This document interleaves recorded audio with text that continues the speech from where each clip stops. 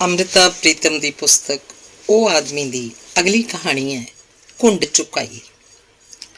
ਇਹ ਦੁਨੀਆ ਦੀ ਸਭ ਤੋਂ ਵੱਡੀ ਕਹਾਣੀ ਹੈ ਤੇ ਸਭ ਤੋਂ ਛੋਟੀ।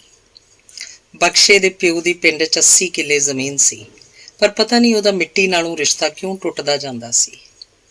ਉਹ ਪਿੰਡ ਦੇ ਪਾਸੇ ਨਾਲ ਵਗਦੀ ਨਹਿਰ ਕੰਢੇ ਰੋਜ਼ ਤਰਕਾਲ ਪਈ ਚਿਰ ਤੱਕ ਬੈਠਾ ਰਹਿੰਦਾ ਤੇ ਦੂਰ ਕਸਬੇ ਦੀਆਂ ਬਿਜਲੀਆਂ ਨੂੰ ਨੀਝ ਲਾ ਕੇ ਤੱਕਦਾ ਰਹਿੰਦਾ। ਪਿੰਡ ਕੁਝ ਉੱਚੇ ਥਾਵੇਂ ਵਸਿਆ ਹੋਇਆ ਸੀ, ਇਸ ਲਈ ਕਸਬਾ ਕੁਝ ਇੰਝ ਦਿਸਦਾ ਸੀ ਜਿਵੇਂ ਹਨੇਰੇ ਦੇ ਤਲਾਅ 'ਚ ਇੱਕ ਟਿਮ-ਟਿਮ ਕਰਦਾ ਦੀਵਾ ਜਗਦਾ ਹੋਵੇ। ਤੇ ਉਹਨੂੰ ਇਹ ਵੀ ਪਤਾ ਸੀ ਕਿ ਕਸਬੇ ਤੋਂ ਵੀ ਅੱਗੇ ਕਿਤੇ ਇੱਕ ਬਹੁਤ ਵੱਡਾ ਸ਼ਹਿਰ ਹੈ, ਜਗਮਗ ਕਰਦਾ। ਇਹ ਰੌਸ਼ਨੀ ਬੜੀ ਦੂਰ ਸੀ, ਪਰ ਜਿਉਂ ਹੀ ਤਰਕਾਲ ਪੈਂਦੀ ਸੀ ਉਹਨੂੰ ਜਾਪਦਾ ਇਹ ਰੌਸ਼ਨੀ ਉਹਨੂੰ ਬੁਲਾ ਰਹੀ ਹੈ। ਤੇ ਇੱਕ ਦਿਨ ਉਹਨੇ ਮਿੱਟੀ ਨਾਲੋਂ ਰਿਸ਼ਤਾ ਤੋੜ ਕੇ ਪੈਰਾਂ ਨੂੰ ਧੋ ਪੂੰਝ ਲਿਆ ਤੇ ਪੈਰਾਂ 'ਚ ਜੁੱਤੀ ਪਾ ਲਈ ਤੇ ਆਪਣੇ ਗੁੱਸੇ ਹੋ ਰਹੇ ਮਾਪਿਓ ਕੋਲੋਂ ਕੁਝ ਰੁਪਈਏ ਲੈ ਕੇ ਸ਼ਹਿਰ ਦਾ ਰਾਹ ਫੜ ਲਿਆ। ਤੇ ਫਿਰ ਉਹਨੇ ਬਖਸ਼ੇ ਤੋਂ ਮਿਸਟਰ ਬਖਸ਼ੀ ਹੋਣ ਦਾ ਇੱਕ ਲੰਬਾ ਫਾਸਲਾ ਤੈਅ ਕਰ ਲਿਆ। ਦਫ਼ਤਰ 'ਚ ਉਹਦੀ ਹਸਤੀ ਇੱਕ ਛੋਟੇ ਜਿਹੇ ਕਲਰਕ ਦੀ ਸੀ, ਪਰ ਲਾਲ ਪੱਥਰਾਂ ਦੀ ਇਸ ਇਮਾਰਤ ਦੇ ਬੂਹੇ 'ਚ ਵੜਨ ਲੱਗਿਆਂ ਰੋਜ਼ ਉਹਦੇ ਪੈਰ ਧਰਤੀ ਤੋਂ ਉੱਚੇ ਹੋ ਜਾਂਦੇ ਸਨ। ਉਹ ਕੋਟ ਤੇ ਪੈਂਟ ਪਾਈ ਬੜੀ ਗੰਭੀਰ ਚਾਲੇ ਦਫ਼ਤਰ 'ਚ ਜਾਂਦਾ ਸੀ, ਪਰ ਉਹਦੇ ਅੰਦਰ ਲੁੱਕ ਕੇ ਬੈਠਾ ਹੋਇਆ ਬਖਸ਼ਾ ਰੋਜ਼ ਇੱਕ ਵਾਰੀ ਤਹਿਮਦ ਨੂੰ ਛੁੰਘ ਕੇ ਤੇ ਅੱਡੀਆਂ ਚੁੱਕ ਕੇ ਉਸ ਦਫ਼ਤਰ ਦੀ ਉੱਚੀ ਇਮਾਰਤ ਨੂੰ ਵੇਖਦਾ ਸੀ। ਹੁਣ ਸ਼ਹਿਰ 'ਚ ਉਹਦੇ ਕਈ ਵਾਕਫ ਸਨ, ਆਪਣੇ ਹੀ ਦਫ਼ਤਰ ਦੀ ਕਲਰਕਾਂ ਦੀ ਬਸਤੀ ਵਾਲੇ, ਪਰ ਪਿੰਡ ਦੇ ਉੱਚੇ ਖੂਹ ਵਾਲਿਆਂ ਦੇ ਕਰਮੇ ਵਰਗਾ ਤੇ ਘੋੜਿਆਂ ਵਾਲੇ ਸਰਦਾਰ ਦੇ ਪੁੱਤਰ ਜਗੀਰੇ ਅਰਗਾੜੀ ਕੋਈ ਨਹੀਂ ਸੀ। ਇਸ ਲਈ ਹੁਣ ਆਪਣਾ ਸਾਥੀ ਉਹ ਸਿਰਫ ਆਪ ਸੀ। ਇੱਕ ਵਾਰ ਉਹਨੇ ਪਤਾ ਨਹੀਂ ਕਿਹੜੇ ਰੌਂਅ 'ਚ ਦਫ਼ਤਰ ਦੇ ਇੱਕ ਸਾਥੀ ਕਲਰਕ ਨੂੰ ਕਹਿ ਦਿੱਤਾ, ਇਹ ਦਿੱਲੀ ਬੜੀ ਅਜੀਬ ਹੈ। ਇੱਥੇ ਭੀੜੀਆਂ ਗਲੀਆਂ ਵੀ ਹਨ, ਇੱਥੇ ਸ਼ਾਹੀ ਮਹਿਲਾਂ ਵਰਗੇ ਘਰ ਵੀ, ਫੁੱਲਾਂ ਨਾਲ ਲੱਦੇ ਹੋਏ ਬਾਗ ਵੀ ਤੇ ਬੜੇ ਖੰਡਰ ਵੀ। ਤੇ ਨਾਲ ਹੀ ਆਖ ਦਿੱਤਾ, ਕਦੇ ਕਦੇ ਮੈਨੂੰ ਜਾਪਦਾ ਜਿਵੇਂ ਮੈਂ ਦਿੱਲੀ ਹੋਵਾਂ, ਇਹ ਦਿੱਲੀ ਮੇਰੇ ਅੰਦਰ ਹੋਵੇ। ਤੇ ਕਲਰਕ ਸਾਥੀ ਨੇ ਇਹ ਗੱਲ ਦੂਜੇ ਕਲਰਕ ਸਾਥੀ ਨੂੰ ਆਖ ਦਿੱਤੀ ਸੀ ਤੇ ਦੂਜੇ ਨੇ ਤੀਜੇ ਨੂੰ, ਤੇ ਕਲਰਕਾਂ ਦੀ ਟੋਲੀ ਉਹਨੂੰ ਮਿਸਟਰ ਦਿੱਲੀ ਬੁਲਾਉਣ ਲੱਗ ਪਈ ਸੀ। ਤੇ ਫਿਰ ਉਹਨੇ ਕਿਸੇ ਨਾਲ ਨਿੱਕੀ ਮੋਟੀ ਗੱਲ ਕਰਨੀ ਵੀ ਛੱਡ ਦਿੱਤੀ ਸੀ। ਹੁਣ ਉਹ ਸਿਰਫ ਆਪਣੇ ਨਾਲ ਗੱਲਾਂ ਕਰਦਾ ਸੀ, ਬਹੁਤੀਆਂ ਉਹ ਜਿਹੜੀਆਂ ਉਹਨੂੰ ਸਮਝ ਨਹੀਂ ਸੀ ਆਉਂਦੀਆਂ। ਹੁਣ ਇੱਕ ਇਹ ਗੱਲ ਵੀ ਉਹਨੂੰ ਸਮਝ ਨਹੀਂ ਸੀ ਆਉਂਦੀ ਕਿ ਪੈਰੋਂ ਵਾਹਣਾ ਜਦੋਂ ਖੇਤਾਂ ਦੀ ਸਿਆੜ ਕੱਢਦਾ ਹੁੰਦਾ ਸੀ ਤਾਂ ਉਹ ਧਰਤੀ ਤੋਂ ਤਾਂ ਹੋ ਕੇ ਅਸਮਾਨ ਵੱਲ ਕੀ ਵੇਖਦਾ ਹੁੰਦਾ ਸੀ।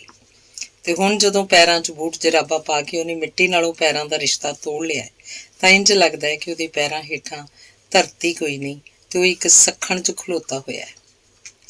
ਕਈ ਵਾਰ ਪਹਿਲਾਂ ਵੱਡੇ ਪਿੰਡ ਦੇ ਸਕੂਲ 'ਚ ਪਈਆਂ ਕੁਰਸੀਆਂ ਨੇ ਉਹਨੂੰ ਖਿੱਚ ਪਾਈ ਸੀ, ਪਰ ਉਹ 10 ਜਮਾਤਾਂ ਪਾਸ ਕਰਕੇ ਹੁਣ ਜਦੋਂ ਇੱਕ ਦਫ਼ਤਰ ਦੀ ਕੁਰਸੀ ਤੇ ਬੈਠ ਗਿਆ ਹੈ ਤਾਂ ਕੁਰਸੀਆਂ ਦਾ ਮੋਹ ਕਿੱਥੇ ਚਲਾ ਗਿਆ। ਤੇ ਉਹਨੂੰ ਲੱਗਦਾ ਕਿ ਪਿੰਡੋਂ ਜਿਹੜਾ ਬਖਸ਼ਾ ਉਹਦੇ ਨਾਲ ਆਇਆ ਸੀ, ਹੁਣ ਉਹਨੂੰ ਸ਼ਹਿਰ 'ਚ ਇਕੱਲਿਆਂ ਛੱਡ ਕੇ ਕਿਤੇ ਚਲਾ ਗਿਆ। ਤੇ ਉਹ ਸੋਚਦਾ, ਉਹ ਬਖਸ਼ਾ ਤਾਂ ਸ਼ਹਿਰ ਨੂੰ ਅਚੰਭੇ ਨਾਲ ਵੇਖਦਾ ਹੁੰਦਾ ਸੀ, ਨਹੀਂ ਤਾਂ ਸ਼ਹਿਰ 'ਚ ਵੇਖਣ ਵਾਲਾ ਕੀ ਹੈ।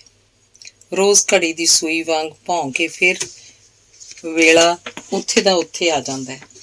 ਉਹ ਰੋਜ਼ ਸਵੇਰੇ ਦਫ਼ਤਰ ਦੇ ਨਿੱਕੇ ਜਿਹੇ ਕਮਰੇ ਵਿੱਚ ਬਹਿ ਜਾਂਦਾ ਹੈ ਤੇ ਰੋਜ਼ ਰਾਤ ਨੂੰ ਇੱਕ ਕੁਆਟਰ ਦੇ ਨਿੱਕੇ ਜਿਹੇ ਕਮਰੇ 'ਚ ਸੌਂ ਜਾਂਦਾ ਹੈ। ਤੇ ਉਹਨੂੰ ਸਮਝ ਨਹੀਂ ਸੀ ਆਉਂਦੀ ਕਿ ਪਿੰਡ ਜਦੋਂ ਮਾਲ ਡੰਗਰ ਵਾਸਤੇ ਪੱਠੇ ਕੁਤਰਦਾ ਸੀ ਤਾਂ ਉਹਦੀਆਂ ਅੱਖਾਂ ਅੱਗੇ ਕਿਤਾਬਾਂ ਦੇ ਕਾਗਜ਼ ਕਿਉਂ ਫੈਲ ਜਾਂਦੇ ਸਨ, ਤੇ ਹੁਣ ਜਦੋਂ ਉਹਦੇ ਅੱਗੇ ਦਫ਼ਤਰ ਦੀਆਂ ਫਾਈਲਾਂ ਦੇ ਕਾਗਜ਼ ਹੀ ਕਾਗਜ਼ ਫੈਲੇ ਹੋਏ ਹਨ ਤਾਂ ਉਹਦੀਆਂ ਅੱਖਾਂ ਕਾਗਜ਼ਾਂ ਵਿੱਚ ਖੁੱਭਦੀਆਂ ਕਿਉਂ ਨਹੀਂ। ਤੇ ਆਪਣੇ ਨਾਲ ਗੱਲਾਂ ਕਰ ਕਰਕੇ ਉਹਨੇ ਸੋਚਿਆ ਕਿ ਫਾਈਲਾਂ ਦੇ ਕਾਗਜ਼ ਕਿਤਾਬਾਂ ਦੇ ਕਾਗਜ਼ਾਂ ਵਰਗੇ ਨਹੀਂ ਹੁੰਦੇ। ਤੇ ਉਹ ਪੜ੍ਹਾਈ ਦੀ ਅਗਲੀ ਡਿਗਰੀ ਲੈਣ ਵਾਸਤੇ ਰਾਤ ਦੇ ਕਾਲਜ 'ਚ ਪੜ੍ਹਨ ਲੱਗ ਪਿਆ ਤੇ ਨਾਲ ਹੀ ਆਪਣੇ ਇਲਮ ਲਈ ਲਾਇਬ੍ਰੇਰੀ ਦੀਆਂ ਕਈ ਕਿਤਾਬਾਂ ਵੀ। ਇਹਨਾਂ ਕਿਤਾਬਾਂ 'ਚ ਉਹਨੇ ਇੱਕ ਦਿਨ ਸ਼ੇਰ ਸ਼ਾਇਰੀ ਦੀ ਕਿਤਾਬ ਪੜ੍ਹੀ ਤੇ ਉਹਨੂੰ ਜਾਪਿਆ ਜਿਵੇਂ ਉਹਦੇ ਪੈਰਾਂ ਹੇਠ ਇੱਕ ਧਰਤੀ ਆ ਗਈ ਹੋਵੇ। ਕੋਈ ਅੱਧੀ ਰਾਤ ਦਾ ਵੇਲਾ ਸੀ, ਉਹਨੂੰ ਜਾਪਿਆ ਦੂਰ ਕਿਤੇ ਸ਼ੇਰ ਸ਼ਾਇਰੀ ਦਾ ਇੱਕ ਸ਼ਹਿਰ ਹੈ ਤੇ ਉਹਦੀਆਂ ਟਿਮ-ਟਿਮ ਕਰਦੀਆਂ ਬੱਤੀਆਂ ਉਹਨੂੰ ਬੁਲਾਉਂਦੀਆਂ ਪਈਆਂ ਸਨ। ਪਤਾ ਨਹੀਂ ਕਿੰਨੇ ਦਿਨ ਕਿੰਨੇ ਮੀਲ ਉਹ ਉਹਨਾਂ ਬੱਤੀਆਂ ਦੀ ਸੇਧੇ ਤੁਰਦਾ ਰਿਹਾ। ਤੇ ਫਿਰ ਇੱਕ ਰਾਤ ਸ਼ੇਰ ਸ਼ਾਇਰੀ ਦੀ ਕਿਤਾਬ ਪੜ੍ਹਦਿਆਂ ਉਹਨੇ ਵੇਖਿਆ ਕਿ ਉਹ ਕਿਤਾਬ ਇੱਕ ਕੁੜੀ ਦੀ ਲਿਖੀ ਹੋਈ ਸੀ। ਕਿਤਾਬ 'ਚ ਉਹਦੀ ਤਸਵੀਰ ਵੀ ਸੀ ਤੇ ਉਹਦਾ ਨਾਂ ਵੀ ਲਿਖਿਆ ਸੀ, ਅੰਮ੍ਰਿਤਾ ਪ੍ਰੀਤਮ। ਉਹਦੇ ਪਿੰਡੇ ਦੇ ਲੂਆਂ 'ਚ ਇੱਕ ਝੂਣ ਆ ਗਈ। ਜਵਾਨੀ ਉਹਨੂੰ ਪਿੰਡ ਵਿੱਚ ਚੜ੍ਹੀ ਸੀ, ਪਰ ਪਿੰਡ ਦੀ ਕਿਸੇ ਗੰਨੇ ਦੀ ਪੂਰੀ ਵਰਗੀ ਕੁੜੀ ਨੇ ਵੀ ਉਹਦੇ ਪਿੰਡੇ 'ਚ ਝੂਣ ਨਹੀਂ ਸੀ ਛੇੜੀ। ਤੇ ਫਿਰ ਸ਼ਹਿਰ ਆ ਕੇ ਜਦੋਂ ਉਹਨੇ ਰੰਗ ਬਿਰੰਗੀਆਂ ਤਿਤਲੀਆਂ ਵਰਗੀਆਂ ਕੁੜੀਆਂ ਵੇਖੀਆਂ ਸਨ ਤਾਂ ਕਿਸੇ ਤਿਤਲੀ ਜੀ ਕੁੜੀ ਨੇ ਵੀ ਉਹਦੇ ਪਿੰਡੇ ਵਿੱਚੋਂ ਚਿਣਗ ਨਹੀਂ ਸੀ ਜਗਾਈ ਤੇ ਉਹ ਹੈਰਾਨ ਹੋ ਕੇ ਇਸ ਕਿਤਾਬ ਵਾਲੀ ਕੁੜੀ ਨੂੰ ਵੇਖਣ ਲੱਗ ਪਿਆ ਤੇ ਜ਼ਿੰਦਗੀ 'ਚ ਪਹਿਲੀ ਵਾਰ ਉਹਦਾ ਤਨ ਤੇ ਮਨ ਕਿਸੇ ਕੁੜੀ ਲਈ ਤਰਿਹਾਇਆ ਹੋ ਗਿਆ ਤੇ ਉਹ ਸਾਰੀ ਰਾਤ ਕਦੇ ਮਹਿੰਦੀ ਘੋਲ ਕੇ ਉਸ ਕਿਤਾਬ ਵਾਲੀ ਕੁੜੀ ਦੇ ਹੱਥਾਂ ਉੱਤੇ ਲਾਉਂਦਾ ਰਿਹਾ ਤੇ ਕਦੇ ਇੱਕ ਸਿਤਾਰਿਆਂ ਵਾਲੀ ਚੁੰਨੀ ਉਹਦੇ ਮੂੰਹ ਤੋਂ ਲਾਉਂਦਾ ਰਿਹਾ ਤੇ ਫਿਰ ਦੂਜੇ ਦਿਨ ਸਵੇਰੇ ਤੇ ਕਈ ਦਿਨ ਸਵੇਰੇ ਉਹਨੂੰ ਲੱਗਦਾ ਰਿਹਾ ਜਿਵੇਂ ਉਹ ਕੁੜੀ ਹੁਣੇ ਉੱਠ ਕੇ ਕਮਰੇ ਵਿੱਚੋਂ ਬਾਹਰ ਗਈ ਹੋਵੇ ਤੇ ਉਹਦੀ ਨਜ਼ਮ ਦੀਆਂ ਸਤਰਾਂ ਅਜੇ ਵੀ ਉਹਦੀ ਮੰਜੀ ਉੱਤੇ ਪਈਆਂ ਹੋਣ ਤੇ ਫਿਰ ਕਈ ਦਿਨ ਉਹਨੂੰ ਆਪਣਾ ਸਵੇਰ ਦਾ ਉੱਠਣਾ ਚਾਹ ਪੀਣਾ ਦਫ਼ਤਰ ਜਾਣਾ ਤੰਦੂਰ ਤੇ ਰੋਟੀ ਖਾਣਾ ਤੇ ਫਿਰ ਰਾਤ ਦੇ ਕਾਲਜ 'ਚ ਪੜ੍ਹਨ ਜਾਣਾ ਸਾਰਾ ਕੁਝ ਇੱਕ ਨਜ਼ਮ ਦੀਆਂ ਸਤਰਾਂ ਵਾਂਗ ਜਾਪਦਾ ਰਿਹਾ ਇੱਕ ਲੈ ਵਿੱਚ ਬੱਝਾ ਹੋਇਆ ਤੇ ਫਿਰ ਅਚਾਨਕ ਜਿਵੇਂ ਰੁੱਤ ਬਦਲਦੀ ਹੈ ਉਹਦੇ ਦੁਆਲੇ ਇੱਕ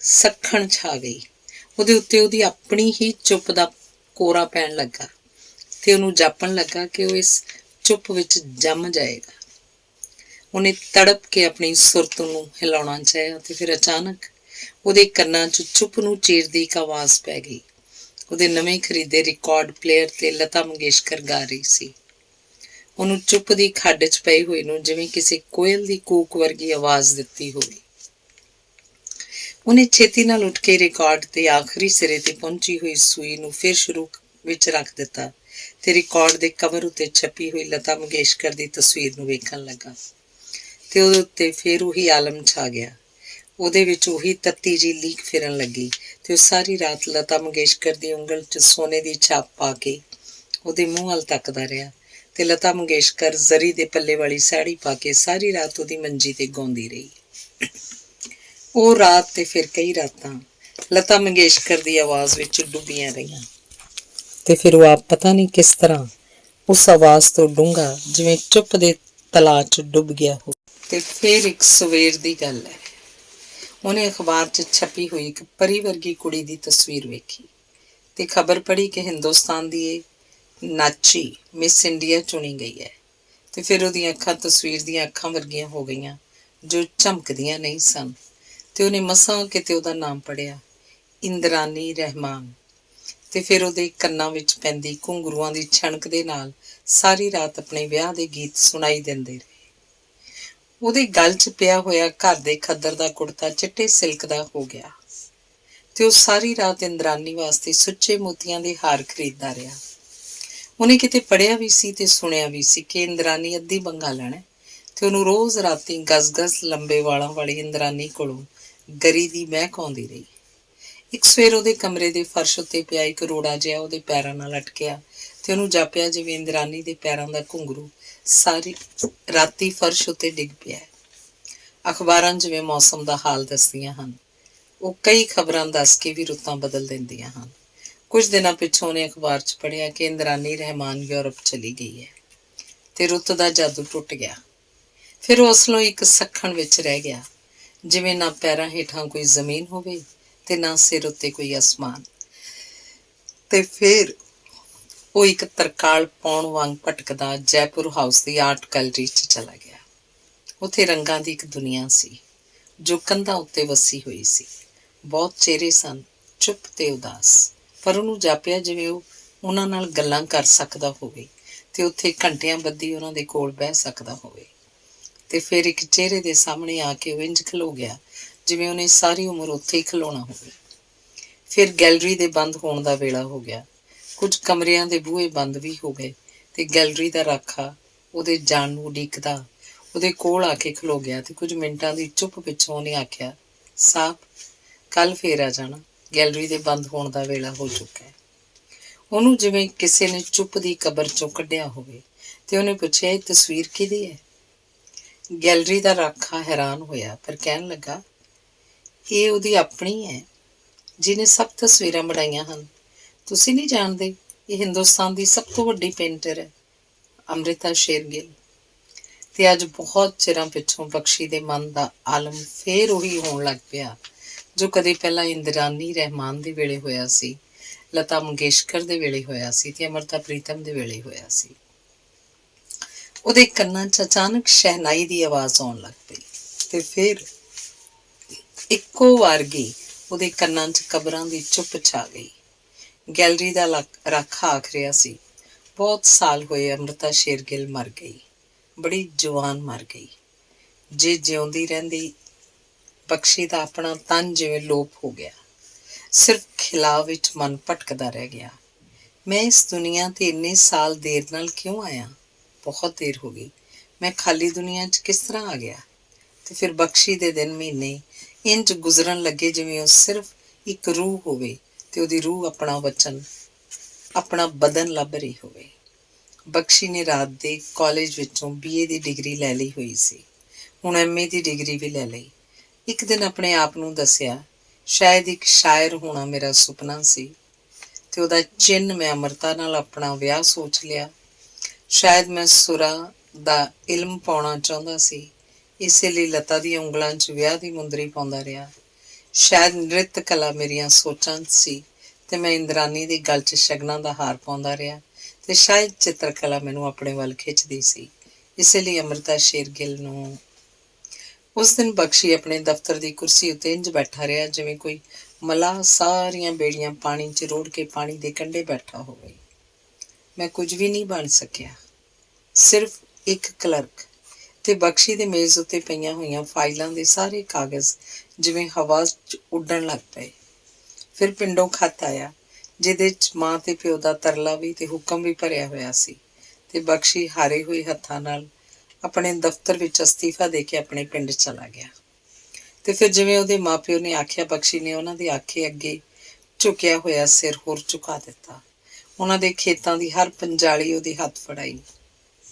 ਉਹਨਾਂ ਨੇ ਖੇਤਾਂ ਦੀ ਹਲ ਪੰਜਾਲੀ ਉਹਦੇ ਹੱਥ ਫੜਾਈ ਤੇ ਉੱਚੇ ਪਿੰਡ ਵਾਲੇ ਸ਼ਾਹੂਕਾਰਾਂ ਦੇ ਘਰ ਦੀ ਡੋਲੀ ਲਿਆ ਕੇ ਸੂਹੇ ਸਾਲੂ ਵਿੱਚ ਵਲੇਟੀ ਹੋਈ ਇੱਕ ਕੁੜੀ ਉਹਦੀ ਕੋਠੜੀ 'ਚ ਬਿਠਾ ਦਿੱਤੀ। ਇਹ ਪਹਿਲੀ ਰਾਤ ਸੀ। ਮਾਂ ਨੇ ਲੋਹੇ ਦੇ ਸੰਦੂਕ 'ਚ ਸਾਂਭ ਕੇ ਰੱਖੀਆਂ ਹੋਈਆਂ ਸੋਨੇ ਦੀਆਂ 5 ਮੋਹਰਾਂ ਕੱਢ ਕੇ ਉਹਦੇ ਹੱਥ ਵਿੱਚ ਦਿੱਤੀਆਂ, ਕੁੜੀ ਦੀ ਘੁੰਡ ਚੁਕਾਈ ਵਾਸਤੇ। ਤੇ ਉਹਨੇ 5 ਵਿੱਚੋਂ ਇੱਕ ਮੋਹਰ ਮਾਂ ਨੂੰ ਮੋੜਦਿਆਂ 4 ਮੋਹਰਾਂ ਆਪਣੀ ਮੁੱਠ 'ਚ ਫੜ ਲਈਆਂ ਤੇ ਅੰਦਰ ਕੋਠੜੀ ਵਿੱਚ ਸੂਤੜੀ ਦੇ ਪਲੰਘ ਉੱਤੇ ਗੁੱਛਾ ਹੋਈ ਬੈਠੀ ਇੱਕ ਕੁੜੀ ਦੇ ਕੋਲ ਖਲੋ ਕੇ ਉਹਨੂੰ ਜਾਪਿਆ ਜਿਵੇਂ ਉਹ 4 ਮੋਹਰਾਂ ਸੁਪਨਿਆਂ ਦੀਆਂ 4 ਦੁਲਹਨਾਂ ਨੂੰ ਅੱਜ ਇੱਕ ਹਕੀਕਤ ਦੀ ਘੁੰਡ ਚੁਕਾਈ ਦੇ ਰਿਹਾ ਹੋਵੇ। ਧੰਨਵਾਦ। ਅਗਲੀ ਕਹਾਣੀ ਹੈ ਇੱਕ ਦੀਵਾ। ਜਦੋਂ ਨਿੱਕਾ ਜਿਹਾ ਸੀ ਉਹਦੇ ਮਾਂ ਪਿਓ ਨੂੰ ਰੱਤੂ ਬੁਲਾਉਂਦੇ ਸਨ। ਜਦੋਂ ਉਹਨੇ ਸਕੂਲ 'ਚ ਨਾਵਾਂ ਲਿਖਵਾਇਆ ਉਹਦੇ ਉਸਤਾਦ ਉਹਨੂੰ ਰਤਨ ਬੁਲਾਉਣ ਲੱਗ ਪਏ। ਜਦੋਂ 8ਵੀਂ ਜਮਾਤੇ ਚੜ੍ਹਿਆ ਉਹਦੇ ਯਾਰ ਬੇਲੀ ਉਹਨੂੰ ਰਤਨ ਸਿੰਘ ਕਹਿਣ ਲੱਗ ਪਏ। ਤੇ ਜਦੋਂ ਉਹਨੇ ਸਕੂਲ 'ਚੋਂ ਨਾਵਾਂ ਕਟਵਾ ਲਿਆ ਸਾਰਾ ਪਿੰਡ ਉਹਨੂੰ ਬਾਲਕਾ ਭਾਈ ਆਖਣ ਲੱਗ ਪਿਆ। ਆਖਦੇ ਨੇ ਇੱਕ ਵਾਰੀ ਮਹਾਰਾਜਾ ਰਣਜੀਤ ਸਿੰਘ ਆਪਣੇ ਲਾਲ ਲਸ਼ਕਰ ਨਾਲ ਕਿਤੇ ਜਾਂਦਾ ਪਿਆ ਸੀ ਕਿ ਇਸ ਪਿੰਡ 'ਚ ਪਹੁੰਚ ਕੇ ਉਹਨੂੰ ਰਾਤ ਪੈ ਗਈ। ਖੇਮੇ ਗੱਡੇ ਗਏ। ਤੜਕਸਾਰ ਜਦੋਂ ਮਹਾਰਾਜੇ ਨੇ ਨਿਤਨੇਮ ਕਰਨ ਲਈ ਗੁਰਦੁਆਰੇ ਦਾ ਪਤਾ ਪੁੱਛਿਆ ਤਾਂ ਪਤਾ ਲੱਗਾ ਕਿ ਇਸ ਪਿੰਡ 'ਚ ਗੁਰਦੁਆਰਾ ਨਹੀਂ ਸੀ। ਤਲਵੰਡੀ ਘੁੰਮਰਾਂ ਏਡਾ ਚੜ੍ਹਦਾ ਪਿੰਡ ਤੇ ਪਿੰਡ 'ਚ ਗੁਰਦੁਆਰਾ ਕੋਈ ਨਹੀਂ।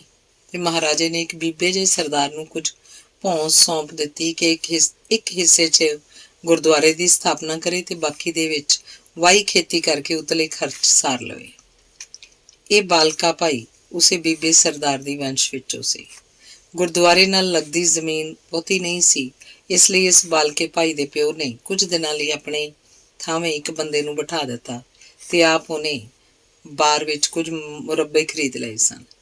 ਇਹਨਾਂ ਮੁਰੱਬਿਆਂ 'ਚ ਉਹਨੂੰ ਚੰਗਾ ਲਾਹਾ ਹੋਣ ਲੱਗ ਪਿਆ ਸੀ ਤੇ ਉਹਨੇ ਸੋਚਿਆ ਸੀ ਕਿ ਅਜੇ ਕੁਝ ਵਰੇ ਉਹ ਬਾਰ ਵਿੱਚ ਹੀ ਕੱਟ ਲਏਗਾ। ਪਰ ਉੱਧਰੋਂ ਪਿੰਡੋਂ ਉਹਨੂੰ ਖਬਰ ਪਹੁੰਚੀ ਸੀ ਕਿ ਆਪਣੇ ਥਾਵੇਂ ਉਹ ਜਿਹੜੇ ਬੰਦੇ ਨੂੰ ਆਪਣਾ ਕਾਰਜ ਸੌਂਪ ਆਇਆ ਸੀ ਉਸ ਪਦਵੀ ਨੂੰ ਨਿਭਾਉਣ ਦੇ ਯੋਗ ਨਹੀਂ ਸੀ। ਬੁੱਢੇ ਬੀਬੇ ਭਾਈ ਦੀਆਂ ਅੱਖਾਂ ਭਰ ਆਈਆਂ ਤੇ ਉਹਨੇ ਆਪਣੇ ਦੋਹਾਂ ਵੱਡੇ ਪੁੱਤਰਾਂ ਨੂੰ ਆਖਿਆ ਸੀ ਕਿ ਇੱਕ ਜਣਾ ਪਿੰਡ ਜਾ ਕੇ ਕਾਰਜ ਨੂੰ ਸੰਭਾਲ ਲਵੇ। ਇਹ ਧਰਮ ਦੀ ਮਰਿਆਦਾ ਦਾ ਸਵਾਲ ਸੀ। ਇਹ ਸਾਰੇ ਪਿੰਡ ਦੀਆਂ ਨੂੰਹਾਂ ਧੀਆਂ ਦੀ ਪੱਤ ਦਾ ਸਵਾਲ ਸੀ। ਦੋਹਾਂ ਜਵਾਨ ਪੁੱਤਰਾਂ ਦੀਆਂ ਅੱਖਾਂ 'ਚ ਬਾਰ ਦੀ ਮੋਟੀ ਮੋਟੀ ਕਣਕ ਝੂਮਦੀ ਪਈ ਸੀ। ਬਾਰ ਦੀ ਚਿੱਟੀ ਚਿੱਟੀ ਕਪਾਹ ਖਿੜਦੀ ਪਈ ਸੀ, ਇਸ ਲਈ ਉਹਨਾਂ ਨੇ ਅਸਲੋਂ ਨਾ ਕਰ ਦਿੱਤੀ ਸੀ। ਤੇ ਬੁੱਢੇ ਬੀਬੇ ਭਾਈ ਨੇ ਆਪਣੇ ਸਭਨਾਂ ਤੋਂ ਨਿੱਕੇ ਪੁੱਤਰ ਨੂੰ ਸਕੂਲੋਂ ਉਠਾ ਕੇ ਤਲਵੰਡੀ ਘੁੰਮਰਾਂ ਭੇਜ ਦਿੱਤਾ ਸੀ। ਇੰਝ ਇਹ ਨਿੱਕਾ ਮੁੰਡਾ ਜਿਹਨੇ ਰੱਤੂ ਤੋਂ ਰਤਨ ਸਿੰਘ ਬਣਦਿਆਂ 14-15 ਵਰੇ ਲਾਏ ਸਨ, ਇੱਕੋ ਦਿਨ 'ਚ ਬਾਲਕਾ ਭਾਈ ਬਣ ਗਿਆ।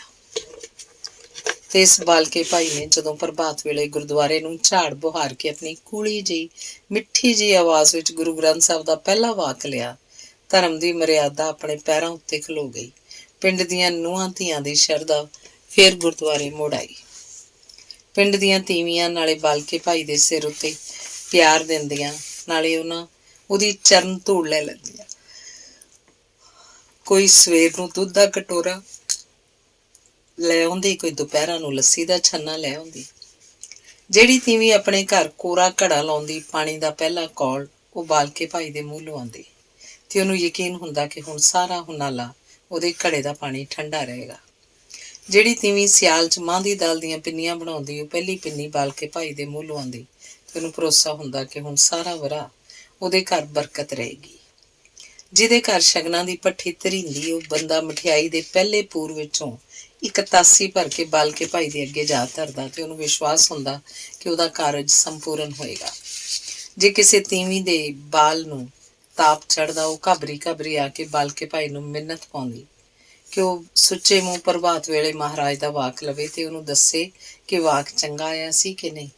ਬਾਲਕਾ ਭਾਈ ਜਦੋਂ ਮਿੱਠੀ ਜਿਹੀ ਜ਼ਬਾਨ ਨਾਲ ਆਖਦਾ ਕਿ ਮਾਤਾ ਜੀ, ਮਹਾਰਾਜ ਦਾ ਵਾਕ ਹਮੇਸ਼ਾ ਚੰਗਾ ਹੁੰਦਾ ਹੈ, ਮਹਾਰਾਜ ਦਾ ਵਾਕ ਕਦੇ ਮਾੜਾ ਨਹੀਂ ਹੁੰਦਾ, ਉਹ ਤੀਵੀਂ ਦਾ ਮਨ ਖਲੋ ਜਾਂਦਾ ਤੇ ਉਹਦਾ ਪੁੱਤਰ ਰਾਜ਼ੀ ਹੋ ਜਾਂਦਾ।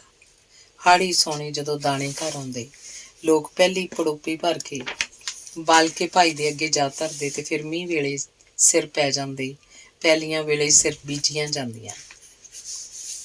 ਬਾਲਕੇ ਭਾਈ ਦਾ ਮੂੰਹ ਏਡਾ ਬੀਬਾ ਸੀ, ਅੱਖ ਏਡੀ ਸ਼ਰਮੀਲੀ ਸੀ ਤੇ ਆਵਾਜ਼ ਏਡੀ ਸੁਰੀਲੀ ਸੀ ਕਿ ਲੋਕਾਂ ਦਾ ਜੀ ਕਰਦਾ ਉਹ ਇੱਕ ਭੋਗ ਪਵਾਉਣ ਤੇ ਇੱਕ ਭੋਗ ਰਖਵਾ ਦੇਣ।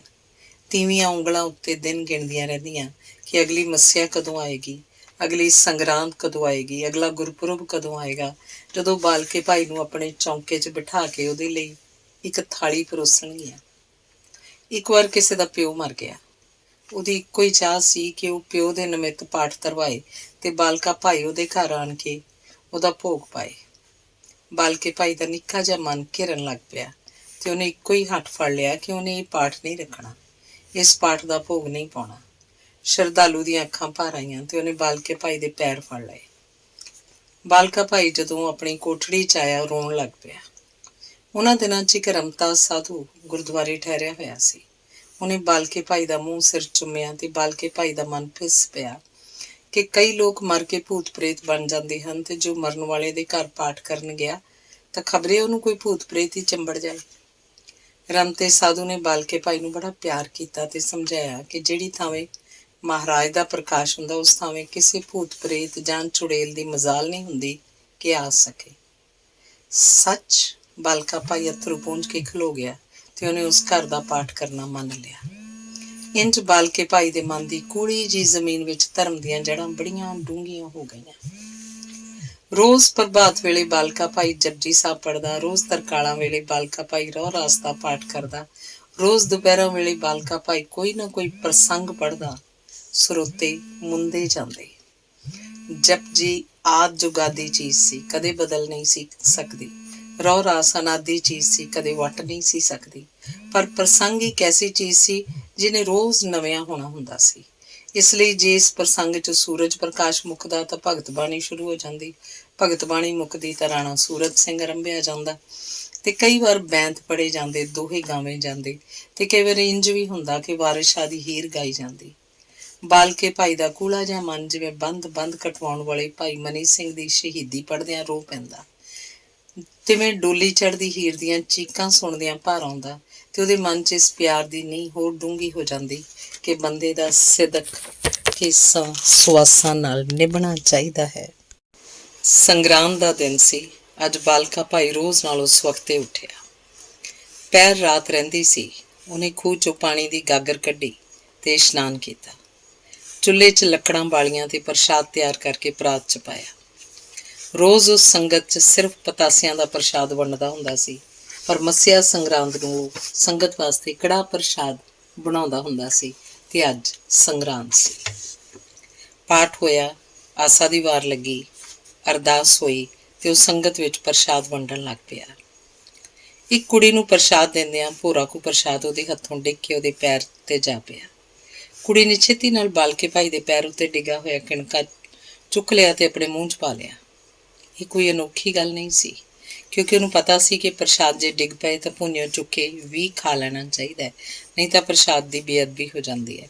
ਪਰ ਤਾਂ ਵੀ ਉਸ ਕੁੜੀ ਨੇ ਜਦੋਂ ਪ੍ਰਸ਼ਾਦ ਚੁੱਕਣ ਲਈ ਉਹਦੇ ਪੈਰ ਨੂੰ ਹੱਥ ਲਾਇਆ, ਉਹਦੇ ਪੈਰ 'ਚੋਂ ਇੱਕ ਝਰਨਾਹਟ ਉੱਠੀ ਤੇ ਉਹ ਤਾਂ ਚੜ੍ਹਦੀ ਚੜ੍ਹਦੀ ਉਹਦੇ ਦਿਲ ਤੱਕ ਪਹੁੰਚ ਗਈ। ਇਹ ਸੰਗਰਾਂਦ ਦਾ ਦਿਨ ਸੀ, ਜਦੋਂ ਸਾਰਾ ਦਿਨ ਬਾਲਕੇ ਭਾਈ ਦੇ ਪਿੰਡੇ 'ਚ ਇੱਕ ਝੁੰਝਣੀ ਛਿੜੀ ਰਹੀ। ਇਹ ਸੰਗਰਾਂਦ ਦੀ ਰਾਤ ਸੀ, ਜਦੋਂ ਬਾਲਕੇ ਭਾਈ ਦੀ ਨੀਂਦਰ ਉੱਜੜ ਗਈ। ਇਹ ਕੀ ਹੋ ਗਿਆ ਮੈਨੂੰ? ਬਾਲਕੇ ਭਾਈ ਨੇ ਰਾਤ ਦੇ ਡੂੰਘੇ ਹਨੇਰੇ 'ਚ ਆਪਣੇ ਮਨ ਨੂੰ ਪੁੱਛਿਆ। ਕੋਈ ਅਲੋਕਾਰ ਉਹਦੇ ਮਨ ਨੇ ਜਵਾਬ ਦਿੱਤਾ ਕਿ ਮੇਰੇ ਅੰਦਰ ਕੋਈ ਭੂਤ ਪ੍ਰੇਤ ਵੜ ਆਇਆ ਜਾਂ ਕੋਈ ਚੁੜੇਲ? ਉਹਨੇ ਡਰ ਕੇ ਪੁੱਛਿਆ। ਜਿੱਥੇ ਮਹਾਰਾਜ ਦਾ ਪਾਠ ਹੁੰਦਾ ਹੈ ਉੱਥੇ ਕੋਈ ਭੂਤ ਪ੍ਰੇਤ ਨਹੀਂ ਆ ਸਕਦਾ, ਨਾ ਕੋਈ ਚੁੜੇਲ, ਉਹਦੇ ਮਨ ਨੇ ਬੜੇ ਧੀਰਜ ਨਾਲ ਜਵਾਬ ਦਿੱਤਾ। ਫਿਰ ਇਹ ਕੌਣ ਹੈ? ਉਹਨੇ ਘਬਰਾ ਕੇ ਸਵਾਲ ਕੀਤਾ। ਸ਼ਾਇਦ ਕੋਈ ਪਰੀ, ਕੋਈ ਅਪੱਛਰਾ, ਉਹਦੇ ਮਨ ਨੇ ਸ਼ਰਮਾ ਕੇ ਆਖਿਆ। ਤੇ ਰਾਤ ਦੇ ਡੂੰਘੇ ਹਨੇਰੇ 'ਚ ਉਹਦੇ ਮਨ ਨੇ ਇੱਕ ਦੀਵਾ ਬਾਲ ਦਿੱਤਾ। ਉਸ ਰਾਤ ਬਾਲਕੇ ਭਾਈ ਨੂੰ ਪਹਿਲੀ ਵਾਰ ਇੰਝ ਜਾਪਿਆ ਕਿ ਉਹਦੇ ਬਾਲੜੇ ਅੰਗਾਂ ਉੱਤੇ ਜਦੋਂ ਬਜ਼ੁਰਗੀ ਦਾ ਚੋਲਾ ਪਾ ਦਿੱਤਾ ਗਿਆ ਸੀ, ਉਹ ਨਹੀਂ ਸੀ ਘਬਰਾਇਆ। ਭਾਵੇਂ ਉਹ ਚੋਲਾ ਬੜਾ ਮੋਕਲਾ ਸੀ, ਪਰ ਉਹਦੇ ਬਾਲੜੇ ਅੰਗਾਂ ਨੇ ਉਹਨੂੰ ਚੰਗੀ ਤਰ੍ਹਾਂ ਟੁੰਗ ਸਾਂਭ ਲਿਆ ਸੀ। ਪਰ ਹੁਣ ਉਹਦੇ ਅੱਥਰੀ ਜਵਾਨੀ ਦੇ ਅੰਗਾਂ ਕੋਲੋਂ ਇਸ ਚੋਲੇ ਦੀਆਂ ਕੰਨੀਆਂ ਨਹੀਂ ਸਨ ਸਾਂਭਣ ਹੁੰਦੀਆਂ। ਬਾਲਕੇ ਭਾਈ ਨੂੰ ਬਜ਼ੁਰਗੀ ਦੇ ਚੋਲੇ ਉੱਤੇ ਵੀ ਬੜਾ ਰੰਜ ਆਇਆ ਤੇ ਅੱਥਰੀ ਜਵਾਨੀ ਉੱਤੇ ਵੀ ਬੜਾ ਗੁੱਸਾ ਆਇਆ। ਥੋੜ੍ਹੇ ਜਿਹੇ ਦਿਨ ਲੰਘੇ ਸਨ ਜਦੋਂ ਬਾਲਕੇ ਭਾਈ ਦਾ ਅਚਾਨਕ ਵੀਰੋ ਨਾਲ ਮੇਲ ਹੋ ਗਿਆ। ਉਹੀ ਵੀਰੋ ਜਿਹਨੇ ਬਾਲਕੇ ਭਾਈ ਦੇ ਪੈਰ ਉੱਤੋਂ ਪ੍ਰਸ਼ਾਦ ਚੁੱਕ ਕੇ ਆਪਣੇ ਮੂੰਹ 'ਚ ਪਾ ਲਿਆ ਸੀ।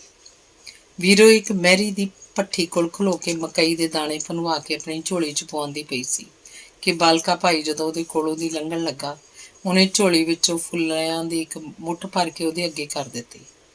ਬਾਲਕੇ ਭਾਈ ਨੇ ਬੜਾ ਸੋਚਿਆ ਕਿ ਉਹ ਇਹ ਦਾਣੇ ਨਾ ਲਵੇ, ਪਰ ਜ਼ੋਰੀ ਉਹਦਾ ਬੁੱਕ ਅੱਗੇ ਹੋ ਗਿਆ ਤੇ ਉਹਨੇ ਵੀਰੋ ਕੋਲੋਂ ਏਡੀ ਸ਼ਰਧਾ ਨਾਲ ਇਹ ਦਾਣੇ ਲੈ ਲਏ ਜਿਵੇਂ ਕੋਈ ਦੋਹਾਂ ਹੱਥਾਂ 'ਚ ਪ੍ਰਸ਼ਾਦ ਲੈਂਦਾ ਹੈ। ਉਸ ਦਿਨ ਬਾਲਕੇ ਭਾਈ ਨੂੰ ਪਹਿਲੀ ਵਾਰ ਇਹ ਪਤਾ ਲੱਗਾ ਕਿ ਭੁੱਜੀ ਹੋਈ ਮਕਈ ਵਿੱਚੋਂ ਇਹੋ ਜਿਹੀ ਖੁਸ਼ਬੂ ਉੱਠ ਸਕਦੀ ਹੈ ਜਿਹਦੇ ਨਾਲ ਕਿਸੇ ਦਾ ਲੂੰ ਝੂਮ ਜਾਵੇ। ਇੱਕ ਦਿਨ ਬਾਲਕਾ ਭਾਈ ਗੁਰੂ ਗ੍ਰੰਥ ਸਾਹਿਬ ਦੀ ਤਾਬਿਆ 'ਚ ਬਹਿ ਕੇ ਆਪਣੇ ਮੂੰਹ ਧਿਆਨ ਨਾਲ ਪਾਠ ਕਰਦਾ ਪਿਆ ਸੀ ਕਿ ਉਹਨੂੰ ਜਾਪਿਆ ਕੋਈ ਉਹਦੀ ਪਿੱਠ ਪਿੱਛੇ ਖਲੋ ਕੇ ਚੌਰੀ ਕਰਦਾ ਪਿਆ ਸੀ। ਉਹ ਜਦੋਂ ਪਾਠ ਕਰਕੇ ਉੱਠਿਆ, ਉਹਨੇ ਵੇਖਿਆ ਕਿ ਵੀਰੋ ਉਹਦੀ ਪਿੱਠ ਪਿੱਛੇ ਖਲੋਤੀ ਚੌਰੀ ਫੇਰਦੀ ਰਹੀ ਸੀ। ਤੇ ਉਸ ਰਾਤ ਤੋਂ ਇੰਝ ਹੋ ਗਿਆ ਕਿ ਬਾਲਕਾ ਭਾਈ ਜਦੋਂ ਸੌਂਦਾ, ਉਹਦੀ ਨੀਂਦਰ ਵੀਰੋ ਦੇ ਕਿਸੇ ਨਾ ਕਿਸੇ ਸੁਪਨੇ ਦੇ ਸਿਰ ਉੱਤੇ ਚੌਰੀ ਕਰਦੀ ਰਹਿੰਦੀ। ਤੇ ਬਾਲਕੇ ਭਾਈ ਨੂੰ ਜਾਪਣ ਲੱਗ ਪਿਆ ਕਿ ਸੰਗਰਾਂਦ ਵਾਲੀ ਰਾਤ ਉਹਦੇ ਮਨ ਨੇ ਜੋ ਦੀਵਾ ਬਾਲਿਆ ਸੀ, ਉਸ ਦੀਵੇ ਦੀ ਲੋ ਉੱਚੀ ਹੋ ਗਈ ਸੀ। ਗੁਰਦੁਆਰੇ ਦੇ ਪਿਛਵਾੜੇ ਵੀਰਾਂ ਦੀ ਇੱਕ ਸਹੇਲੀ ਦਾ ਘਰ ਸੀ। ਕਈ ਵਾਰ ਰਾਤ ਪਈ ਪਿੰਡ ਦੀਆਂ ਕੁੜੀਆਂ ਉੱਥੇ ਤ੍ਰਿੰਜਣ ਜੋੜਦੀਆਂ। ਕੁੜੀਆਂ ਜਦੋਂ ਗੀਤ ਛੋਂਦੀਆਂ, ਨਾ ਉਹ ਚਰਖੇ ਦੀ ਤੰਦ ਟੁੱਟਣ ਦਿੰਦੀਆਂ, ਨਾ ਗੀਤ ਦੀ ਸੁਰ। ਇਹ ਗੀਤ ਸੁਣਦਿਆਂ ਸੁਣਦਿਆਂ ਬਾਲਕੇ ਭਾਈ ਦੀ ਲਿਵ ਲੱਗ ਜਾਂਦੀ। ਉਸੇ ਤਰ੍ਹਾਂ ਜਿਸ ਤਰ੍ਹਾਂ ਜਦੋਂ ਕਦੀ ਦਿਆਲ ਜੀ ਦੀ ਆਨੰਦ ਮੰਡਲੀ ਗੁਰਦੁਆਰੇ ਆਣ ਕੇ ਸ਼ਬਦ ਕੀਰਤਨ ਕਰਦੀ ਸੀ ਤਾਂ ਬਾਲਕੇ ਭਾਈ ਦੀ ਲਿਵ ਲੱਗ ਜਾਂਦੀ ਹੁੰਦੀ ਸੀ। ਉਹ ਵੀਰੋ ਦੀ ਆਵਾਜ਼ ਪਛਾਣਦਾ ਸੀ। ਜਿਸ ਤਰ੍ਹਾਂ ਵੀਰੋ ਚਰਖੇ ਦੀ ਤੰਦ ਲੰਬੀ ਕੱਢਦੀ ਸੀ, ਉਸੇ ਤਰ੍ਹਾਂ ਉਹ ਗੀਤ ਦੀ ਸੁਰ ਉੱਚੀ ਚੁੱਕਦੀ ਸੀ। ਇੱਕ ਦਿਨ ਉਹ ਲਿਵ ਲਾ ਕੇ ਵੀਰੋ ਦਾ ਗੀਤ ਸੁਣਦਾ ਪਿਆ ਸੀ ਕਿ ਅਚਾਨਕ ਉਹਨੂੰ ਜਾਪਿਆ ਜਿਵੇਂ ਸਭਨਾਂ ਕੁੜੀਆਂ ਦੀ ਆਵਾਜ਼ ਉਸ ਗੀਤ 'ਚ ਰਲੀ ਹੋਈ ਸੀ, ਪਰ ਉਹਦੇ ਵਿੱਚੋਂ ਵੀਰੋ ਦੀ ਆਵਾਜ਼ ਨਿਕਲ ਗਈ ਸੀ। ਪਤਾ ਨਹੀਂ ਕਿੱਥੇ ਉੱਠ ਕੇ ਤੁਰ ਗਈ ਸੀ ਤੇ ਬਾਲਕੇ ਭਾਈ ਦਾ ਜੀ ਖੇਰੂ ਖੇਰੂ ਹੋਣ ਲੱਗ ਪਿਆ। ਤੇ ਫਿਰ ਉਹਦੀ ਕੋਠੜੀ ਦੀ ਬਾਰੀ ਖੜਕੀ। ਇੱਕ ਵਾਰੀ ਖੜਕੀ, ਦੂਸਰੀ ਵਾਰ ਖੜਕੀ, ਤੇ ਬਾਲਕੇ ਭਾਈ ਨੇ ਜਦੋਂ ਬਾਰੀ 'ਚੋਂ ਬਾਹਰ ਵੇਖਿਆ, ਬਾਹਰ ਵੀਰੋ ਖਲੋਤੀ ਹੋਈ ਸੀ। ਉਹਨੇ ਜਦੋਂ ਆਪਣੇ ਬੂਹੇ ਦੀ ਕੁੰਡੀ ਖੋਲ੍ਹੀ, ਉਹਨੂੰ ਜਾਪਿਆ ਅੱਜ ਉਹਦੀ ਕੋਠੜੀ 'ਚ ਵੀਰੋ ਨਹੀਂ ਸੀ ਆਈ। ਤ੍ਰਿੰਜਣ ਵਿੱਚੋਂ ਇੱਕ ਗੀਤ ਉੱਠ ਕੇ ਆ ਗਿਆ ਸੀ ਤੇ ਉਹਦੀ ਅੱਥਰੀ ਜਵਾਨੀ ਦਾ ਜੀ ਕੀਤਾ ਕਿ ਉਹ ਆਪਣੇ ਗਲ ਵਿੱਚ ਪਈ ਹੋਈ ਬਜ਼ੁਰਗੀ ਦੇ ਚੋਲੇ ਨੂੰ ਧਰੂ ਕੇ ਲਾ ਦੇਵੇ। ਉਹਦੀਆਂ ਸੋਚਾਂ ਠਿਠਕ ਗਈਆਂ। ਉਹਨੂੰ ਖਿਆਲ ਆਇਆ, ਨਹੀਂ, ਅੱਜ ਉਹਦੀ ਕੋਠੜੀ 'ਚ ਵੀਰੋ ਨਹੀਂ ਸੀ ਆਈ। ਇਮਤਿਹਾਨ ਦਾ ਵੇਲਾ ਆ ਗਿਆ ਸੀ ਤੇ ਉਹਦੀ ਅੱਥਰੀ ਜਵਾਨੀ ਨੇ ਆਪਣੇ ਗਲ 'ਚ ਪਏ ਹੋਏ ਬਜ਼ੁਰਗੀ ਦੇ ਚੋਲੇ ਦੀਆਂ ਸਭੇ ਕੰਨੀਆਂ ਘੁੱਟ ਕੇ ਫੜ ਲਈਆਂ। ਇਸ ਵੇਲੇ ਵੀਰੋ, ਤੈਨੂੰ ਡਰ ਨਹੀਂ ਲੱਗਾ? ਡਰ ਕਿਹਦੇ ਕੋਲੋਂ? ਇਸ ਹਨੇਰੇ ਕੋਲੋਂ। ਮੈਂ ਕੋਈ ਦੂਰੋਂ ਆਈ ਹਾਂ? ਇਹ ਨਾਲ ਪਿਛਵਾੜਿਓਂ ਤਾਂ ਆਈ ਹਾਂ। ਮੇਰੇ ਕੋਲੋਂ। ਵੀਰੋ ਨੇ ਇੱਕ ਵਾਰ ਨਜ਼ਰ ਭਰ ਕੇ ਬਾਲਕੇ ਭਾਈ ਦੇ ਮੂੰਹ ਵੱਲ ਵੇਖਿਆ ਤੇ ਫਿਰ ਇੱਕ ਹੌਕਾ ਭਰ ਕੇ ਚੁੱਪ ਕਰ ਗਈ। ਤੈਨੂੰ ਡਰ ਨਹੀਂ ਲੱਗਦਾ? ਪਰ ਮੈਨੂੰ ਡਰ ਲੱਗਦਾ ਹੈ। ਕਿਹਦੇ ਕੋਲੋਂ? ਸ਼ਾਇਦ ਆਪਣੇ ਆਪ ਕੋਲੋਂ। ਇਸ ਵਾਰ ਵੀਰੋ ਹੱਸ ਪਈ ਤੇ ਆਖਣ ਲੱਗੀ, ਐ ਲੈ ਫੜ ਮਰੂੰਡੇ। ਮੈਂ ਅੱਜ ਸਾਰੀ ਦਿਹਾੜੀ ਦਾਣੇ ਭੁੰਨਾਉਂਦੀ ਰਹੀ, ਗੁੜ ਘੋਲਦੀ ਰਹੀ। ਕੁਝ ਮਰੂੰਡੇ ਮੈਂ ਸਹੇਲੀਆਂ ਨੂੰ ਦੇ ਕੇ ਆਈ ਹਾਂ, ਕੁਝ ਤੇਰੇ ਲਈ ਲਿਆਈ ਹਾਂ। ਲੈ ਮੈਂ ਜਾਨੀ ਹਾਂ, ਤੂੰ ਨਾਲੇ ਮਰੂੰਡੇ ਖਾਂਦਾ ਰਹੋ ਤੇ ਨਾਲੇ ਡਰਦਾ ਰਹੋ। ਤੇ ਵੀਰੋ ਜਿੰਨੀ ਪੈਰੀਂ ਆਈ ਸੀ ਓਨੀ ਪੈਰੀਂ ਟੁਰ ਗਈ। ਬਾਲਕੇ ਭਾਈ ਨੂੰ ਜਾਪਿਆ ਮਰੂੰਡੇ ਤਾਂ ਸ਼ਾਇਦ ਮਿੱਠੇ ਹੋਣਗੇ, ਪਰ ਵੀਰੋ ਅੱਜ ਕੌੜੀ ਸੀ, ਬਹੁਤ ਕੌੜੀ। ਮੰਜੀ ਦੀ ਪੌਂਦੀ ਵੱਲ ਬੈਠਿਆਂ ਉਹਦੀ ਰਾਤ ਲੰਘ ਗਈ। ਕਈ ਵਾਰ ਉਹਨੇ ਗੜਵੀ 'ਚੋਂ ਪਾਣੀ ਲੈ ਕੇ ਚੂਲੀਆਂ ਕੀਤੀਆਂ, ਪਰ ਉਹਨੂੰ ਸਾਰੀ ਰਾਤ ਇੰਝ ਜਾਪਦਾ ਰਿਹਾ ਜਿਵੇਂ ਕੋਈ ਉਹਦੇ ਸੰਗ 'ਚ ਕੌੜਾ ਅੱਕ ਘੋਲਦਾ ਪਿਆ ਸੀ। ਤੇ ਉਹਨੂੰ ਜਾਪਿਆ ਉਹਦੇ ਮਨ ਨੇ ਜਿਹੜਾ ਇੱਕ ਦੀਵਾ ਬਾਲਿਆ ਸੀ, ਅੱਜ ਮਰਿਆਦਾ ਦੇ ਹੌਕੇ ਨਾਲ ਉਸ ਦੀਵੇ ਦੀ ਲੋ ਕੰਬਦੀ ਪਈ ਸੀ। ਦਿਹਾੜੀਆਂ ਲੰਘ ਗਈਆਂ, ਪਰ ਵੀਰੋ ਗੁਰਦੁਆਰੇ ਨਾ ਆਈ। ਮੱਸਿਆ ਆ ਗਈ, ਸੰਗਰਾਂਦ ਆ ਗਈ, ਪਰ ਵੀਰੋ ਨਾ ਆਈ। ਤੇ ਬਾਲਕਾ ਭਾਈ ਸੋਚਦਾ, ਵੀਰੋ ਇੱਕ ਵਾਰ ਆ ਜਾਏ, ਬਸ ਇੱਕ ਵਾਰ ਆ ਜਾਏ।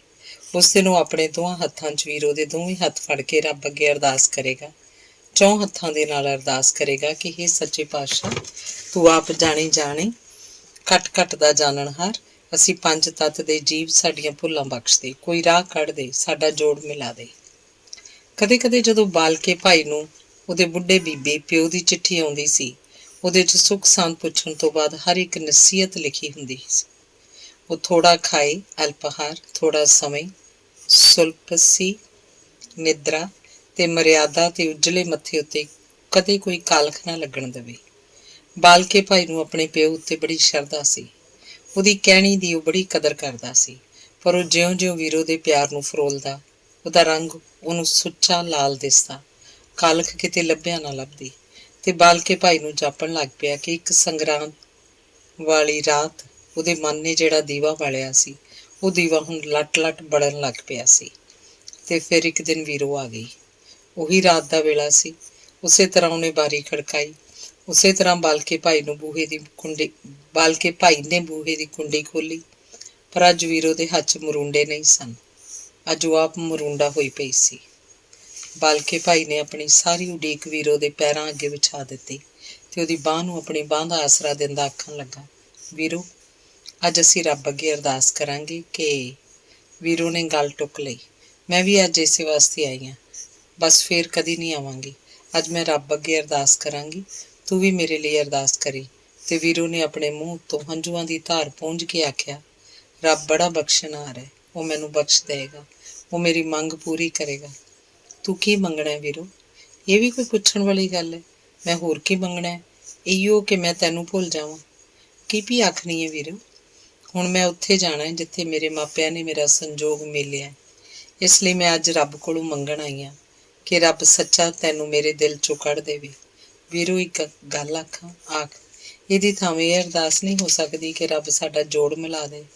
ਨਹੀਂ, ਇਹ ਅਰਦਾਸ ਨਹੀਂ ਹੋ ਸਕਦੀ, ਪਰ ਹੋ ਵੀ ਸਕਦੀ ਹੈ ਜੇ ਤੂੰ ਆਖੇ। ਜੇ ਹੋ ਸਕਦੀ ਹੈ ਤਾਂ ਚੱਲ ਇਹੋ ਅਰਦਾਸ ਕਰੀਏ, ਚੱਲ। ਪਰ ਪਹਿਲੋਂ ਇੱਕ ਗੱਲ ਸੁਣ ਲੈ ਮੇਰੀ। ਮੈਂ ਜੱਟਾਂ ਦੀ ਧੀ ਹਾਂ। ਮੇਰੇ ਮਾਪਿਆਂ ਨੇ ਸਿੱਧੀ ਹੱਥੀਂ ਮੈਨੂੰ ਤੇਰੇ ਨਾਲ ਨਹੀਂ ਤੋਰਨਾ। ਉਹਨਾਂ ਕਿਤੇ ਜੱਟਾਂ ਦੇ ਘਰ ਹੀ ਮੇਰਾ ਸਾਕ ਮੇਲਿਆ। ਫੇਰ ਜਾਂ ਤਾਂ ਮਿਰਜ਼ੇ ਵਾਂਗੂ ਮੈਨੂੰ ਅੱਜ ਰਾਤੀ ਕੱਢ ਕੇ ਲੈ ਚੱਲ, ਪਰ ਚੰਗੀ ਮੰਦੀ ਦੀ ਮੈਂ ਜ਼ਿੰਮੇਵਾਰ ਨਹੀਂ। ਤੇ ਜੇ ਤੈਨੂੰ ਮੌਤ ਤੋਂ ਡਰ ਲੱਗਦਾ, ਮੌਤ ਤੋਂ ਮੈਂ ਨਹੀਂ ਡਰਦਾ ਵੀਰੋ, ਪਰ ਫੇਰ ਕੀ? ਸਾਡੀ ਮਰਿਆਦਾ ਦੇ ਮੱਥੇ ਉੱਤੇ ਕਾਲਖ ਲੱਗ ਜਾਏਗੀ। ਮੈਂ ਇਸ ਪਦਵੀ ਉੱਤੇ ਹੋ ਕੇ ਪਿੰਡ ਦੀ ਇੱਕ ਧੀ, ਮੈਂ ਤਾਈਆਂ ਤਾਂ ਆਖਿਆ ਸੀ ਕਿ ਅਰਦਾਸ ਨਹੀਂ ਹੋ ਸਕਦੀ। ਚੱਲ ਉੱਠ, ਮਹਾਰਾਜ ਵਾਲਾ ਕਮਰਾ ਖੋਲ। ਬਾਲਕੇ ਭਾਈ ਨੇ ਗੁਰੂ ਮਹਾਰਾਜ ਵਾਲਾ ਕਮਰਾ ਖੋਲ੍ਹ ਕੇ ਆਪਣੇ ਕੰਬਦੇ ਹੱਥ ਜੋੜੇ ਤੇ ਵੀਰੋ ਗੁਰੂ ਮਹਾਰਾਜ ਦੀ ਹਜ਼ੂਰੀ 'ਚ ਖਲੋ ਕੇ ਅਰਦਾਸ ਕਰਨ ਲੱਗ ਪਈ। ਕਿੰਨੇ ਚਿਰ ਪਿੱਛੋਂ ਜਦੋਂ ਵੀਰੋ ਨੇ ਅੱਖਾਂ ਖੋਲ੍ਹੀਆਂ, ਆਪਣੀਆਂ ਦੋਵੇਂ ਤਲੀਆਂ ਅੱਡ ਕੇ ਬਾਲਕੇ ਭਾਈ ਵੱਲ ਇੰਝ ਵੇਖਿਆ ਜਿਵੇਂ ਉਹ ਪ੍ਰਸ਼ਾਦ ਮੰਗਦੀ ਹੋਵੇ। ਤੇ ਬਾਲਕੇ ਭਾਈ ਨੇ ਆਪਣੇ ਦਿਲ ਦਾ ਸਾਰਾ ਚੈਨ ਵੀਰੋ ਦੇ ਬੁੱਕ 'ਚ ਪਾ ਦਿੱਤਾ। ਵੀਰੋ ਨੇ ਬਾਹਰ ਨਿਕਲ ਕੇ ਗੁਰਦੁਆਰੇ ਦਾ ਬੂਹਾ ਢੋ ਦਿੱਤਾ ਤੇ ਬਾਲਕਾ ਭਾਈ ਅੰਦਰ ਹਨੇਰੇ 'ਚ ਮਨ ਦੇ ਉਸ ਦੀਵੇ ਕੋਲ ਖਲੋਤਾ ਰਿਹਾ ਜਿਹਨੂੰ ਮਰਿਆਦਾ ਦੀ ਫੂਕ ਨੇ ਹਮੇਸ਼ਾ ਲਈ ਬੁਝਾ ਦਿੱਤਾ ਸੀ। ਧੰਨਵਾਦ। ਅਗਲੀ ਕਹਾਣੀ ਹੈ ਚਾਨਣ ਦਾ ਹੌਕਾ। ਉਹ ਇੱਕ ਕਬਰ ਦੇ ਕੋਲ ਖਲੋਤਾ ਹੋਇਆ ਸੀ। ਰਾਤ ਦਾ ਚਾਨਣ ਉਹਦੇ ਨਾਲ ਗੱਲੀਂ ਲੱਗ ਪਿਆ। ਇੱਥੇ ਕਬਰ ਦੇ ਸਾਹਮਣੇ ਖਲੋ ਕੇ ਮੇਰੇ ਕੋਲੋਂ ਗੱਲ ਨਹੀਂ ਹੁੰਦੀ, ਆਦਮੀ ਨੇ ਆਖਿਆ। ਇਹ ਕਿਹਦੀ ਕਬਰ ਹੈ? ਰਾਤ ਦੇ ਚਾਨਣ ਨੇ ਉੜ ਕੇ ਵੇਖਿਆ ਤੇ ਫਿਰ ਆਖਣ ਲੱਗਾ, ਇਹਦੇ ਉੱਤੇ ਕਿਸੇ ਦਾ ਨਾਂ ਨਹੀਂ ਲਿਖਿਆ, ਇਹ ਮੇਰੀ ਮੁਹੱਬਤ ਦੀ ਕਬਰ ਹੈ।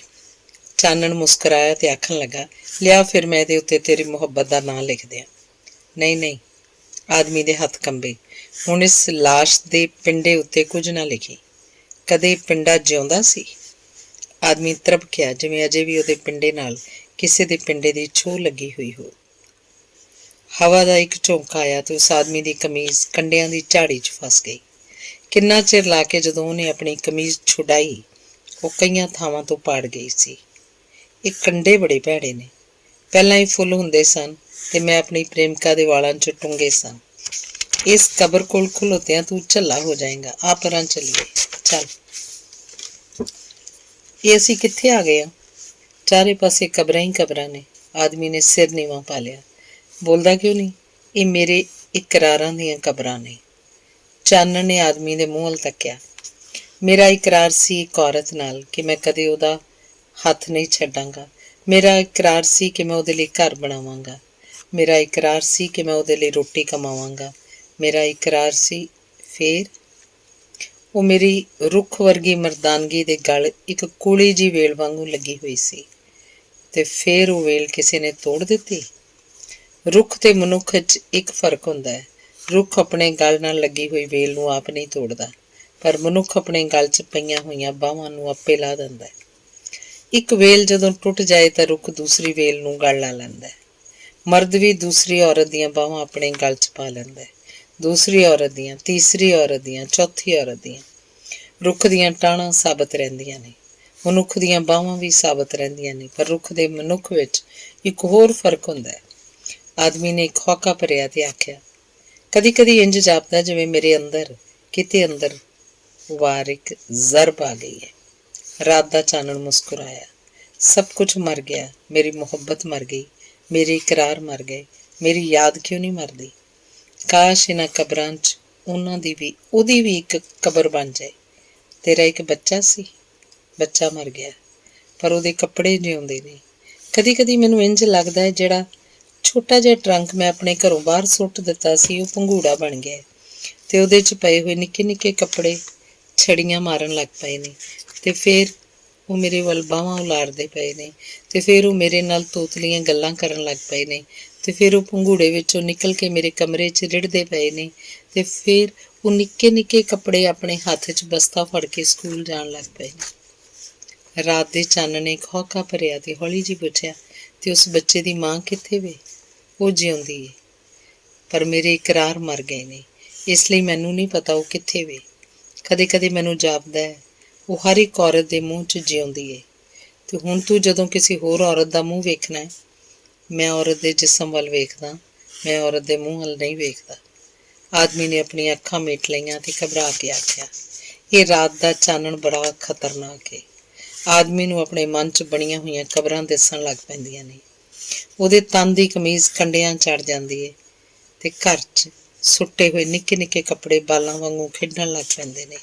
ਕਾਸ਼ ਹਨੇਰਾ ਹੋ ਜਾਏ, ਦਿਨ ਦਾ ਹਨੇਰਾ, ਤੇ ਕਿਸੇ ਨੂੰ ਕੁਝ ਨਾ ਦਿਸੇ, ਮੈਨੂੰ ਵੀ ਕੁਝ ਨਾ ਦਿਸੇ। ਤੇ ਫਿਰ ਰਾਤ ਦਾ ਚਾਨਣ ਢਲ ਗਿਆ। ਸਾਰੇ ਅਸਮਾਨ ਉੱਤੇ ਦਿਨ ਦਾ ਗੂੜਾ ਹਨੇਰਾ ਹੋ ਗਿਆ। ਦਿਨ ਦੇ ਗੂੜੇ ਹਨੇਰੇ 'ਚ ਉਸ ਆਦਮੀ ਨੇ ਆਪਣੇ ਚਾਰੇ ਪਾਸੇ ਵੇਖਿਆ ਤੇ ਤਸੱਲੀ ਦਾ ਸਾਹ ਲਿਆ।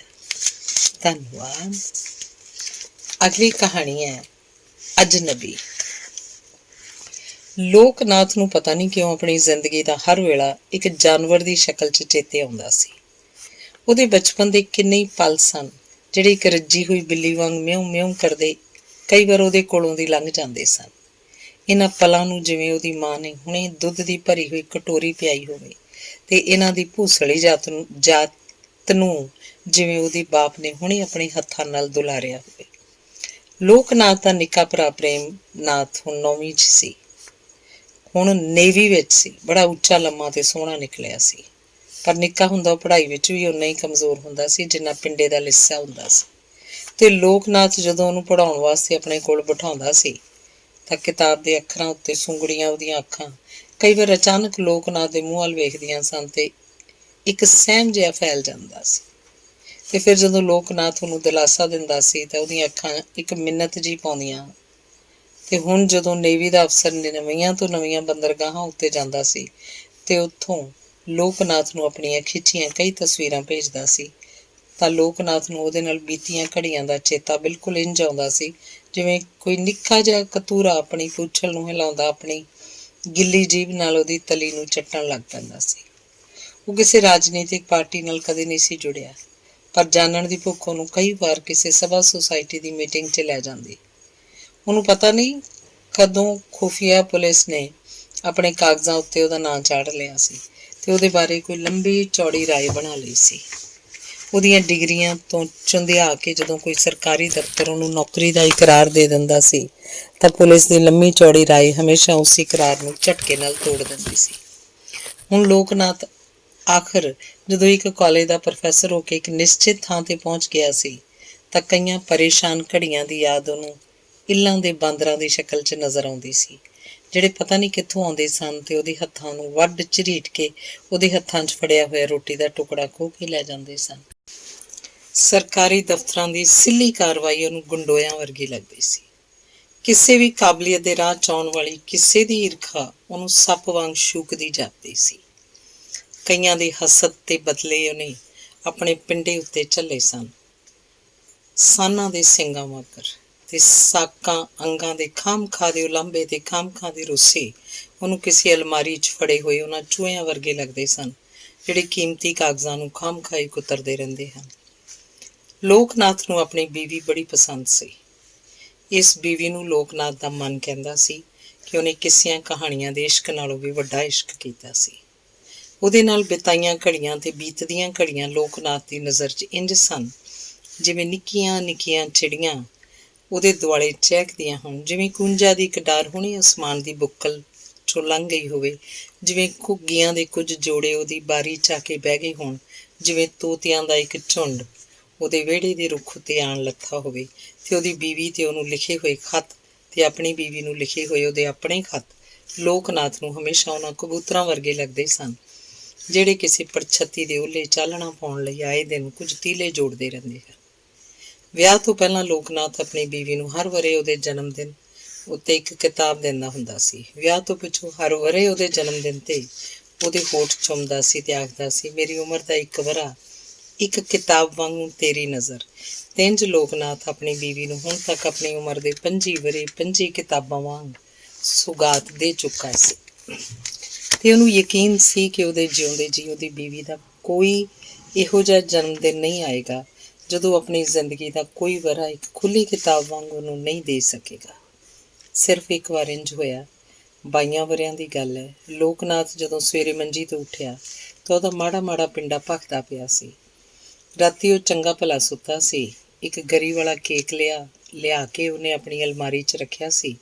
ਇਸ ਵਾਰ ਪਤਾ ਨਹੀਂ ਕਿਸ ਤਰ੍ਹਾਂ ਉਹਦੀ ਬੀਵੀ ਨੂੰ ਆਪਣਾ ਜਨਮ ਦਿਨ ਭੁੱਲ ਗਿਆ ਸੀ।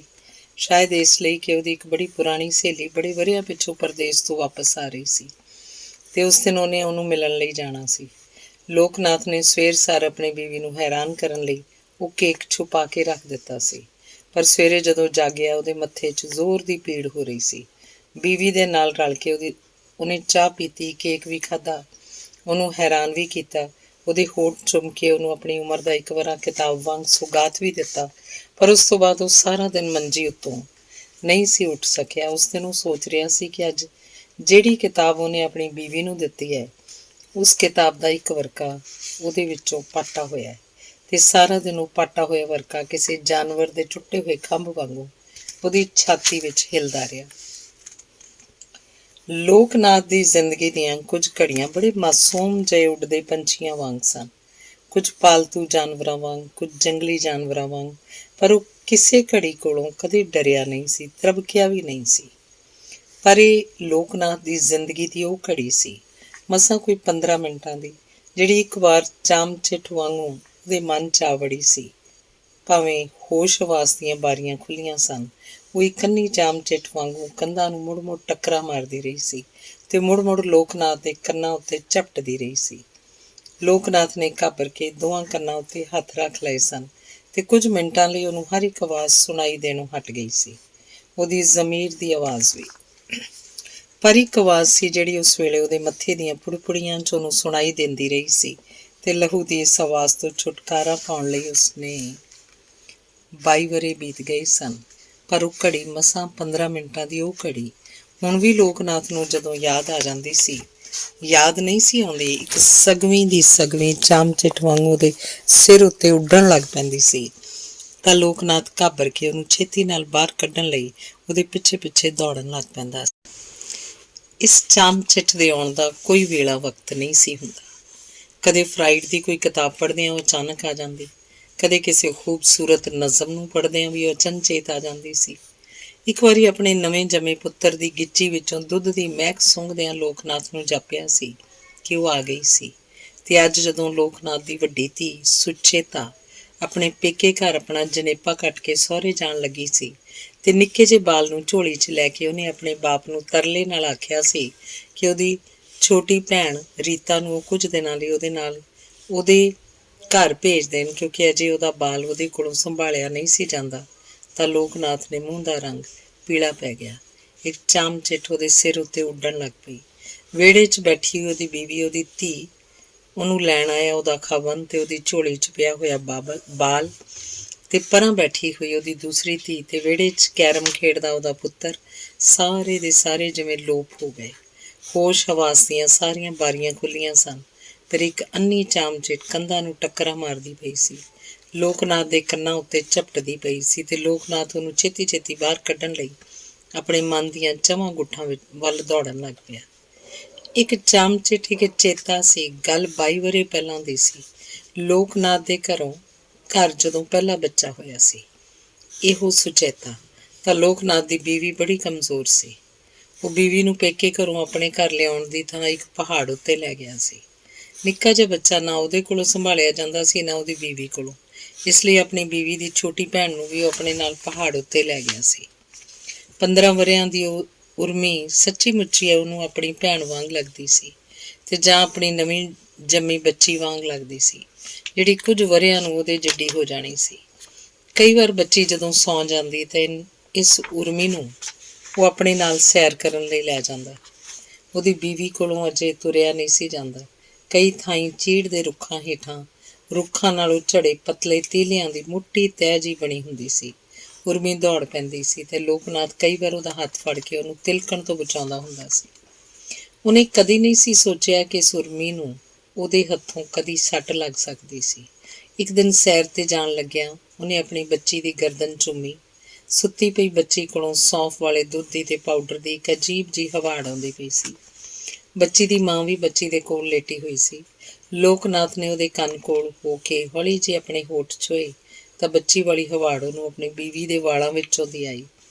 ਤੇ ਫਿਰ ਉਸੇ ਦਿਨ ਦੀ ਗੱਲ ਹੈ, ਸੈਰ ਕਰਦਿਆਂ ਜਦੋਂ ਉਹਨੇ ਉਰਮੀ ਦਾ ਹੱਥ ਫੜ ਕੇ ਉਹਨੂੰ ਤਿਲਕਵੀਂ ਚੜ੍ਹਾਈ ਚੜ੍ਹਨ ਲਈ ਆਸਰਾ ਦਿੱਤਾ ਤਾਂ ਉਹਦੇ ਮੋਢੇ ਨਾਲ ਛੂੰਹਦੇ ਉਰਮੀ ਦੇ ਸਾਹ ਵਿੱਚੋਂ ਵੀ ਉਹਨੂੰ ਉਹੀ ਹਵਾੜ ਆਈ। ਲੋਕਨਾਥ ਬੀਵੀ ਨੂੰ ਵੀ ਮਜ਼ਾਕ ਕਰਦਾ ਗਿਆ ਸੀ, ਉਰਮੀ ਨੂੰ ਵੀ ਮਜ਼ਾਕ ਕਰਨ ਲੱਗਾ। ਬੇਬੀ ਦਾ ਸੌਂਫ ਵਾਲਾ ਦੁੱਧ ਜਾਪਦਾ ਤੁਹਾਨੂੰ ਦੋਵਾਂ ਨੂੰ ਵੀ ਚੰਗਾ ਲੱਗਣ ਲੱਗ ਪਿਆ। ਅੱਗੋਂ ਲੋਕਨਾਥ ਨੂੰ ਬਿਲਕੁਲ ਪਤਾ ਨਹੀਂ ਕਿ ਕਿੰਜ ਕੀ ਹੋਇਆ।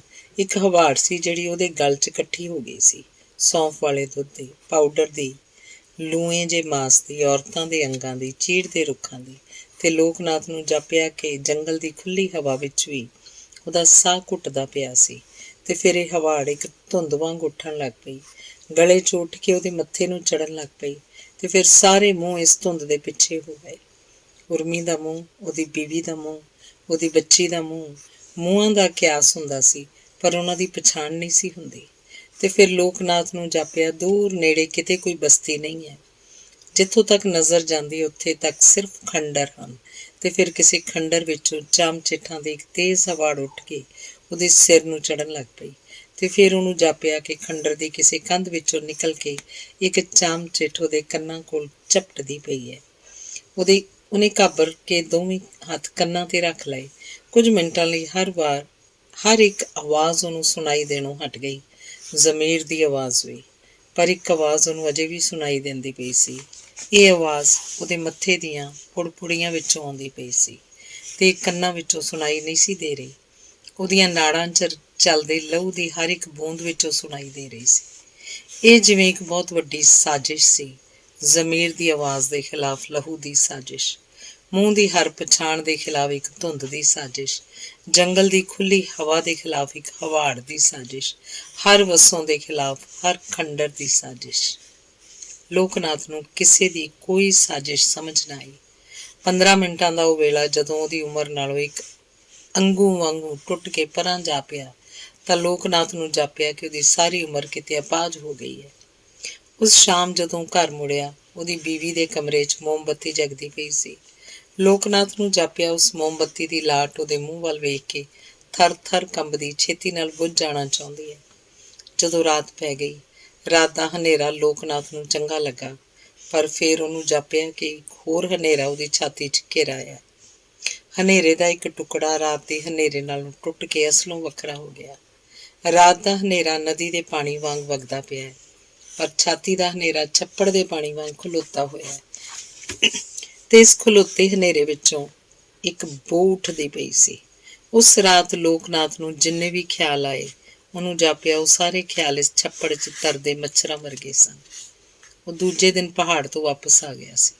ਉਰਮੀ ਨੂੰ ਉਹਦੇ ਮਾਂ-ਪਿਓ ਕੋਲ ਛੱਡ ਆਇਆ ਸੀ, ਤੇ ਫਿਰ ਉਰਮੀ ਨੂੰ ਉਹਦੇ ਵਿਆਹ ਵਾਲੇ ਦਿਨ ਇੱਕ ਭਰੇ ਵਿਹੜੇ 'ਚ ਮਿਲਣ ਤੋਂ ਸਿਵਾ ਉਹ ਕਦੀ ਨਹੀਂ ਸੀ ਮਿਲਿਆ।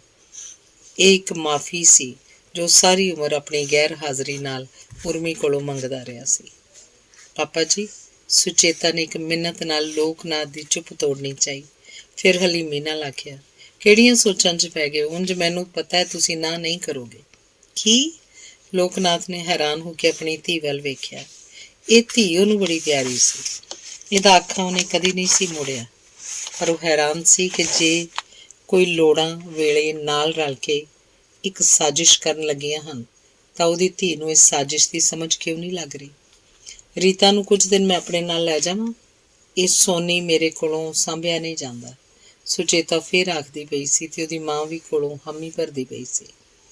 1 ਮਹੀਨੇ ਨੂੰ ਰੀਤਾ ਦਾ ਕਾਲਜ ਖੁੱਲ੍ਹ ਜਾਏਗਾ। ਇਹੋ ਛੁੱਟੀਆਂ ਦਾ 1 ਮਹੀਨਾ ਹੈ।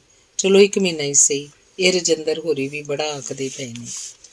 ਰਜਿੰਦਰ ਬੜਾ ਹੋਣਹਾਰ ਏ। ਲੋਕਨਾਥ ਨੂੰ ਖਿਆਲ ਆਇਆ, ਤੇ ਫਿਰ ਆਪਣੇ ਜਵਾਈ ਦੇ ਭੋਲੇ ਮੂੰਹ ਵੱਲ ਵੇਖਦਿਆਂ ਉਹਨੂੰ ਜਾਪਿਆ ਕਿ ਕੋਈ ਹੋਣੀ ਇੱਕ ਪਾਗਲ ਕੁੱਤੇ ਵਾਂਗ ਇਸ ਚੰਗੇ ਮੁੰਡੇ ਨੂੰ ਕੱਟਣ ਲਈ ਕਾਹਲੀ ਪਈ ਹੋਈ ਹੈ। ਉਹ ਤਣ ਕੇ ਖਲੋ ਗਿਆ, ਇੰਝ ਜਿਵੇਂ ਉਹਨੂੰ ਪਾਗਲ ਕੁੱਤੇ ਤੋਂ ਬਚਾ ਸਕਦਾ ਹੈ। ਮੈਂ ਅਗਲੇ ਮਹੀਨੇ ਰੀਤਾ ਨੂੰ ਆਪ ਆ ਕੇ ਛੱਡ ਜਾਵਾਂਗਾ, ਰਜਿੰਦਰ ਨੇ ਹੌਲੀ ਜਿਹੀ ਕਿਹਾ। ਨਹੀਂ, ਬਿਲਕੁਲ ਨਹੀਂ, ਲੋਕਨਾਥ ਨੇ ਜ਼ੋਰ ਨਾਲ ਆਖਿਆ।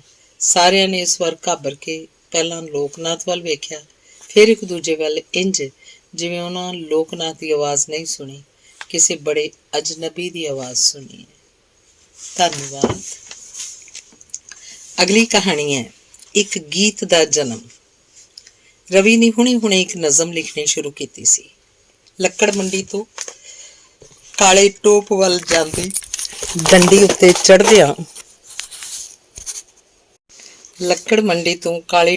ਜਾਂਦੀ ਡੰਡੀ ਉੱਤੇ ਚੜ੍ਹਦਿਆਂ ਉਹਨੇ ਪਹਾੜੀ ਹਰਿਆਵਲ ਨੂੰ ਘੁੱਟ ਭਰ ਕੇ ਪੀਤਾ ਸੀ, ਬੁੱਕ ਭਰ ਕੇ ਪੀਤਾ ਸੀ, ਡੀਕ ਲਾ ਕੇ ਪੀਤਾ ਸੀ। ਤੇ ਫਿਰ ਕਈ ਮੀਲਾਂ ਦੀ ਚੜ੍ਹਾਈ ਤੋਂ ਬਾਅਦ ਡਾਕ ਬੰਗਲੇ 'ਚ ਜਾ ਕੇ ਜਦੋਂ ਉਹਨੇ ਸਮਾਨ ਰੱਖਿਆ ਸੀ, ਉਹਦੀ ਬੀਵੀ ਨੇ ਉਹਦੇ ਲਈ ਗਰਮ ਕੌਫੀ ਬਣਾਈ ਸੀ। ਉਹਦੇ ਆਰਾਮ ਲਈ ਪਲੰਘ ਉੱਤੇ ਬਿਸਤਰਾ ਵਿਛਾਇਆ ਸੀ, ਤਾਂ ਉਹਨੂੰ ਜਾਪਿਆ ਸੀ ਕਿ ਉਹ ਅਜੇ ਸੌਂ ਨਹੀਂ ਸੀ ਸਕਦਾ। ਉਹ ਡਾਕ ਬੰਗਲੇ ਵਿੱਚੋਂ ਇਕੱਲਾ ਬਾਹਰ ਆ ਗਿਆ ਸੀ, ਤੇ ਉਹਨੂੰ ਜਾਪ ਰਿਹਾ ਸੀ ਜਿਹੜੀ ਹਰਿਆਵਲ ਉਹਨੇ ਘੁੱਟਾਂ ਭਰ ਕੇ ਪੀਤੀ ਸੀ, ਬੁੱਕਾਂ ਭਰ ਕੇ ਪੀਤੀ ਸੀ, ਡੀਕ ਲਾ ਕੇ ਪੀਤੀ ਸੀ, ਉਹਨੂੰ ਜਰਨਾ ਬੜਾ ਮੁਸ਼ਕਿਲ ਸੀ। ਉਹ ਇੱਕ ਕਾਗਜ਼ ਲੈ ਕੇ ਨਜ਼ਮ ਲਿਖਣ ਲੱਗ ਪਿਆ ਸੀ, ਤੇ ਨਜ਼ਮ ਲਿਖਦਿਆਂ ਲਿਖਦਿਆਂ ਉਹਨੂੰ ਜਾਪਿਆ ਸੀ ਉਹ ਹਰਿਆਵਲ ਦੇ ਤਿੱਖੇ ਨਸ਼ੇ ਨੂੰ ਲਾਉਣ ਲਈ ਇੱਕ ਐਂਟੀਡੋਟ ਲੈ ਰਿਹਾ ਸੀ। ਅਧੂਰੀ ਨਜ਼ਮ ਵਾਲੇ ਕਾਗਜ਼ ਨੂੰ ਉਹਨੇ ਘਾਹ ਉੱਤੇ ਰੱਖ ਦਿੱਤਾ। ਨਜ਼ਮ ਅਜੇ ਪੂਰੀ ਨਹੀਂ ਸੀ ਹੋਈ। ਇੱਕ ਨਿੱਕਾ ਜਿਹਾ ਪੱਥਰ ਦਾ ਟੋਟਾ ਉਹਨੇ ਕਾਗਜ਼ ਉੱਤੇ ਰੱਖ ਦਿੱਤਾ, ਤੇ ਘਾਹ ਉੱਤੇ ਲੰਮਾ ਪੈ ਗਿਆ। ਉਹਨੂੰ ਸਾਰਤਰ ਦੀ ਆਖੀ ਹੋਈ ਗੱਲ ਯਾਦ ਆਈ। ਮੈਂ ਜਦੋਂ ਲਿਖਦਾ, ਨਿਰਾਸਤਾ ਦੇ ਜਾਲ 'ਚ ਖੂਬਸੂਰਤੀ ਨੂੰ ਪਕੜਨ ਦੀ ਕੋਸ਼ਿਸ਼ ਕਰਦਾ, ਤੇ ਰਵੀ ਨੂੰ ਜਾਪਿਆ ਕਿ ਉਹ ਜਦੋਂ ਵੀ ਨਜ਼ਮ ਲਿਖਦਾ ਹੈ, ਨਿਰਾਸਤਾ ਦੇ ਜਾਲ ਵਿੱਚ ਇੱਕ ਖੂਬਸੂਰਤੀ ਨੂੰ ਨਹੀਂ ਪਕੜਦਾ, ਸਗੋਂ ਹਮੇਸ਼ਾ ਖੂਬਸੂਰਤੀ ਦੇ ਜਾਲ ਵਿੱਚ ਇੱਕ ਨਿਰਾਸਤਾ ਨੂੰ ਪਕੜਨ ਦੀ ਕੋਸ਼ਿਸ਼ ਕਰਦਾ ਹੈ। ਤੇ ਫਿਰ ਰਵੀ ਨੇ ਆਪਣੇ ਮਨ ਨੂੰ ਚੰਗੀ ਤਰ੍ਹਾਂ ਫੋਲ ਕੇ ਵੇਖਿਆ। ਉਹਦੇ ਵਿੱਚ ਕੋਈ ਨਿਰਾਸਤਾ ਨਹੀਂ ਸੀ, ਪਰ ਹੁਣੇ ਕਾਗਜ਼ ਉੱਤੇ ਲਿਖੀ ਹੋਈ ਨਜ਼ਮ ਵਿੱਚ ਨਿਰਾਸਤਾ ਸੀ।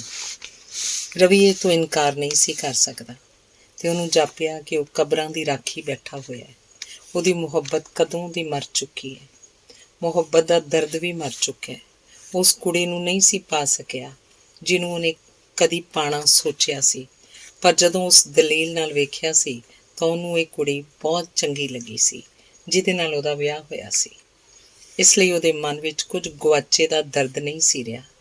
ਪਰ ਉਹ ਜਿਸ ਵੇਲੇ ਨਜ਼ਮ ਲਿਖਦਾ ਸੀ, ਨਜ਼ਮ 'ਚ ਇੱਕ ਦਰਦ ਹੁੰਦਾ ਸੀ, ਪਰ ਇਸ ਦਰਦ ਨੂੰ ਦਰਦ ਨਹੀਂ ਸੀ ਆਖਿਆ ਜਾ ਸਕਦਾ ਕਿਉਂਕਿ ਇਹ ਦਰਦ ਜਿਉਂਦਾ ਨਹੀਂ ਸੀ। ਇਸੇ ਲਈ ਅੱਜ ਰਵੀ ਸੋਚ ਰਿਹਾ ਸੀ ਕਿ ਉਹਦੇ ਅੰਦਰਲਾ ਉਹ ਰਵੀ ਜਿਹੜਾ ਨਜ਼ਮਾਂ ਲਿਖਦਾ ਹੈ, ਕਬਰਾਂ ਦੀ ਰਾਖੀ ਬੈਠਾ ਹੋਇਆ ਹੈ। ਰਵੀ ਨੂੰ ਫਿਰ ਸਾਰਤਰ ਯਾਦ ਆਇਆ। ਸਾਰਤਰ ਨੇ ਆਪਣੇ ਬਾਰੇ ਆਖਿਆ ਸੀ ਕਿ ਹੱਥ ਵਿੱਚ ਕਾਗਜ਼ ਲੈ ਕੇ ਹਰ ਸਵੇਰੇ ਕੁਝ ਲਿਖਣ ਦੀ ਉਹਦੀ ਦੀਵਾਨਗੀ ਇਸ ਤਰ੍ਹਾਂ ਸੀ ਜਿਸ ਤਰ੍ਹਾਂ ਉਹ ਆਪਣੇ ਜਿਉਂਦੇ ਹੋਣ ਦੀ ਮਾਫੀ ਮੰਗਦਾ ਹੋਵੇ। ਰਵੀ ਨੂੰ ਜਾਪਿਆ ਇਹ ਗੱਲ ਸੱਚੀ ਹੈ ਕਿਉਂਕਿ ਉਹਨੇ ਅੱਜ ਤੱਕ ਜੋ ਕੁਝ ਵੀ ਲਿਖਿਆ ਹੈ ਕਦੇ ਉਸ ਕੁੜੀ ਨੂੰ ਪੜ੍ਹਾਉਣਾ ਨਹੀਂ ਚਾਹਿਆ ਜਿਹਦਾ ਉਹ ਆਪਣੀਆਂ ਨਜ਼ਮਾਂ 'ਚ ਜ਼ਿਕਰ ਕਰਦਾ ਹੈ, ਤੇ ਨਾ ਹੀ ਉਹਨੇ ਆਪਣੀਆਂ ਲਿਖਤਾਂ ਤੋਂ ਕੋਈ ਸ਼ੋਹਰਤ ਖਰੀਦਣੀ ਚਾਹੀ ਹੈ। ਸ਼ੋਹਰਤ ਬਾਰੇ ਵੀ ਉਹਦਾ ਇਤਕਾਦ ਸਾਰਤਰ ਨਾਲ ਮਿਲਦਾ ਸੀ ਕਿ ਸ਼ੋਹਰਤ ਉਦੋਂ ਆਉਂਦੀ ਹੈ ਜਦੋਂ ਮਨੁੱਖ ਮਰ ਚੁੱਕਾ ਹੁੰਦਾ ਹੈ। ਉਹਦੀ ਕਬਰ ਨੂੰ ਸਜਾਉਣ ਵਾਸਤੇ ਆਉਂਦੀ ਹੈ, ਤੇ ਜੇ ਪਹਿਲਾਂ ਆ ਜਾਏ, ਮਨੁੱਖ ਦੇ ਜਿਉਂਦੇ ਜੀ ਵੀ ਆ ਜਾਏ, ਤਾਂ ਉਹ ਮਨੁੱਖ ਨੂੰ ਪਹਿਲੋਂ ਆਪਣੇ ਹੱਥ ਨਾਲ ਕਤਲ ਕਰਦੀ ਹੈ, ਫਿਰ ਉਹਦੀ ਕਬਰ ਨੂੰ ਸਜਾਉਂਦੀ ਹੈ। ਰਵੀ ਨੇ ਆਪਣੀਆਂ ਨਜ਼ਮਾਂ ਨੂੰ ਇਸ ਕਿਸੇ ਇਨਾਮੀ ਮੁਕਾਬਲੇ 'ਚ ਨਹੀਂ ਸੀ ਭੇਜਿਆ। ਇਹ ਮੁਕਾਬਲੇ ਉਹਨੂੰ ਇਸ ਤਰ੍ਹਾਂ ਜਾਪਦੇ ਸਨ ਜਿਵੇਂ ਕੁਝ ਅਮੀਰ ਲੋਕ ਆਪਣੇ ਪੈਸਿਆਂ ਦੇ ਜ਼ੋਰ ਨਾਲ ਜਾਂ ਅਹੁਦਿਆਂ ਦੇ ਜ਼ੋਰ ਨਾਲ ਕਲਾਕਾਰਾਂ ਨੂੰ ਬਟੇਰਿਆਂ ਵਾਂਗ ਲੜਾ ਕੇ ਵੇਖਦੇ ਹਨ ਤੇ ਫਿਰ ਇੱਕ ਦੂਜੇ ਨੂੰ ਲਹੂ ਲੁਹਾਨ ਕਰਕੇ ਜਿਹੜਾ ਜਿੱਤ ਜਾਂਦਾ ਹੈ ਉਹਦਾ ਜਲੂਸ ਕੱਢਦੇ ਹਨ। ਤੇ ਰਵੀ ਨੂੰ ਜਾਪਿਆ ਜੋ ਕੁਝ ਲਿਖਦਾ ਹੈ ਨਾ ਕਿਸੇ ਮਹਿਬੂਬ ਲਈ ਲਿਖਦਾ ਹੈ, ਨਾ ਕਿਸੇ ਸ਼ੋਹਰਤ ਲਈ। ਉਹ ਰੋਟੀ ਖਾਂਦਾ ਹੈ ਕਿ ਉਹ ਜਿਉਂਦਾ ਰਹਿ ਸਕੇ, ਤੇ ਉਹ ਨਜ਼ਮ ਲਿਖਦਾ ਹੈ ਕਿ ਉਹ ਜਿਉਂਦੇ ਰਹਿਣ ਦੇ ਕਸੂਰ ਦੀ ਮਾਫੀ ਮੰਗ ਸਕੇ। ਤੇ ਫਿਰ ਰਵੀ ਨੂੰ ਇੱਕ ਬੜਾ ਹੀ ਗਲੀਜ਼ ਜਿਹਾ ਖਿਆਲ ਆਇਆ ਕਿ ਨਜ਼ਮਾਂ ਗੰਡੋਏ ਹੁੰਦੀਆਂ ਹਨ। ਗੰਡੋਏ ਧਰਤੀ ਦੀ ਹੁੰਮ ਵਿੱਚੋਂ ਜਨਮ ਲੈਂਦੇ ਹਨ ਤੇ ਨਜ਼ਮਾਂ ਮਨ ਦੇ ਹੁੱਸੜ ਵਿੱਚੋਂ। ਰਵੀ ਨੂੰ ਅਸਲ 'ਚ ਆਪਣਾ ਖਿਆਲ ਨਹੀਂ ਸੀ ਗਲੀਜ਼ ਜਾਪਿਆ।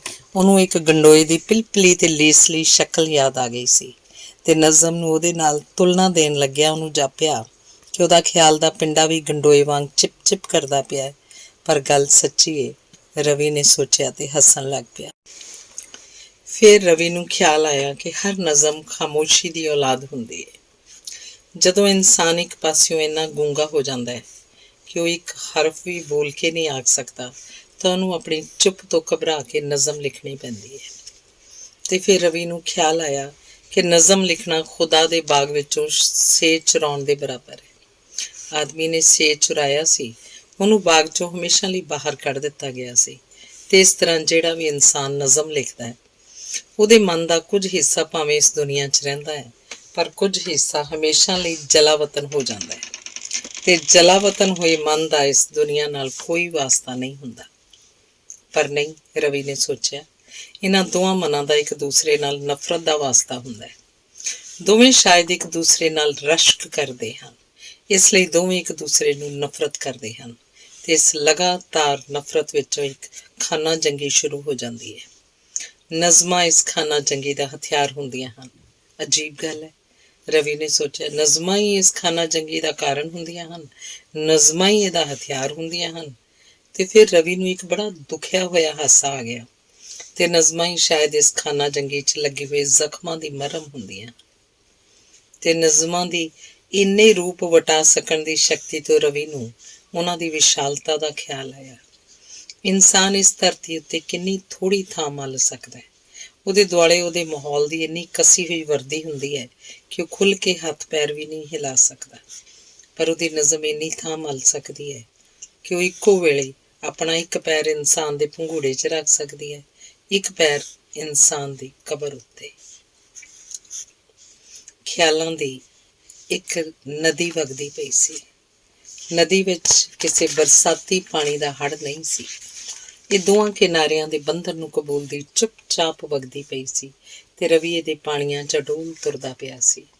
ਵੀਰਾ ਜੀ, ਤੁਹਾਡਾ ਕਾਗਜ਼ ਹਵਾ ਨਾਲ ਉੱਡ ਕੇ ਬੜੀ ਦੂਰ ਚਲਾ ਗਿਆ ਸੀ, ਤੁਹਾਨੂੰ ਪਤਾ ਹੀ ਨਹੀਂ ਲੱਗਾ। ਮੋਨਾ ਨੇ ਰਵੀ ਦੇ ਕੋਲ ਆ ਕੇ ਆਖਿਆ ਤੇ ਕਾਗਜ਼ ਨੂੰ ਰਵੀ ਦੀ ਬਾਂਹ ਕੋਲ ਰੱਖ ਦਿੱਤਾ। ਹਵਾ ਤਿੱਖੀ ਹੋ ਗਈ ਸੀ। ਮੋਨਾ ਨੇ ਕਾਗਜ਼ ਉੱਤੇ ਰੱਖਣ ਲਈ ਪੱਥਰ ਦਾ ਕੋਈ ਟੋਟਾ ਲੱਭਣਾ ਚਾਹਿਆ, ਪਰ ਨੇੜੇ ਪਿਆ ਹੋਇਆ ਟੋਟਾ ਬੜਾ ਨਿੱਕਾ ਸੀ। ਉਹ ਕਾਗਜ਼ ਨੂੰ ਥੰਮਦਾ ਨਹੀਂ ਸੀ। ਮੋਨਾ ਨੇ ਕਾਗਜ਼ ਨੂੰ ਉੱਡਣੋਂ ਬਚਾਉਣ ਲਈ ਉਹਦੇ ਉੱਤੇ ਆਪਣਾ ਹੱਥ ਰੱਖ ਦਿੱਤਾ। ਰਵੀ ਨੇ ਤਰਕਾਲਾਂ ਦੇ ਨਿੰਮੇ ਹਨੇਰੇ 'ਚ ਕਾਗਜ਼ ਵੱਲ ਵੇਖਿਆ, ਫਿਰ ਕਾਗਜ਼ ਉੱਤੇ ਪਈ ਹੋਈ ਮੋਨਾ ਦੇ ਹੱਥ ਵੱਲ ਵੇਖਿਆ। ਬੜਾ ਪਤਲਾ ਤੇ ਗੋਰਾ ਹੱਥ ਸੀ। ਰਵੀ ਨੂੰ ਜਾਪਿਆ ਇਹ ਹੱਥ ਇੱਕ ਪੇਪਰ ਵੇਟ ਹੈ। ਇੱਕ ਹੱਥ ਨੂੰ ਬਾਕੀ ਜਿਸਮ ਨਾਲੋਂ ਉਤਾਰ ਕੇ ਇੱਕ ਪੇਪਰ ਵੇਟ ਵਾਂਗ ਮੇਜ਼ ਉੱਤੇ ਰੱਖ ਸਕਣ ਦਾ ਖਿਆਲ ਰਵੀ ਨੂੰ ਚੰਗਾ ਲੱਗਾ। ਤੇ ਫਿਰ ਰਵੀ ਨੂੰ ਖਿਆਲ ਆਇਆ ਕਿ ਇੱਕ ਦਿਨ ਉਹਦੀ ਬੀਵੀ ਨੇ ਉਹਦੇ ਕੋਟ ਨੂੰ ਆਪਣੇ ਮੋਢਿਆਂ ਉੱਤੇ ਪਾਇਆ ਹੋਇਆ ਸੀ, ਤਾਂ ਉਹਨੂੰ ਖਿਆਲ ਆਇਆ ਸੀ ਕਿ ਉਹ ਕਿੰਨਾ ਸੋਹਣਾ ਕੋਟ ਹੈਂਗਰ ਹੈ। ਰਵੀ ਨੂੰ ਇੱਕ ਹੈਰਾਨਗੀ ਹੋਈ ਕਿ ਜਿਉਂਦੇ ਜਾਗਦੇ ਮਨੁੱਖੀ ਅੰਗਾਂ ਨੂੰ ਉਹ ਹਮੇਸ਼ਾ ਵਸਤਾਂ ਦੀ ਸ਼ਕਲ 'ਚ ਕਿਉਂ ਸੋਚਦਾ ਹੈ। ਚੌੜੇ ਗੋਰੇ ਤੇ ਤਣੇ ਹੋਏ ਮੋਢਿਆਂ ਨੂੰ ਵੇਖ ਕੇ ਉਹਨੂੰ ਕੋਟ ਹੈਂਗਰ ਦਾ ਖਿਆਲ ਕਿਉਂ ਆਉਂਦਾ ਹੈ, ਤੇ ਪਤਲੇ ਗੋਰੇ ਹੱਥ ਨੂੰ ਵੇਖ ਕੇ ਉਹਨੂੰ ਪੇਪਰ ਵੇਟ ਦਾ ਖਿਆਲ ਕਿਉਂ ਆਉਂਦਾ ਹੈ। ਕਿਸੇ ਦੇ ਮੋਢਿਆਂ ਨੂੰ ਤਲੀਆਂ 'ਚ ਘੁੱਟ ਕੇ ਉਹਨਾਂ ਨੂੰ ਛਾਤੀ ਨਾਲ ਲਾਉਣ ਦਾ ਖਿਆਲ ਉਹਨੂੰ ਕਿਉਂ ਨਹੀਂ ਆਉਂਦਾ, ਤੇ ਕਿਸੇ ਦੇ ਹੱਥ ਨੂੰ ਉਤਾਂਹ ਕਰਕੇ ਆਪਣੇ ਹੋਠਾਂ ਉੱਤੇ ਰੱਖਣ ਦਾ ਖਿਆਲ ਉਹਨੂੰ ਕਿਉਂ ਨਹੀਂ ਆਉਂਦਾ। ਰਵੀ ਨੇ ਆਪਣੇ ਖਿਆਲਾਂ ਉੱਤੇ ਜ਼ੋਰ ਪਾਇਆ, ਬਿਲਕੁਲ ਇਸ ਤਰ੍ਹਾਂ ਜਿਸ ਤਰ੍ਹਾਂ ਵਗਦੀ ਨਦੀ 'ਚ ਕੋਈ ਵਹਿਣ ਤੋਂ ਉਲਟੇ ਪਾਸੇ ਤਰਨਾ ਚਾਹੇ। ਜਿਉਂਦੇ ਜਾਗਦੇ ਅੰਗਾਂ ਨੂੰ ਵਸਤਾਂ ਦੀ ਸ਼ਕਲ 'ਚ ਸੋਚਣ ਤੋਂ ਉਹਨੂੰ ਕ੍ਰਹਿਤ ਆ ਗਈ। ਉਹਨੂੰ ਜਾਪਿਆ ਕਿ ਦੂਜਿਆਂ ਦੇ ਅੰਗ ਜਿਉਂਦੇ ਹਨ, ਪਰ ਉਹਦੇ ਆਪਣੇ ਅੰਗਾਂ 'ਚ ਕੁਝ ਮਰ ਗਿਆ ਹੈ। ਇਸ ਲਈ ਦੂਜਿਆਂ ਦੇ ਅੰਗਾਂ ਨੂੰ ਛੂਹਣ ਦਾ, ਸੁੰਘਣ ਦਾ ਤੇ ਘੁੱਟ-ਘੁੱਟ ਕੇ ਆਪਣੇ ਅੰਗਾਂ ਨਾਲ ਲਾਉਣ ਦਾ ਉਹਨੂੰ ਖਿਆਲ ਨਹੀਂ ਸੀ ਆਉਂਦਾ। ਰਵੀ ਨੇ ਜੋ ਕੁਝ ਆਪਣੇ ਅੰਦਰ ਮਰ ਗਿਆ ਸੀ ਉਹਨੂੰ ਜਿਵਾ ਕੇ ਵੇਖਣਾ ਚਾਹਿਆ, ਤੇ ਉਹਨੇ ਬੜਾ ਜ਼ੋਰ ਲਾ ਕੇ, ਬੜੀ ਨਜ਼ਰ ਭਰ ਕੇ ਮੋਨਾ ਦੇ ਮੂੰਹ ਵੱਲ ਵੇਖਿਆ। ਇਹ ਮੋਨਾ ਰਵੀ ਦੀ ਬੀਵੀ ਦੀ ਛੋਟੀ ਭੈਣ ਸੀ। 14 ਵਰ੍ਹਿਆਂ ਦੀ ਸੀ ਜਾਂ 15 ਵਰ੍ਹਿਆਂ ਦੀ। ਜਦੋਂ ਰਵੀ ਨੂੰ ਅੱਜ ਤੱਕ ਇਹੋ ਜਾਪਦਾ ਰਿਹਾ ਸੀ ਕਿ ਉਹ ਅਸਲੋਂ ਇੱਕ ਛੋਟੀ ਜਿਹੀ ਬੱਚੀ ਸੀ। ਉਹ ਮੋਨਾ ਨੂੰ ਹਮੇਸ਼ਾ ਬੱਚਿਆਂ ਵਾਂਗ ਝਿੜਕਦਾ ਸੀ, ਬੱਚਿਆਂ ਵਾਂਗ ਲੜਿਆਉਂਦਾ ਸੀ। ਅੱਜ ਜਦੋਂ ਰਵੀ ਨੇ ਆਪਣੇ ਖਿਆਲਾਂ ਉੱਤੇ ਇਸ ਤਰ੍ਹਾਂ ਜ਼ੋਰ ਪਾਇਆ, ਜਿਸ ਤਰ੍ਹਾਂ ਉਹ ਵਗਦੀ ਨਦੀ 'ਚ ਵਹਿਣ ਤੋਂ ਉਲਟੇ ਪਾਸੇ ਜਾ ਕੇ ਵੇਖਣਾ ਚਾਹੁੰਦਾ ਹੋਵੇ, ਤਾਂ ਉਹਨੂੰ ਜਾਪਿਆ ਕਿ ਮੋਨਾ ਇੱਕ ਭਰ ਜਵਾਨ ਕੁੜੀ ਹੈ। ਜਵਾਨੀ ਨੇ ਉਹਨੂੰ ਭਰਿਆ ਹੋਇਆ, ਉਹਦੀ ਗਰਦਨ ਨੂੰ ਭਰਿਆ ਹੋਇਆ, ਉਹਦੀ ਗੱਲਾਂ ਨੂੰ ਭਰਿਆ ਹੋਇਆ, ਤੇ ਜਵਾਨੀ ਨੇ ਉਹਦੇ ਹੋਠਾਂ ਉੱਤੇ ਇੱਕ ਲਾਲੀ ਛਿੜਕੀ ਹੋਈ ਹੈ। ਤੇ ਰਵੀ ਨੂੰ ਜਾਪਿਆ ਉਹਦੇ ਮਨ ਦਾ ਰੰਗ ਬੜੇ ਚਿਰਾਂ ਤੋਂ ਪੀਲਾ ਹੋ ਗਿਆ ਸੀ। ਇਸ ਪੀਲੇ ਰੰਗ ਨੂੰ ਸੂਹਾ ਕਰਨ ਲਈ ਰਵੀ ਨੂੰ ਖਿਆਲ ਆਇਆ ਕਿ ਮੋਨਾ ਦੇ ਲਾਲ ਰੰਗ 'ਚ ਡੁੱਬੇ ਹੋਏ ਹੋਠਾਂ ਵੱਲ ਵੇਖੇ। ਰਵੀ ਨੂੰ ਅੱਗੇ ਕਦੀ ਇਹੋ ਜਿਹਾ ਖਿਆਲ ਨਹੀਂ ਸੀ ਆਇਆ, ਇਸ ਲਈ ਉਹਨੂੰ ਇਸ ਖਿਆਲ ਤੋਂ ਦਹਿਸ਼ਤ ਆ ਗਈ, ਤੇ ਉਹਨੂੰ ਜਾਪਿਆ ਕਿ ਘੜੀ ਕੁ ਪਹਿਲਾਂ ਉਹ ਖਿਆਲਾਂ ਦੀ ਚੁੱਪ-ਚਾਪ ਵਗਦੀ ਨਦੀ 'ਚ ਨਹਾਉਂਦਾ ਪਿਆ ਸੀ, ਤੇ ਹੁਣ ਉਸਨੇ ਵੇਖਿਆ ਕਿ ਨਦੀ ਦੇ ਪਾਣੀ 'ਚ ਇੱਕ ਸੱਪ ਤਰਦਾ ਪਿਆ। ਉਹ ਆਪਣੇ ਨਾਲੋਂ 10 ਗਿੱਠਾਂ ਦੂਰ ਤਰਦੇ ਸੱਪ ਨੂੰ ਵੇਖਣ ਦੀ ਦਹਿਸ਼ਤ ਹੈ। ਵੀਰਾ ਜੀ ਸੁੱਤੇ ਪਏ ਹੋ ਕਿ ਜਾਗਦੇ? ਮੋਨਾ ਕਾਗਜ਼ ਦੇ ਕੋਲ ਉੜ ਕੇ ਗੋਡਿਆਂ ਪਰਨੇ ਬੈਠ ਗਈ। ਰਵੀ ਨੇ ਨੀਚ ਲਾ ਕੇ ਮੋਨਾ ਦੇ ਮੂੰਹ ਵੱਲ ਵੇਖਿਆ। ਮੋਨਾ ਦਾ ਮੂੰਹ ਇਸ ਤਰ੍ਹਾਂ ਮਾਸੂਮ ਤੇ ਬਾਲੜਾ ਸੀ ਜਿਸ ਤਰ੍ਹਾਂ ਰਵੀ ਨੇ ਹਮੇਸ਼ਾ ਵੇਖਿਆ ਸੀ। ਇਹ ਜਵਾਨੀ ਦੇ ਭੜਕਦੇ ਚਾਨਣ ਨਾਲ ਨਾ ਆਪ ਜਗਦਾ ਪਿਆ ਸੀ, ਨਾ ਕਿਸੇ ਦੂਜੇ 'ਚ ਕੁਝ ਜਾਗਦਾ ਪਿਆ ਸੀ। ਤੇ ਫਿਰ ਰਵੀ ਨੇ ਨੀਚ ਲਾ ਕੇ ਖਿਆਲਾਂ ਦੀ ਵਗਦੀ ਨਦੀ ਵੱਲ ਵੇਖਿਆ। ਨਦੀ 'ਚ ਕਿਤੇ ਕੋਈ ਸੱਪ ਨਹੀਂ ਸੀ ਤਰਦਾ ਪਿਆ। ਰਵੀ ਨੇ ਨਿਡਰ ਹੋ ਕੇ ਮੋਨਾ ਦੀ ਗੱਲ ਉੱਤੇ ਇੱਕ ਹਲਕੀ ਜਿਹੀ ਚਪੇੜ ਮਾਰੀ ਤੇ ਆਖਣ ਲੱਗਾ, ਬਲਾਈ ਜਾ, ਦੌੜ ਜਾ ਇੱਥੋਂ। ਤੂੰ ਇੱਥੇ ਕੀ ਕਰਨਾ ਹੈ? ਤੁਹਾਡਾ ਕਾਗਜ਼ ਉੱਡ ਕੇ ਕਿਤੇ ਦਾ ਕਿਤੇ ਚਲਾ ਗਿਆ ਸੀ। ਜੇ ਮੈਂ ਫੜ ਕੇ ਨਾ ਲਿਆਉਂਦੀ ਤਾਂ ਤੁਸੀਂ ਫੇਰ ਲੱਭਦੇ ਰਹਿਣਾ ਸੀ। ਸਾਰੀ ਲਿਖੀ ਲਿਖਾਈ ਨਜ਼ਮ ਹਵਾ 'ਚ ਉੱਡ ਜਾਣੀ ਸੀ। ਮੋਨਾ ਨੇ ਰੋਸ ਨਾਲ ਆਖਿਆ, ਅੱਛਾ ਬਲਾਈਏ, ਤੇਰਾ ਸ਼ੁਕਰੀਆ ਕਰ ਦੇਣਾ ਵਾ। ਹੁਣ ਤੂੰ ਕਮਰੇ 'ਚ ਚਲੀ ਜਾ, ਮੈਂ ਜ਼ਰਾ ਠਹਿਰ ਕੇ ਆਵਾਂਗਾ। ਮੋਨਾ ਨੇ ਰਵੀ ਦੀ ਬਾਂਹ ਨੂੰ ਝੂਣਿਆ ਤੇ ਉਹਨੂੰ ਬਾਂਹ ਤੋਂ ਉਠਾਉਂਦੀ ਆਖਣ ਲੱਗੀ, ਤੁਸੀਂ ਵੀ ਚੱਲੋ ਕਮਰੇ 'ਚ, ਦੀਦੀ ਬੜੀ ਥੱਕੀ ਹੋਈ ਹੈ, ਉਹ ਸੌਂ ਗਈ ਹੈ, ਮੈਂ ਉੱਥੇ ਇਕੱਲੀ ਜਾ ਕੇ ਕੀ ਕਰਾਂ। ਰਵੀ ਦੀ ਬਾਂਹ ਕੰਬ ਗਈ, ਬਿਲਕੁਲ ਇਸ ਤਰ੍ਹਾਂ ਜਿਸ ਤਰ੍ਹਾਂ ਨਦੀ 'ਚ ਤਰਦਾ ਸੱਪ ਉਹਦੇ ਕੋਲ ਆ ਗਿਆ ਤੇ ਹੁਣ ਉਹਦੇ ਨੰਗੇ ਪਿੰਡੇ ਨੂੰ ਛੂੰਹਦਾ ਪਿਆ। ਰਵੀ ਨੇ ਘਬਰਾ ਕੇ ਅੱਖਾਂ ਮੀਟ ਲਈਆਂ। ਮੋਨਾ ਦਾ ਸਾਹ ਰਵੀ ਦੇ ਮੱਥੇ ਨੂੰ ਛੂੰਹਦਾ ਪਿਆ ਸੀ ਤੇ ਰਵੀ ਦੇ ਪਿੰਡੇ 'ਚ ਇੱਕ ਤੱਤੀ ਜਿਹੀ ਲੀਕ ਫਿਰਦੀ ਪਈ ਸੀ। ਤੇ ਫਿਰ ਰਵੀ ਨੂੰ ਜਾਪਿਆ ਉਹਨੇ ਮੋਨਾ ਨੂੰ ਖਿੱਚ ਕੇ ਆਪਣੀ ਛਾਤੀ ਨਾਲ ਲਾ ਲਿਆ। ਮੋਨਾ ਦੀ ਕੂਲੀ ਤੇ ਭਰੀ ਛਾਤੀ ਉੱਤੇ ਰਵੀ ਦੀਆਂ ਤਲੀਆਂ ਕੰਬਦੀਆਂ ਪਈਆਂ ਹਨ, ਤੇ ਮੋਨਾ ਦੇ ਪਤਲੇ ਪਤਲੇ ਹੋਠਾਂ ਨੂੰ ਛੂਹ ਕੇ ਰਵੀ ਦੇ ਭਾਰੇ ਤੇ ਮਰਦਾਵੇਂ ਹੋਠ ਕੰਬਦੇ ਪਏ ਹਨ। ਰਵੀ ਨੂੰ ਜਾਪਿਆ ਨਦੀ 'ਚ ਤਰਦਾ ਸੱਪ ਉਹਦੇ ਪਿੰਡੇ ਨੂੰ ਛੂਹ ਕੇ ਲੰਘਿਆ ਨਹੀਂ ਸੀ, ਉਹਦੇ ਪਿੰਡੇ ਨੂੰ ਆਪਣਾ ਡੰਗ ਮਾਰ ਗਿਆ ਸੀ ਤੇ ਉਹਦਾ ਪਿੰਡਾ ਹੁਣ ਅੱਗ ਵਾਂਗ ਤਪਦਾ ਪਿਆ ਸੀ। ਵੀਰਾ ਜੀ, ਕੀ ਹੋਇਆ ਤੁਹਾਨੂੰ? ਹੁਣ ਫੇਰ ਸੌਂ ਗਏ ਹੋ? ਮੋਨਾ ਨੇ ਭੋਲੇ ਭਾਅ ਆਖਿਆ ਤੇ ਪੋਟਿਆਂ ਨਾਲ ਰਵੀ ਦੀਆਂ ਮਿਟੀਆਂ ਹੋਈਆਂ ਅੱਖਾਂ ਨੂੰ ਜ਼ਬਰਦਸਤੀ ਖੋਲਣ ਲੱਗ ਪਈ। ਰਵੀ ਦੇ ਸਿਰ ਨੂੰ ਇੱਕ ਘੂਕੀ ਚੜ੍ਹਦੀ ਪਈ ਸੀ। ਉਹਦੇ ਕੰਨਾਂ 'ਚ ਛਾਂ ਛਾਂ ਹੁੰਦੀ ਪਈ ਸੀ। ਉਹਨੂੰ ਬਾਹਰੋਂ ਕੁਝ ਨਹੀਂ ਸੀ ਸੁਣਾਈ ਦੇ ਰਿਹਾ। ਜੋ ਕੁਝ ਸੁਣਾਈ ਦੇ ਰਿਹਾ ਸੀ ਉਹ ਆਪਣੇ ਅੰਦਰੋਂ ਸੁਣਾਈ ਦੇ ਰਿਹਾ ਸੀ ਤੇ ਉਹਦਾ ਅੰਦਰ ਉਹਨੂੰ ਆਖਦਾ ਪਿਆ ਸੀ, ਉਹਨੂੰ ਸੱਪ ਦੇ ਡੰਗ ਦਾ ਜ਼ਹਿਰ ਚੜ੍ਹਦਾ ਪਿਆ। ਇਸੇ ਚੜ੍ਹਦੇ ਜ਼ਹਿਰ ਨਾਲ ਰਵੀ ਨੂੰ ਜਾਪਿਆ। ਉਹਨੇ ਮੋਨਾ ਦੀ ਕਮੀਜ਼ ਨੂੰ ਪਾੜ ਕੇ ਉਹਦੇ ਗਲੋਂ ਲਾ ਦਿੱਤਾ ਤੇ ਹੁਣ ਮੋਨਾ ਦਾ ਪਿੰਡਾ ਹਨੇਰੇ 'ਚ ਇੱਕ ਚਿੱਟੀ ਜਿਹੀ ਡਲੀ ਵਾਂਗ ਲਿਸ਼ਕਦਾ ਪਿਆ। ਰਵੀ ਦੀਆਂ ਅੱਖਾਂ 'ਚ ਮੋਨਾ ਦੇ ਇਸ ਪਿੰਡੇ ਦਾ ਰੰਗ ਇੰਨਾ ਚਮਕਣ ਲੱਗ ਪਿਆ ਕਿ ਉਹਦੀਆਂ ਅੱਖਾਂ ਕੰਬਣ ਲੱਗ ਪਈਆਂ। ਕੰਬਦੀਆਂ ਅੱਖਾਂ ਨਾਲ ਰਵੀ ਨੇ ਦੇਖਿਆ ਹੁਣ ਸੱਪ ਦਾ ਜ਼ਹਿਰ ਉਹਨੂੰ ਇੰਨਾ ਚੜ੍ਹ ਗਿਆ ਕਿ ਉਹਦਾ ਸਾਰਾ ਬਦਨ ਆਕੜ ਗਿਆ। ਰਵੀ ਦੀ ਸੁਰਤ ਅਜੇ ਵੀ ਕੰਮ ਕਰਦੀ ਪਈ ਸੀ, ਬਿਲਕੁਲ ਇਸ ਤਰ੍ਹਾਂ ਜਿਸ ਤਰ੍ਹਾਂ ਕੋਈ ਆਪਣੀ ਮੌਤ ਦੇ ਅਮਲ ਨੂੰ ਆਪਣੀਆਂ ਅੱਖਾਂ ਨਾਲ ਵੇਖ ਰਿਹਾ ਹੋਵੇ। ਉਹਦੇ ਅੰਗ ਪਲ ਪਲ ਹੋਰ ਆਕੜਦੇ ਪਏ ਸਨ, ਹੋਰ ਸੁੱਜਦੇ ਪਏ ਸਨ। ਉਹ ਤੜਪ ਵੀ ਰਿਹਾ ਸੀ, ਆਪਣੇ ਆਪ ਨੂੰ ਤੜਪਦਾ ਵੇਖ ਵੀ ਰਿਹਾ ਸੀ।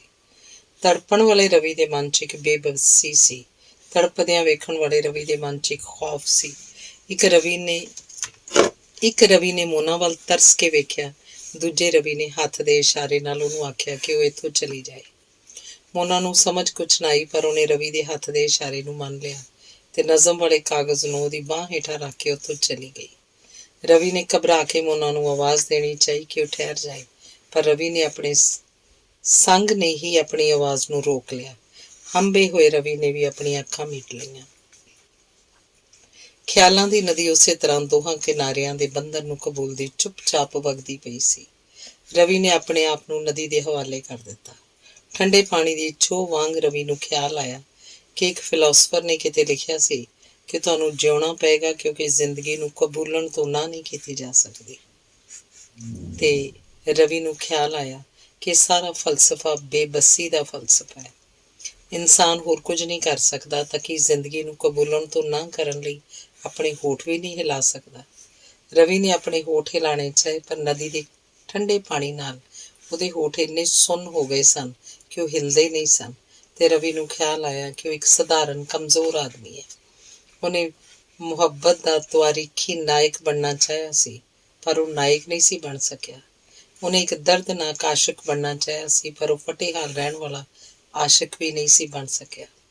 ਉਹ ਇੱਕ ਸਧਾਰਨ ਕਮਜ਼ੋਰ ਆਦਮੀ ਹੈ। ਉਹ ਆਦਮੀ ਜਿਹਦੇ ਹੋਠ ਨਾ ਹਾਂ ਕਰਨ ਲਈ ਹਿਲਦੇ ਹਨ, ਨਾ ਕਰਨ ਲਈ। ਤੇ ਫਿਰ ਰਵੀ ਨੂੰ ਖਿਆਲ ਆਇਆ ਕਿ ਉਹ ਆਪਣੇ ਹੋਠ ਨਹੀਂ ਹਿਲਾ ਸਕਦਾ। ਉਹ ਸਿਰਫ ਇਹ ਕਰ ਸਕਦਾ ਹੈ ਕਿ ਉਹ ਇੱਕ ਨਜ਼ਮ ਦੀ ਖੂਬਸੂਰਤੀ ਦਾ ਜਾਲ ਪਾ ਕੇ ਇਹਨਾਂ ਬੰਦ ਹੋਠਾਂ ਦੀ ਨਿਰਾਸਤਾ ਨੂੰ ਪਕੜ ਸਕਦਾ ਹੈ। ਉਹਨੇ ਤੜਪ ਕੇ ਹੱਥ ਵਿੱਚ ਕਲਮ ਫੜੀ ਤੇ ਬਾਂਹ ਹੇਠਾਂ ਪਈ ਹੋਈ ਕਾਗਜ਼ ਉੱਤੇ ਉਹਨੇ ਛੇਤੀ ਨਾਲ ਕੁਝ ਸਤਰਾਂ ਲਿਖੀਆਂ। ਨਜ਼ਮ ਪੂਰੀ ਹੋ ਗਈ ਤਾਂ ਰਵੀ ਇੰਨਾ ਥੱਕ ਗਿਆ ਜਿਵੇਂ ਖਿਆਲਾਂ ਦੀ ਨਦੀ ਵਿੱਚ ਤਰਦਿਆਂ ਤਰਦਿਆਂ ਉਹਦੇ ਸਾਰੇ ਅੰਗ ਨਿਢਾਲ ਹੋ ਗਏ ਹੋਣ। ਨਦੀ ਅਜੇ ਵੀ ਦੋਹਾਂ ਕਿਨਾਰਿਆਂ ਦੇ ਬੰਧਨ ਨੂੰ ਕਬੂਲਦੀ ਚੁੱਪਚਾਪ ਵਗਦੀ ਪਈ ਸੀ ਤੇ ਨਦੀ 'ਚ ਤਰਦਾ ਜਿਹੜਾ ਸੱਪ ਰਵੀ ਨੇ ਵੇਖਿਆ ਸੀ ਉਹ ਹੁਣ ਕਿਧਰੇ ਨਜ਼ਰ ਨਹੀਂ ਸੀ ਆਉਂਦਾ। ਹੁਣ ਰਵੀ ਦੇ ਮਨ 'ਚ ਦਹਿਸ਼ਤ ਨਹੀਂ ਸੀ, ਸਿਰਫ ਥਕਾਵਟ ਸੀ। ਤੇ ਰਵੀ ਨੂੰ ਜਾਪਿਆ ਕਿ ਉਹਨੂੰ ਠੰਡ ਲੱਗਦੀ ਪਈ ਹੈ। ਨਦੀ ਦਾ ਪਾਣੀ ਪਲੋ ਪਲ ਹੋਰ ਠੰਡਾ ਹੁੰਦਾ ਜਾਂਦਾ ਹੈ। ਉਹਨੇ ਕਿਨਾਰੇ ਨੂੰ ਹੱਥ ਪਾਇਆ ਤੇ ਆਪਣੇ ਪਿੰਡੇ ਉੱਤੋਂ ਖਿਆਲਾਂ ਦੇ ਨੁੱਚੜਦੇ ਪਾਣੀ ਨੂੰ ਪੂੰਝਦਾ ਛੇਤੀ ਛੇਤੀ ਡਾਕ ਬੰਗਲੇ ਵੱਲ ਤੁਰਨ ਲੱਗ ਪਿਆ। ਰਵੀ ਦੀ ਨਜ਼ਮ ਨੇ ਰਵੀ ਦੇ ਪਿੰਡੇ ਦਾ ਸਾਰਾ ਜ਼ਹਿਰ ਚੂਸ ਲਿਆ ਸੀ। ਹੁਣ ਉਹਦੇ ਅੰਗ ਨਰੋਏ ਸਨ, ਸਿਰਫ ਥੱਕੇ ਹੋਏ ਸਨ ਤੇ ਉਹਨਾਂ ਨੂੰ ਠੰਡ ਲੱਗਦੀ ਪਈ ਸੀ। ਤੇ ਉਹ ਸੋਚ ਰਿਹਾ ਸੀ ਕਿ ਉਹ ਛੇਤੀ ਛੇਤੀ ਕਦਮ ਚੁੱਕੇ ਤੇ ਆਪਣੀ ਬੀਵੀ ਦੇ ਨਿੱਘੇ ਬਿਸਤਰੇ 'ਚ ਜਾ ਕੇ ਸੌਂ ਜਾਵੇ। ਧੰਨਵਾਦ। ਅਗਲੀ ਕਹਾਣੀ ਇਮਾਰਤਕਾਰ। ਆਖਦੇ ਨੇ ਹੀਰ ਦੀ ਹਰ ਸਹੇਲੀ ਇੱਕ ਤੋਂ ਇੱਕ ਚੜ੍ਹਦੀ ਸੀ। ਇਹ ਸਹੇਲੀਆਂ ਜਦੋਂ ਰਲ ਬਹਿੰਦੀਆਂ ਲੋਹੜੇ ਦਾ ਹੁਸਨ ਕਤਾਰ ਬੰਨ੍ਹ ਕੇ ਬਹਿ ਜਾਂਦਾ। ਗਾਫ ਰੋਡ ਦੀਆਂ ਸਾਰੀਆਂ ਕੋਠੀਆਂ ਇੰਝ ਸਨ ਜਿਵੇਂ ਹੀਰ ਦੀਆਂ ਸਹੇਲੀਆਂ ਹੋਣ, ਬਾਂਕੀਆਂ ਤਿੱਖੀਆਂ ਸਜੀਆਂ ਸੰਵਰੀਆਂ, ਤੇ ਉਹਨਾਂ 'ਚ ਰਾਜਮੀਤ ਦੀ ਕੋਠੀ ਇੰਝ ਸੀ ਜਿਵੇਂ ਉਹ ਸਗਵੀਂ ਦੀ ਸਗਵੀਂ ਹੀਰ ਹੋਏ, ਅੱਖੜ ਅਲਬੇਲੀ ਤੇ ਲਟਬੌਰੀ। ਸਭਨਾਂ ਕੋਠੀਆਂ ਦੇ ਬਗੀਚੇ ਮੇਢੀਆਂ ਵਾਂਗ ਹੁੰਦੇ ਹੋਏ ਸਨ ਤੇ ਰਾਜਮੀਤ ਦੀ ਕੋਠੀ ਦਾ ਬਗੀਚਾ ਜ਼ੁਲਫਾਂ ਵਾਂਗ ਖੁੱਲ੍ਹਾ ਹੋਇਆ ਸੀ। ਇਸ਼ਕ ਪੇਚੇ ਦੀਆਂ ਲਗਰਾਂ ਆੜੂਆਂ ਦੇ ਬੂਟੇ ਵਿੱਚੋਂ ਅੜੀਆਂ ਹੋਈਆਂ ਸਨ ਤੇ ਤੋਰੀ ਦੀ ਵੇਲ ਮੋਤੀਏ ਦੇ ਬੂਟੇ ਉੱਤੋਂ ਲੰਘਦੀ ਪਈ ਸੀ। ਭਾਵੇਂ ਰਾਜਮੀਤ ਕਈ ਵਾਰ ਲੋਕਾਂ ਨੂੰ ਹੱਸ ਕੇ ਕਹਿ ਚੁੱਕਾ ਸੀ ਕਿ ਉਹਦੇ ਬਗੀਚੇ ਦਾ ਹਰ ਪੱਤਾ ਉਹਦੇ ਖਿਆਲਾਂ ਵਾਂਗ ਉਲਝਿਆ ਹੋਇਆ ਹੈ, ਪਰ ਲੋਕ ਉਹਦੀ ਅਮਰੀਕਨ ਢੰਗ ਦੀ ਕੋਠੀ 'ਚ ਬਗੀਚੇ ਨੂੰ ਇਹ ਬੇਤਰਤੀਬੀ ਵੇਖ ਕੇ ਇਹੋ ਆਖਦੇ ਸਨ ਕਿ ਉਹਨੇ ਸ਼ਹਿਰੀ ਖੂਬਸੂਰਤੀ ਨੂੰ ਜੰਗਲੀ ਛੱਪ ਦੇ ਕੇ ਇੱਕ ਨਵਾਂ ਹੁਸਨ ਪੈਦਾ ਕੀਤਾ। ਡਾਕਟਰ ਦੀਵਾਨ ਚੰਦ ਨੇ ਜਦੋਂ ਸ਼ਹਿਰ ਦੇ ਸਭ ਤੋਂ ਵੱਡੇ ਇਮਾਰਤੀ ਹੁਨਰ ਦੇ ਮਾਹਿਰ ਰਾਜਮੀਤ ਦੀ ਕੋਠੀ ਵੇਖੀ ਤਾਂ ਉਹ ਵੇਖਦਾ ਹੀ ਰਹਿ ਗਿਆ ਤੇ ਫਿਰ ਇੱਕ ਭਰੋਸੇ ਨਾਲ ਉਹ ਕੋਠੀ ਦੇ ਅੰਦਰ ਲੰਘਦਾ ਰਾਜਮੀਤ ਨੂੰ ਮਿਲਣ ਲਈ ਕਾਹਲਾ ਪੈ ਗਿਆ। ਇਹ ਮੈਨੂੰ ਪਤਾ ਹੈ ਕਿ ਤੁਸੀਂ ਅੱਜ ਕੱਲ੍ਹ ਸਿਰਫ ਵੱਡੀਆਂ ਸਰਕਾਰੀ ਇਮਾਰਤਾਂ ਦੇ ਨਕਸ਼ੇ ਬਣਾਉਂਦੇ ਹੋ। ਤੁਸੀਂ ਕਿਸੇ ਇਕੱਲੇ ਦੁਕੱਲੇ ਘਰ ਦਾ ਨਕਸ਼ਾ ਬਣਾਉਣਾ ਨਹੀਂ ਮੰਨਦੇ ਹੋ, ਪਰ ਮੈਂ ਫਿਰ ਵੀ ਤੁਹਾਡੇ ਕੋਲ ਆਇਆ। ਡਾਕਟਰ ਦੀਵਾਨ ਚੰਦ ਨੇ ਰਾਜਮੀਤ ਨੂੰ ਮਿਲਦਿਆਂ ਸਾਰ ਆਪੇ ਹੀ ਆਖ ਦਿੱਤਾ। ਰਾਜਮੀਤ ਮੁਸਕਰਾ ਕੇ ਰਹਿ ਗਿਆ। ਮੇਰੀ ਬੀਵੀ ਦੇ ਮਨ 'ਚ ਪਤਾ ਨਹੀਂ ਕਿਹੋ ਜਿਹਾ ਘਰ ਦਾ ਨਕਸ਼ਾ ਸਮਾਇਆ ਹੋਇਆ। ਮੈਂ ਕਈ ਨਕਸ਼ੇ ਬਣਵਾ ਚੁੱਕਾ ਤੇ ਰੱਦ ਕਰ ਚੁੱਕਾ। ਤੁਹਾਡੀ ਸ਼ੋਹਰਤ ਸੁਣੀ ਹੈ ਤੇ ਇਹ ਵੀ ਸੁਣਿਆ ਕਿ ਤੁਸੀਂ ਇੰਨਾ ਛੋਟਾ ਕੰਮ ਆਪਣੇ ਹੱਥ 'ਚ ਨਹੀਂ ਲਓਗੇ। ਫਿਰ ਵੀ ਤੁਹਾਡੇ ਕੋਲ ਇੱਕ ਆਸ ਬਣ ਕੇ ਆਇਆ। ਲੋਕ ਆਖਦੇ ਨੇ ਤੁਹਾਡੇ ਵਾਂਗ ਘਰ ਦਾ ਨਕਸ਼ਾ ਕੋਈ ਨਹੀਂ ਬਣਾ ਸਕਦਾ। ਰਾਜਮੀਤ ਦੇ ਮਨ 'ਚ ਛੇਤੀ ਨਾਲ ਇੱਕ ਜਵਾਬ ਆਇਆ। ਜੇ ਲੋਕ ਇਹ ਆਖਦੇ ਨੇ ਤਾਂ ਗਲਤ ਆਖਦੇ ਨੇ। ਕਿਸੇ ਇਮਾਰਤ ਦਾ ਨਕਸ਼ਾ ਸੱਚਮੁੱਚ ਮੇਰੇ ਵਾਂਗ ਕੋਈ ਨਹੀਂ ਬਣਾ ਸਕਦਾ, ਪਰ ਘਰ ਦਾ ਨਕਸ਼ਾ ਮੈਂ ਅੱਜ ਤੱਕ ਇੱਕ ਵੀ ਘਰ ਦਾ ਨਕਸ਼ਾ ਨਹੀਂ ਬਣਾਇਆ। ਜਦੋਂ ਘਰ ਦਾ ਨਕਸ਼ਾ ਬਣਾਉਣ ਲੱਗਣਾ ਵਾਂ ਉਹ ਇੱਕ ਖੂਬਸੂਰਤ ਇਮਾਰਤ ਬਣ ਕੇ ਰਹਿ ਜਾਂਦਾ ਹੈ। ਪਰ ਰਾਜਮੀਤ ਨੇ ਇਸ ਜਵਾਬ ਨੂੰ ਆਪਣੇ ਹੋਠਾਂ 'ਚ ਘੁੱਟ ਲਿਆ ਤੇ ਨਾਲ ਹੀ ਉਹਦੀ ਮੁਸਕਰਾਹਟ ਘੁੱਟੀ ਗਈ। ਪੈਸਿਆਂ ਬਾਰੇ ਕੋਈ ਗੱਲ ਕਰਨੀ ਵਾਧੂ ਜਿਹੀ ਹੈ। ਤੁਸੀਂ ਲੱਖਾਂ ਦਾ ਕੰਮ ਕਰਦੇ ਹੋ, ਸੈਂਕੜਿਆਂ ਦੀ ਗੱਲ 'ਚ ਤੁਹਾਡਾ ਸ਼ੌਕ ਨਹੀਂ ਜਾਗਣਾ। ਵਿਹਾਰ ਦੀ ਗੱਲ ਸਮਝ ਕੇ ਮੈਨੂੰ ਨਾ ਕਰਨੀ, ਇਹ ਕਿਸੇ ਦਾ ਸੁਪਨਾ ਪੂਰਾ ਕਰਨ ਵਾਲੀ ਗੱਲ ਹੈ। ਪਰ ਮੈਂ ਸੱਚਮੁੱਚ ਕਦੇ ਘਰ ਦਾ ਨਕਸ਼ਾ ਨਹੀਂ ਬਣਾਇਆ। ਇਹ ਮੈਂ ਤੁਹਾਨੂੰ ਟਾਲਣ ਵਾਸਤੇ ਨਹੀਂ ਕਹਿੰਦਾ ਪਿਆ, ਇਹ ਹਕੀਕਤ ਦੱਸਦਾ ਪਿਆ। ਆਖਰ ਤੁਸੀਂ ਇਸ ਆਪਣੇ ਘਰ ਦਾ ਨਕਸ਼ਾ ਤਾਂ ਬਣਾਇਆ। ਮੇਰਾ ਘਰ? ਰਾਜਮੀਤ ਨੇ ਪਹਿਲਾਂ ਦੁਆਲੇ ਦੀਆਂ ਦੀਵਾਰਾਂ ਵੱਲ ਵੇਖਿਆ, ਫਿਰ ਛੱਤ ਵੱਲ ਤੇ ਫਿਰ ਇਸ ਬੈਠਕ ਵਿੱਚੋਂ ਨਾਲ ਦੇ ਕਮਰੇ 'ਚ ਖੁੱਲ੍ਹਦੇ ਬੂਹੇ ਵੱਲ। ਰਾਜਮੀਤ ਕੋਲ ਇਸ ਸਵਾਲ ਦਾ ਜਵਾਬ ਬੜਾ ਸਿੱਧਾ ਸੀ। ਇੱਕ ਘਰ ਦਾ ਨਕਸ਼ਾ ਉਹ ਹੁੰਦਾ ਜਿਹਦੇ ਵਿੱਚ ਇੱਕ ਮਰਦ ਦੀ ਬੈਠਕ ਦਾ ਬੂਹਾ ਉਸ ਔਰਤ ਦੇ ਕਮਰੇ 'ਚ ਖੁੱਲ੍ਹੇ ਜਿਹਨੂੰ ਉਹ ਪਿਆਰ ਕਰਦਾ ਹੋਵੇ।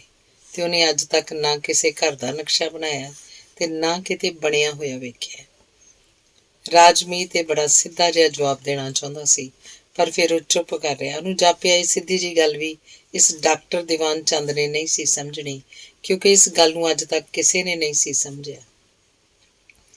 ਮੇਰੀ ਬੀਵੀ ਦੇ ਮਨ 'ਚ ਪਤਾ ਨਹੀਂ ਕਿਹੋ ਜਿਹੇ ਘਰ ਦਾ ਨਕਸ਼ਾ ਸਮਾਇਆ ਹੋਇਆ ਹੈ।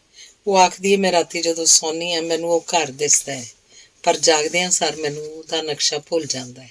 ਇਸ ਲਈ ਮੈਂ ਕਦੇ ਉਹਦੀ ਸ਼ਕਲ ਆਪਣੀ ਜ਼ਬਾਨੋਂ ਦੱਸ ਨਹੀਂ ਸਕਦੀ। ਰਾਜਮੀਤ ਦਾ ਇੱਕ ਹੌਕਾ ਉਹਦੀ ਸਿਗਰਟ ਦੇ ਧੂਏ ਵਿੱਚ ਰਲ ਗਿਆ ਤੇ ਫਿਰ ਉਹਨੂੰ ਇੰਝ ਜਾਪਿਆ ਜਿਵੇਂ ਕਮਰੇ ਦਾ ਬੂਹਾ ਖੜਕਿਆ ਹੋਵੇ। ਵਰ੍ਹਿਆਂ ਪੁਰਾਣੀਆਂ ਯਾਦਾਂ ਅੱਜ ਰਾਜਮੀਤ ਦੇ ਕਮਰੇ ਦਾ ਬੂਹਾ ਖੜਕਾਉਂਦੀਆਂ ਪਈਆਂ ਸਨ। ਇੱਕ ਯਾਦ ਛੇਤੀ ਨਾਲ ਅੰਦਰ ਲੰਘ ਆਈ। ਰਾਜਮੀਤ ਦੇ ਖੱਬੇ ਪਾਸੇ ਨਾਲ ਖਲੋ ਗਈ, ਦਿਲ ਵਾਲੇ ਪਾਸੇ ਤੇ।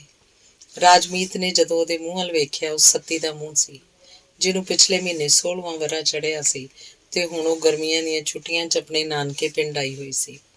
ਰਾਜਮੀਤ ਇਸੇ ਪਿੰਡ 10ਵੀਂ 'ਚ ਪੜ੍ਹਦਾ ਸੀ। ਛੁੱਟੀਆਂ 'ਚ ਉਹਨੇ ਆਪਣੇ ਮਾਮੇ ਕੋਲ ਸ਼ਹਿਰ ਜਾਣਾ ਸੀ, ਪਰ ਸੱਤੀ ਨੂੰ ਵੇਖ ਕੇ ਉਹਨੂੰ ਇੰਝ ਜਾਪਿਆ ਜਿਵੇਂ ਸ਼ਹਿਰ ਆਪੇ ਤੁਰ ਕੇ ਉਹਦੇ ਪਿੰਡ ਆ ਗਿਆ ਸੀ ਤੇ ਹੁਣ ਉਹਨੇ ਸ਼ਹਿਰ ਕਾਹਨੂੰ ਜਾਣਾ ਸੀ। ਫਿਰ ਬਾਹਰਲੇ ਖੁੱਲ੍ਹੇ ਬੂਹੇ ਵਿੱਚ ਦੂਸਰੀ ਯਾਦ ਅੰਦਰ ਲੰਘ ਆਈ ਤੇ ਰਾਜਮੀਤ ਦੇ ਸੱਜੇ ਪਾਸੇ ਵੱਲ ਖਲੋ ਗਈ। ਕਿੰਨੀਆਂ ਪਿੰਡ ਦੀਆਂ ਕੁੜੀਆਂ ਸੱਤੀ ਦੀਆਂ ਸਹੇਲੀਆਂ ਬਣ ਗਈਆਂ ਤੇ ਸੱਤੀ ਉਹਨਾਂ ਦੀ ਰੀਸੋ ਰੀਸੀ ਆਪਣੇ ਨਾਨਕੀ ਵਿਹੜੇ ਵਿੱਚ ਪੀੜ੍ਹੀ ਤੇ ਬਹਿ ਕੇ ਹੱਥ 'ਚ ਰੰਗ ਬਿਰੰਗੇ ਰੇਸ਼ਮੀ ਧਾਗੇ ਫੜ ਕੇ ਫੁਲਕਾਰੀ ਸਿੱਖਣ ਲੱਗ ਪਈ। ਰਾਜਮੀਤ ਦੇ ਮਾਸਟਰਾਂ ਨੂੰ ਚਿਰੋਕਣੀ ਇੱਕ ਸ਼ਿਕਾਇਤ ਸੀ ਕਿ ਰਾਜਮੀਤ ਜਿਹੜਾ ਪੜ੍ਹਾਈ 'ਚ ਸਭ ਤੋਂ ਹੁਸ਼ਿਆਰ ਸੀ, ਜ਼ਰਾ ਵੀ ਖੁਸ਼ ਖੱਤ ਨਹੀਂ ਸੀ ਲਿਖਦਾ। ਸੱਤੀ ਦੀ ਫੁਲਕਾਰੀ ਉੱਤੇ ਜਿਉਂ-ਜਿਉਂ ਰੰਗਲੇ ਫੁੱਲ ਪੈਂਦੇ ਗਏ, ਪਤਾ ਨਹੀਂ ਰਾਜਮੀਤ ਦੀਆਂ ਕਾਪੀਆਂ ਉੱਤੇ ਕਿਹੜਾ ਜਾਦੂ ਵਰ ਗਿਆ। ਉਹਦੇ ਅੱਖਰ ਮੋਤੀਆਂ ਵਰਗੇ ਹੋ ਗਏ ਤੇ ਉਹਦੀ ਡਰਾਇੰਗ ਦੀਆਂ ਲੀਕਾਂ ਮੂੰਹੋਂ ਬੋਲਣ ਲੱਗ ਪਈਆਂ। ਬਾਹਰਲੇ ਬੂਹੇ 'ਚੋਂ ਇੱਕ ਯਾਦ ਬੜੇ ਤਿੱਖੇ ਪੈਰਾਂ ਨਾਲ ਅੰਦਰ ਆਈ ਤੇ ਛੇਤੀ ਨਾਲ ਰਾਜਮੀਤ ਦੇ ਸਾਹਮਣੇ ਆਪਣਾ ਸਿਰ ਉੱਚਾ ਕਰਕੇ ਖਲੋ ਗਈ। ਸਤੀ ਨੇ ਇੱਕ ਦਿਨ ਆਪਣੇ ਮਾਮੇ ਦੇ ਪੁੱਤਰ ਨੂੰ ਆਖ ਕੇ ਰਾਜਮੀਤ ਕੋਲੋਂ ਕੁਝ ਕਿਤਾਬਾਂ ਤੇ ਕਾਪੀਆਂ ਮੰਗਵਾ ਭੇਜੀਆਂ। ਉਹਨੇ ਵੀ 10ਵੀਂ ਦਾ ਇਮਤਿਹਾਨ ਦੇਣਾ ਸੀ ਤੇ ਉਹਨੇ ਸੁਣਿਆ ਸੀ ਕਿ ਰਾਜਮੀਤ ਆਪਣੀ ਜਮਾਤ ਦਾ ਸਭ ਤੋਂ ਹੁਸ਼ਿਆਰ ਲੜਕਾ ਹੈ। ਤੇ ਫਿਰ ਸਤੀ ਨੇ ਜਦੋਂ ਕਿਤਾਬਾਂ ਮੋੜੀਆਂ, ਹਿਸਾਬ ਦੀ ਕਿਤਾਬ ਦੇ ਪਹਿਲੇ ਵਰਕੇ ਉੱਤੇ ਜਿੱਥੇ ਰਾਜਮੀਤ ਦਾ ਨਾਂ ਲਿਖਿਆ ਸੀ, ਸਤੀ ਨੇ ਪੈਨਸਿਲ ਨਾਲ ਆਪਣਾ ਨਾਮ ਵੀ ਲਿਖ ਦਿੱਤਾ। ਰਾਜਮੀਤ ਜਦੋਂ ਪੜ੍ਹਨ ਬੈਠਦਾ ਹਿਸਾਬ ਦੀ ਕਿਤਾਬ ਦਾ ਪਹਿਲਾ ਵਰਕਾ ਖੋਲ੍ਹਦਾ, ਆਪਣੇ ਨਾਂ ਨਾਲ ਸੱਤੀ ਦਾ ਨਾਮ ਪੜ੍ਹਦਾ, ਉਹਦਾ ਦਿਲ ਜ਼ੋਰ-ਜ਼ੋਰ ਦੀ ਧੜਕਣ ਲੱਗ ਪੈਂਦਾ। ਉਹ ਖਬਰੇ ਜ਼ਿੰਦਗੀ ਦਾ ਕਿਹੜਾ ਹਿਸਾਬ ਕਰਨ ਲੱਗ ਪੈਂਦਾ। ਕਿਤਾਬ ਦਾ ਅਗਲਾ ਸਫ਼ਾ ਖੋਲ੍ਹਣਾ ਹੀ ਭੁੱਲ ਜਾਂਦਾ। ਸੱਤੀ ਦੇ ਪੈਨਸਿਲ ਨਾਲ ਲਿਖੇ ਹੋਏ ਨਾਂ ਨੂੰ ਉਹਨੇ ਸਿਆਹੀ ਨਾਲ ਗੂੜ੍ਹਿਆਂ ਕਰ ਲਿਆ ਹੋਇਆ ਸੀ। ਖੁੱਲ੍ਹੇ ਪਿੰਡਾਂ ਦੀਆਂ ਸੌੜੀਆਂ ਨਜ਼ਰਾਂ ਸਾਹਮਣੇ ਇੱਕ ਓਪਰੇ ਜਵਾਨ ਮੁੰਡੇ ਦਾ ਇੱਕ ਓਪਰੀ ਜਵਾਨ ਕੁੜੀ ਨਾਲ ਗੱਲ ਕਰਨਾ ਬੜੇ ਪੱਜ ਮੰਗਦਾ ਹੈ, ਤੇ ਪਿੰਡਾਂ ਦੀ ਸਿੱਧੀ ਸਧਾਰਨ ਜ਼ਿੰਦਗੀ 'ਚ ਕੋਈ ਪੱਜ ਘੱਟ ਹੀ ਲੱਭਦਾ ਹੈ। ਤਾਂ ਵੀ ਰਾਹ ਖੇੜੇ ਰਾਜਮੀਤ ਨੇ ਸੱਤੀ ਨੂੰ ਜਿੰਨੀ ਵਾਰ ਵੇਖਿਆ, ਸੱਤੀ ਦੀਆਂ ਅੱਖਾਂ ਨੇ ਬੜਿਆਂ ਲੰਮਿਆਂ ਇਕਰਾਰਾਂ ਦੀਆਂ ਗੱਲਾਂ ਕੀਤੀਆਂ। ਤੇ ਫਿਰ ਛੁੱਟੀਆਂ ਮੁਕਾ ਕੇ ਸੱਤੀ ਜਦੋਂ ਸ਼ਹਿਰ ਜਾਣ ਲੱਗੀ, ਉਹਨੇ ਇੱਕ ਚਿੱਠੀ ਰਾਜਮੀਤ ਦੀ ਕਿਤਾਬ 'ਚ ਲੁਕਾ ਭੇਜੀ ਕਿ 10ਵੀਂ ਪਾਸ ਕਰਕੇ ਉਹ ਸ਼ਹਿਰ ਆ ਜਾਈ, ਅੱਗੋਂ ਕਿਸੇ ਕਾਲਜ 'ਚੋਂ ਇਕੱਠੇ ਪੜ੍ਹਨਗੇ। ਰਾਜਮੀਤ ਦੇ ਹੱਥ ਵਿੱਚ ਫੜਿਆ ਹੋਇਆ ਪਹਿਲਾ ਸਿਗਰਟ ਮੁੱਕ ਗਿਆ ਤੇ ਰਾਜਮੀਤ ਨੂੰ ਪਹਿਲੇ ਹੀ ਸਿਗਰਟ ਦੀ ਅੱਗ ਨਾਲ ਹੀ ਨਵਾਂ ਸਿਗਰਟ ਲਾ ਲਿਆ। ਬਾਹਰਲੇ ਬੂਹੇ 'ਚੋਂ ਇੱਕ ਹੋਰ ਯਾਦ ਅੰਦਰ ਲੰਘ ਆਈ। ਉਹਦੀ ਚਾਲ ਬੜੀ ਮੱਠੀ ਸੀ। ਉਹ ਰਾਜਮੀਤ ਦੀ ਗਰਦਨ ਕੋਲ ਆਪਣਾ ਸਿਰ ਝੁਕਾ ਕੇ ਖਲੋ ਗਈ। ਜਦੋਂ ਸਾਲਾਨਾ ਇਮਤਿਹਾਨ ਹੋਏ, ਰਾਜਮੀਤ ਨੇ ਮਸਾਂ ਪਾਸ ਹੋਣ ਜੋਗੇ ਨੰਬਰ ਲਏ। ਪਿਛਲੇ 6 ਮਹੀਨੇ ਉਹ ਕਿਤਾਬ ਖੋਲ੍ਹ ਕੇ ਸੱਤੀ ਦਾ ਨਾਂ ਹੀ ਪੜ੍ਹਦਾ ਰਹਿ ਗਿਆ ਸੀ। ਉਹਨੂੰ ਸਵਾਲਾਂ ਦਾ ਸਾਰਾ ਹਿਸਾਬ ਹੀ ਭੁੱਲ ਗਿਆ ਸੀ। ਉਹਨੂੰ ਦਿੱਲੀ ਕਿਸੇ ਕਾਲਜ 'ਚ ਦਾਖਲਾ ਨਾ ਮਿਲਿਆ ਤੇ ਬੰਬਈ ਜਾ ਕੇ ਕਦੇ ਬਿਜਲੀ ਦੇ ਕੰਮ 'ਚ ਪੈਂਦਾ, ਕਦੇ ਰੇਡੀਓ ਦਾ ਕੰਮ ਸਿੱਖਦਾ। ਅਖੀਰ ਆਰਟ ਸਕੂਲ 'ਚ ਦਾਖਲ ਹੋ ਕੇ ਇਮਾਰਤੀ ਹੁਨਰ ਸਿੱਖਣ ਲੱਗ ਪਿਆ। ਰਾਜਮੀਤ ਦੇ ਘਾਲਣਾ ਨਾਲ ਭਰੇ ਹੋਏ ਰਾਹਾਂ ਉੱਤੇ ਸੱਤੀ ਦੇ ਇਕਰਾਰਾਂ ਨਾਲ ਭਰੇ ਹੋਏ ਖੱਤਾਂ ਦਾ ਇੰਨਾ ਚਾਨਣ ਸੀ ਕਿ ਰਾਜਮੀਤ ਜਦੋਂ ਸਾਹਮਣੇ ਕਾਗਜ਼ ਤੇ ਪੈਨਸਿਲ ਰੱਖ ਕੇ ਇਮਾਰਤਾਂ ਬਣਾਉਂਦਾ, ਉਹਨੂੰ ਇੰਝ ਦਿਸਦਾ ਜਿਵੇਂ ਇੱਕ ਸੁਪਨੇ ਵਰਗੇ ਸੋਹਣੇ ਘਰ ਦਾ ਨਕਸ਼ਾ ਬਣਾਉਂਦਾ ਪਿਆ ਸੀ। ਜਿਸ ਘਰ 'ਚ ਰਾਜਮੀਤ ਦੇ ਕਮਰੇ ਦਾ ਬੂਹਾ ਸੱਤੀ ਦੇ ਕਮਰੇ 'ਚ ਖੁੱਲ੍ਹਦਾ ਸੀ। ਤੇ ਫਿਰ ਵਰ੍ਹਿਆਂ ਪਿੱਛੋਂ ਜਦੋਂ ਰਾਜਮੀਤ ਆਪਣੇ ਹੱਥਾਂ 'ਚ ਆਪਣਾ ਘਰ ਬਣਾਉਣ ਦਾ ਹੁਨਰ ਲੈ ਕੇ ਬੰਬਈ ਤੋਂ ਵਾਪਸ ਮੁੜਿਆ, ਸੱਤੀ ਦੇ ਮਾਪਿਆਂ ਨੇ ਉਸ ਘਰ ਦੀ ਜ਼ਮੀਨ ਗਹਿਣੇ ਪਾ ਛੱਡੀ ਹੋਈ ਸੀ। ਉਹਨਾਂ ਨੇ ਸੱਤੀ ਨੂੰ ਜ਼ੋਰੀ ਕਿਤੇ ਮੰਗ ਦਿੱਤਾ ਹੋਇਆ ਸੀ। ਸੱਤੀ ਰੋ ਕੇ ਸਿਰਫ ਇਹ ਕਹਿ ਸਕੀ, ਰਾਜੇ ਮੈਨੂੰ ਮਾਫ਼ ਕਰ ਦੇ। ਮੈਨੂੰ ਨਹੀਂ ਸੀ ਪਤਾ ਕਿ ਮੇਰੇ ਹੋਠਾਂ ਨੂੰ ਇਕਰਾਰ ਦੇਣ ਦਾ ਕੋਈ ਹੱਕ ਨਹੀਂ। ਸ਼ਾਇਦ ਸਾਡੇ ਦੇਸ਼ 'ਚ ਕਿਸੇ ਵੀ ਔਰਤ ਦੇ ਹੋਠਾਂ ਨੂੰ ਇਕਰਾਰ ਦੇਣ ਦਾ ਹੱਕ ਨਹੀਂ ਹੁੰਦਾ। ਤੇ ਫਿਰ ਰਾਜਮੀਤ ਨੇ ਇੱਕ ਗੁੱਸੇ ਨਾਲ ਸਭਨਾਂ ਯਾਦਾਂ ਦੇ ਮੂੰਹਾਂ ਵੱਲ ਵੇਖਿਆ, ਜਿਵੇਂ ਆਖ ਰਿਹਾ ਹੋਵੇ, ਹੁਣ ਤੁਸੀਂ ਕੀ ਕਰਨ ਆਈਆਂ ਹੋ? ਤੁਹਾਨੂੰ ਚੰਗਾ ਭਲਾ ਪਤਾ ਹੈ ਕਿ ਜੇ ਮੈਂ ਆਪਣੇ ਹੁਨਰ ਦਾ ਸਾਰਾ ਜ਼ੋਰ ਲਾ ਕੇ ਵੀ ਇੱਕ ਘਰ ਦਾ ਨਕਸ਼ਾ ਬਣਾਉਣਾ ਚਾਹਵਾਂ ਤੇ ਨਹੀਂ ਬਣ ਸਕਦਾ, ਕਿਉਂਕਿ ਮੇਰੀ ਬੈਠਕ ਦਾ ਬੂਹਾ ਜਿਸ ਔਰਤ ਦੇ ਕਮਰੇ 'ਚ ਖੁੱਲ੍ਹਦਾ ਹੈ, ਉਹ ਸੱਤੀ ਨਹੀਂ। ਡਾਕਟਰ ਦੀਵਾਨ ਚੰਦ ਹੈਰਾਨ ਦਾ ਹੈਰਾਨ ਬੈਠਾ ਹੋਇਆ ਸੀ। ਰਾਜਮੀਤ ਦੀ ਚੁੱਪ ਟੁੱਟਣ 'ਚ ਨਹੀਂ ਸੀ ਆਉਂਦੀ। ਰਾਜਮੀਤ ਦੀ ਨਾਂਹ ਨੂੰ ਉਹ ਮਿੰਨਤਾਂ ਪਾ ਸਕਦਾ ਸੀ, ਪਰ ਰਾਜਮੀਤ ਦੀ ਚੁੱਪ ਨੂੰ ਉਹ ਕੀ ਕਰਦਾ। ਕਮਰੇ 'ਚ ਇੱਕ ਦਾਸੀ ਆਈ। ਡਾਕਟਰ ਦੀਵਾਨ ਚੰਦ ਨੂੰ ਜਾਪਿਆ ਜਿਵੇਂ ਉਹ ਦਾਸੀ ਉਸੇ ਦੀ ਮਦਦ ਲਈ ਬੌੜੀ ਹੋਵੇ। ਆਖਰ ਉਹ ਕਿਸੇ ਕੰਮ ਹੀ ਤਾਂ ਆਈ ਹੋਏਗੀ। ਉਹ ਰਾਜਮੀਤ ਨਾਲ ਕੋਈ ਗੱਲ ਕਰੇਗੀ ਤੇ ਉਹਦੀ ਚੁੱਪ ਟੁੱਟ ਜਾਏਗੀ। ਸਾਹਿਬ, ਮੇਮ ਸਾਹਿਬ ਨੂੰ ਜ਼ਿਆਦਾ ਤਕਲੀਫ ਹੈ, ਦਾਸੀ ਨੇ ਹੌਲੀ ਜਿਹੀ ਆਖਿਆ। ਰਾਜਮੀਤ ਨੂੰ ਇਹ ਗੱਲ ਸਮਝਣ 'ਚ ਜ਼ਰਾ ਚਿਰ ਲੱਗਾ, ਪਰ ਆਖਰ ਇਹ ਗੱਲ ਉਹਨੂੰ ਸਮਝ ਆ ਗਈ ਤੇ ਛੇਤੀ ਨਾਲ ਉੱਠਦਾ ਡਾਕਟਰ ਦੀਵਾਨ ਚੰਦ ਵੱਲ ਮੂੰਹ ਕਰਕੇ ਆਖਣ ਲੱਗਾ, ਮਾਫ਼ ਕਰਨਾ, ਮੈਂ ਡਾਕਟਰ ਨੂੰ ਲੈਣ ਜਾਣਾ ਹੈ। ਇਹ ਨਕਸ਼ੇ ਵਾਲੀ ਗੱਲ ਮੇਰੇ ਕੋਲੋਂ ਬਣਨੀ ਨਹੀਂ, ਤੁਸੀਂ ਕਿਸੇ ਹੋਰ ਆਰਕੀਟੈਕਟ। ਡਾਕਟਰ ਦੀਵਾਨ ਚੰਦ ਨੇ ਨਕਸ਼ੇ ਵਾਲੀ ਗੱਲ ਸੁਣੀ ਅਣਸੁਣੀ ਰਹਿਣ ਦਿੱਤੀ। ਛੇਤੀ ਨਾਲ ਆਖਣ ਲੱਗਾ, ਮਿਸਿਜ਼ ਰਾਜਮੀਤ ਨੂੰ ਕੋਈ ਤਕਲੀਫ ਹੈ? ਮੈਂ ਡਾਕਟਰ ਹਾਂ, ਜੇ ਮੇਰੀ ਮਦਦ ਦੀ ਲੋੜ ਹੋਵੇ। ਮਿਹਰਬਾਨੀ, ਪਰ ਇਸ ਵੇਲੇ ਲੇਡੀ ਡਾਕਟਰ ਦੀ ਲੋੜ ਹੈ। ਤੇ ਕਹਿੰਦਾ ਰਾਜਮੀਤ ਬਾਹਰਲੇ ਬੂਹੇ ਵੱਲ ਵਧਿਆ। ਤੁਸੀਂ ਬੈਠੋ, ਮੇਰੀ ਬੀਵੀ ਹਸਪਤਾਲ ਦੀ ਸਭ ਤੋਂ ਵੱਡੀ ਡਾਕਟਰ ਹੈ, ਮੈਂ ਮਿੰਟਾਂ 'ਚ ਜਾ ਕੇ ਉਹਨੂੰ ਲੈ ਆਉਣਾ, ਡਾਕਟਰ ਦੀਵਾਨ ਚੰਦ ਨੇ ਕਿਹਾ ਤੇ ਰਾਜਮੀਤ ਜਾਂਦਾ ਜਾਂਦਾ ਰੁਕ ਗਿਆ। ਡਾਕਟਰ ਦੀਵਾਨ ਚੰਦ ਚਲਾ ਗਿਆ, ਪਰ ਰਾਜਮੀਤ ਨੇ ਪਰੇਸ਼ਾਨ ਹੋ ਕੇ ਵੇਖਿਆ ਕਿ ਜਿਹੜੀਆਂ ਯਾਦਾਂ ਅੱਜ ਧਿੰਗੋ ਜੋਰੀ ਉਹਦੇ ਕਮਰੇ 'ਚ ਵੜ ਆਈਆਂ ਸਨ, ਉਹ ਜਾਣ ਦਾ ਨਾਂ ਨਹੀਂ ਸੀ ਲੈਂਦੀਆਂ। ਪਹਿਲਾਂ ਰਾਜਮੀਤ ਨੇ ਗੁੱਸੇ ਨਾਲ ਤੇ ਫਿਰ ਮਿੰਨਤ ਨਾਲ ਉਹਨਾਂ ਯਾਦਾਂ ਨੂੰ ਤੁਰ ਜਾਣ ਲਈ ਆਖਿਆ, ਪਰ ਉਹ ਯਾਦਾਂ ਅੱਜ ਆਪਣੇ ਮਨ 'ਚ ਖਬਰੇ ਕੀ ਧਾਰ ਕੇ ਆਈਆਂ ਸਨ। ਉਹਨਾਂ ਨੇ ਨਾ ਰਾਜਮੀਤ ਦੀ ਤਿਉੜੀ ਵੇਖੀ, ਨਾ ਤਰਲਾ। ਬੜੇ ਆਰਾਮ ਨਾਲ ਸਾਰੇ ਕਮਰੇ 'ਚ ਤੁਰਦੀਆਂ, ਕਮਰੇ ਦੀਆਂ ਚੀਜ਼ਾਂ ਵੱਲ ਵੇਖਦੀਆਂ, ਆਪੋ 'ਚ ਗੱਲਾਂ ਕਰਦੀਆਂ ਰਹੀਆਂ। ਰਾਜਮੀਤ ਚੁੱਪ ਦਾ ਚੁੱਪ ਆਪਣੀ ਕੁਰਸੀ ਉੱਤੇ ਬੈਠਾ ਉਹਨਾਂ ਦਾ ਮੂੰਹ ਤੱਕ ਰਿਹਾ ਸੀ। ਕੁਰਸੀਆਂ, ਮੇਜ਼, ਕਿਤਾਬਾਂ, ਤਸਵੀਰਾਂ, ਅਲਮਾਰੀਆਂ, ਸਾਰੀਆਂ ਚੀਜ਼ਾਂ ਉਹਨੇ ਗੌਰ ਨਾਲ ਵੇਖੀਆਂ। ਪਰਖੀਆਂ। ਫਿਰ ਰਾਜਮੀਤ ਦੀ ਮੇਜ਼ ਦਾ ਇੱਕ ਬੰਦ ਖਾਨਾ ਖੋਲ ਕੇ ਉਹਨਾਂ ਨੇ ਇੱਕ ਰੇਸ਼ਮੀ ਰੁਮਾਲ 'ਚ ਵਲੇਟੀ ਹੋਈ ਬੜੀ ਪੁਰਾਣੀ ਤੇ ਮੈਲੀ ਜਿਹੀ ਕਿਤਾਬ ਕੱਢੀ ਤੇ ਫਿਰ ਸਾਰੀਆਂ ਯਾਦਾਂ ਉਸ ਕਿਤਾਬ ਦੇ ਦੁਆਲੇ ਹੋ ਗਈਆਂ। ਇਹ ਤਾਂ ਹਿਸਾਬ ਦੀ ਕਿਤਾਬ ਹੈ, ਉਹ ਵੀ 10ਵੀਂ ਦੇ ਹਿਸਾਬ ਦੀ। ਤੇ ਤੂੰ ਐਡਾ ਵੱਡਾ ਇਮਾਰਤਕਾਰ, ਤੂੰ ਇਸ ਕਿਤਾਬ ਨੂੰ ਐਡੇ ਵੱਡੇ ਰੇਸ਼ਮੀ ਰੁਮਾਲ 'ਚ ਵਲੇਟ ਕੇ ਕਾਹਨੂੰ ਸਾਂਭਿਆ ਹੋਇਆ ਹੈ? ਇੱਕ ਯਾਦ ਨੇ ਆਖਿਆ ਤੇ ਖਿੜਖੜਾ ਕੇ ਹੱਸ ਪਈ। ਭੈੜੀਏ, ਇਹਦਾ ਪਹਿਲਾ ਸਫ਼ਾ ਤਾਂ ਵੇਖ, ਵੇਖ ਇਹਦੇ ਉੱਤੇ ਕੀ ਲਿਖਿਆ ਹੋਇਆ ਹੈ। ਦੂਸਰੀ ਯਾਦ ਨੇ ਆਖਿਆ ਤੇ ਸਾਰੀਆਂ ਯਾਦਾਂ ਉਸ ਕਿਤਾਬ ਨੂੰ ਇੱਕ ਦੂਸਰੀ ਤੋਂ ਖੋਹਣ ਲੱਗ ਪਈਆਂ। ਸੱਤੀ, ਰਾਜਮੀਤ, ਇੱਕ ਯਾਦ ਨੇ ਉੱਚੀ ਸਾਰੀ ਪੜ੍ਹਿਆ। ਰਾਜਮੀਤ ਦੀਆਂ ਅੱਖਾਂ ਭਰ ਆਈਆਂ ਤੇ ਉਹਨੂੰ ਜਾਪਿਆ ਜ਼ਿੰਦਗੀ ਇੱਕ ਹਿਸਾਬ ਦੀ ਕਿਤਾਬ ਸੀ। ਸੱਤੀ ਦੀ ਮੁਹੱਬਤ ਨੇ ਉਹਦੇ ਉੱਤੇ ਪਤਾ ਨਹੀਂ ਕਿਹੋ ਜਿਹਾ ਆਪਣਾ ਨਾਂ ਲਿਖਿਆ। ਰਾਜਮੀਤ ਸਿਰਫ ਉਹਦਾ ਨਾਂ ਹੀ ਪੜ੍ਹਦਾ ਰਹਿ ਗਿਆ ਤੇ ਉਹਨੂੰ ਜ਼ਿੰਦਗੀ ਦਾ ਸਾਰਾ ਹਿਸਾਬ ਭੁੱਲ ਗਿਆ। ਦਾਸੀ ਨੇ ਆ ਕੇ ਰਾਜਮੀਤ ਨੂੰ ਦੱਸਿਆ ਕਿ ਲੇਡੀ ਡਾਕਟਰ ਆ ਗਈ, ਨਾਲ ਇੱਕ ਨਰਸ ਵੀ ਹੈ। ਮੈਂ ਉਹਨਾਂ ਨੂੰ ਸਿੱਧਾ ਮੇਮ ਸਾਹਿਬ ਦੇ ਕਮਰੇ 'ਚ ਲੈ ਗਈ ਸਾਂ ਤੇ ਉਹਨਾਂ ਨੇ ਸੁਨੇਹਾ ਭੇਜਿਆ ਕਿ ਫਿਕਰ ਵਾਲੀ ਕੋਈ ਗੱਲ ਨਹੀਂ। ਰਾਜਮੀਤ ਨੇ ਸਿਰ ਹਿਲਾਇਆ ਤੇ ਦਾਸੀ ਇੱਕ ਤਸੱਲੀ ਨਾਲ ਕਮਰੇ ਵਿੱਚੋਂ ਚਲੀ ਗਈ। ਹੁਣ ਰਾਜਮੀਤ ਨੇ ਸਤੀ ਦੀਆਂ ਸਾਰੀਆਂ ਯਾਦਾਂ ਨੂੰ ਇੱਕ ਹੁਕਮ ਵਾਂਗ ਆਖਿਆ ਕਿ ਉਸ ਕਿਤਾਬ ਨੂੰ ਉਸੇ ਤਰ੍ਹਾਂ ਬੰਦ ਕਰਕੇ ਮੇਜ਼ ਦੇ ਖਾਨੇ ਵਿੱਚ ਰੱਖ ਦੇਣ, ਖਾਨੇ ਨੂੰ ਉਸੇ ਤਰ੍ਹਾਂ ਚਾਬੀ ਨਾਲ ਬੰਦ ਕਰ ਦੇਣ ਤੇ ਛੇਤੀ ਨਾਲ ਇੱਥੋਂ ਚਲੀਆਂ ਜਾਣ। ਯਾਦਾਂ ਮੁਸਕਰਾਈਆਂ, ਜਿਵੇਂ ਰਾਜਮੀਤ ਨੂੰ ਆਖ ਰਹੀਆਂ ਹੋਣ, ਨਾ ਅਸੀਂ ਮਨੁੱਖ ਦੇ ਹੁਕਮ ਦੀਆਂ ਬੱਧੀਆਂ ਆਉਂਦੀਆਂ ਵਾਂ ਤੇ ਨਾ ਅਸੀਂ ਮਨੁੱਖ ਦੇ ਹੁਕਮ ਬੱਧੀਆਂ ਜਾਣੀਆਂ ਵਾਂ। ਰਾਜਮੀਤ ਨੇ ਹਾਰ ਕੇ ਆਪਣੀਆਂ ਅੱਖਾਂ ਮੀਟ ਲਈਆਂ ਤੇ ਆਪਣੇ ਹੱਥ ਨਾਲ ਆਪਣੇ ਮੱਥੇ ਨੂੰ ਇੰਝ ਪੂੰਝਿਆ ਜਿਵੇਂ ਯਾਦਾਂ ਮੁੜਕੇ ਦੀਆਂ ਬੂੰਦਾਂ ਹੋਣ। ਫਿਰ ਆਪੇ ਹੀ ਰਾਜਮੀਤ ਨੂੰ ਰੋਣ ਵਰਗਾ ਹਾਸਾ ਆ ਗਿਆ। ਇਹ ਯਾਦਾਂ ਤਾਂ ਮੱਥੇ ਦੇ ਲੇਖ ਨੇ, ਇਹਨਾਂ ਨੂੰ ਕਿਹੜਾ ਹੱਥ ਪੂੰਝ ਸਕਦਾ ਹੈ? ਤੇ ਫਿਰ ਆਲੇ ਦੁਆਲੇ ਖਲੋਤੀਆਂ ਹੋਈਆਂ ਸਤੀ ਦੀਆਂ ਸਾਰੀਆਂ ਯਾਦਾਂ ਨੂੰ ਵੇਖ ਕੇ ਰਾਜਮੀਤ ਦੇ ਦਿਲ 'ਚ ਪਤਾ ਨਹੀਂ ਕੀ ਆਇਆ। ਉਹ ਇੱਕ ਕਾਗਜ਼ ਲੈ ਕੇ ਘਰ ਦਾ ਨਕਸ਼ਾ ਬਣਾਉਣ ਲੱਗ ਪਿਆ। ਦਾਸੀ ਦਾ ਸਾਹ 'ਚ ਸਾਹ ਨਹੀਂ ਸੀ ਰਲਦਾ ਪਿਆ। ਉਹ ਕਮਰੇ 'ਚ ਇੰਝ ਆਈ ਜਿਵੇਂ ਬੜੀ ਦੂਰੋਂ ਦੌੜਦੀ ਆਈ ਹੋਵੇ। ਸਾਹਿਬ, ਛੋਟਾ ਸਾਹਿਬ। ਦਾਸੀ ਦੇ ਪਿੱਛੇ ਪਿੱਛੇ ਲੇਡੀ ਡਾਕਟਰ ਸੀ। ਦਾਸੀ ਨੇ ਬੂਹੇ ਦੇ ਪਰਦੇ ਨੂੰ ਹੱਥ ਨਾਲ ਇੱਕ ਪਾਸੇ ਕੀਤਾ ਤੇ ਡਾਕਟਰ ਨੇ ਚਿੱਟੇ ਦੁੱਧ ਕੱਪੜੇ 'ਚ ਵਲੇਟੇ ਹੋਏ ਇਕਬਾਲ ਨੂੰ ਅਗਾਂਹ ਵੱਲ ਕਰਦਿਆਂ ਆਖਿਆ, ਮੁਬਾਰਕ। ਡਾਕਟਰ ਦੀ ਫੁੱਲ ਵਰਗੀ ਮੁਸਕਰਾਹਟ 'ਚ ਇੱਕ ਵਾਰ ਸੁੱਕ ਕੇ ਕੰਡਾ ਹੋ ਗਈ ਤੇ ਇਹ ਕੰਡਾ ਮੁਬਾਰਕ ਲਫ਼ਜ਼ ਦੇ ਪੈਰ 'ਚ ਚੁੱਭ ਗਿਆ। ਡਾਕਟਰ ਸਤੀ ਨੇ ਸਾਰੀ ਜ਼ਿੰਦਗੀ ਦੀ ਤ੍ਰੇਹ ਆਪਣੀਆਂ ਅੱਖਾਂ 'ਚ ਪਾ ਕੇ ਰਾਜਮੀਤ ਵੱਲ ਵੇਖਿਆ।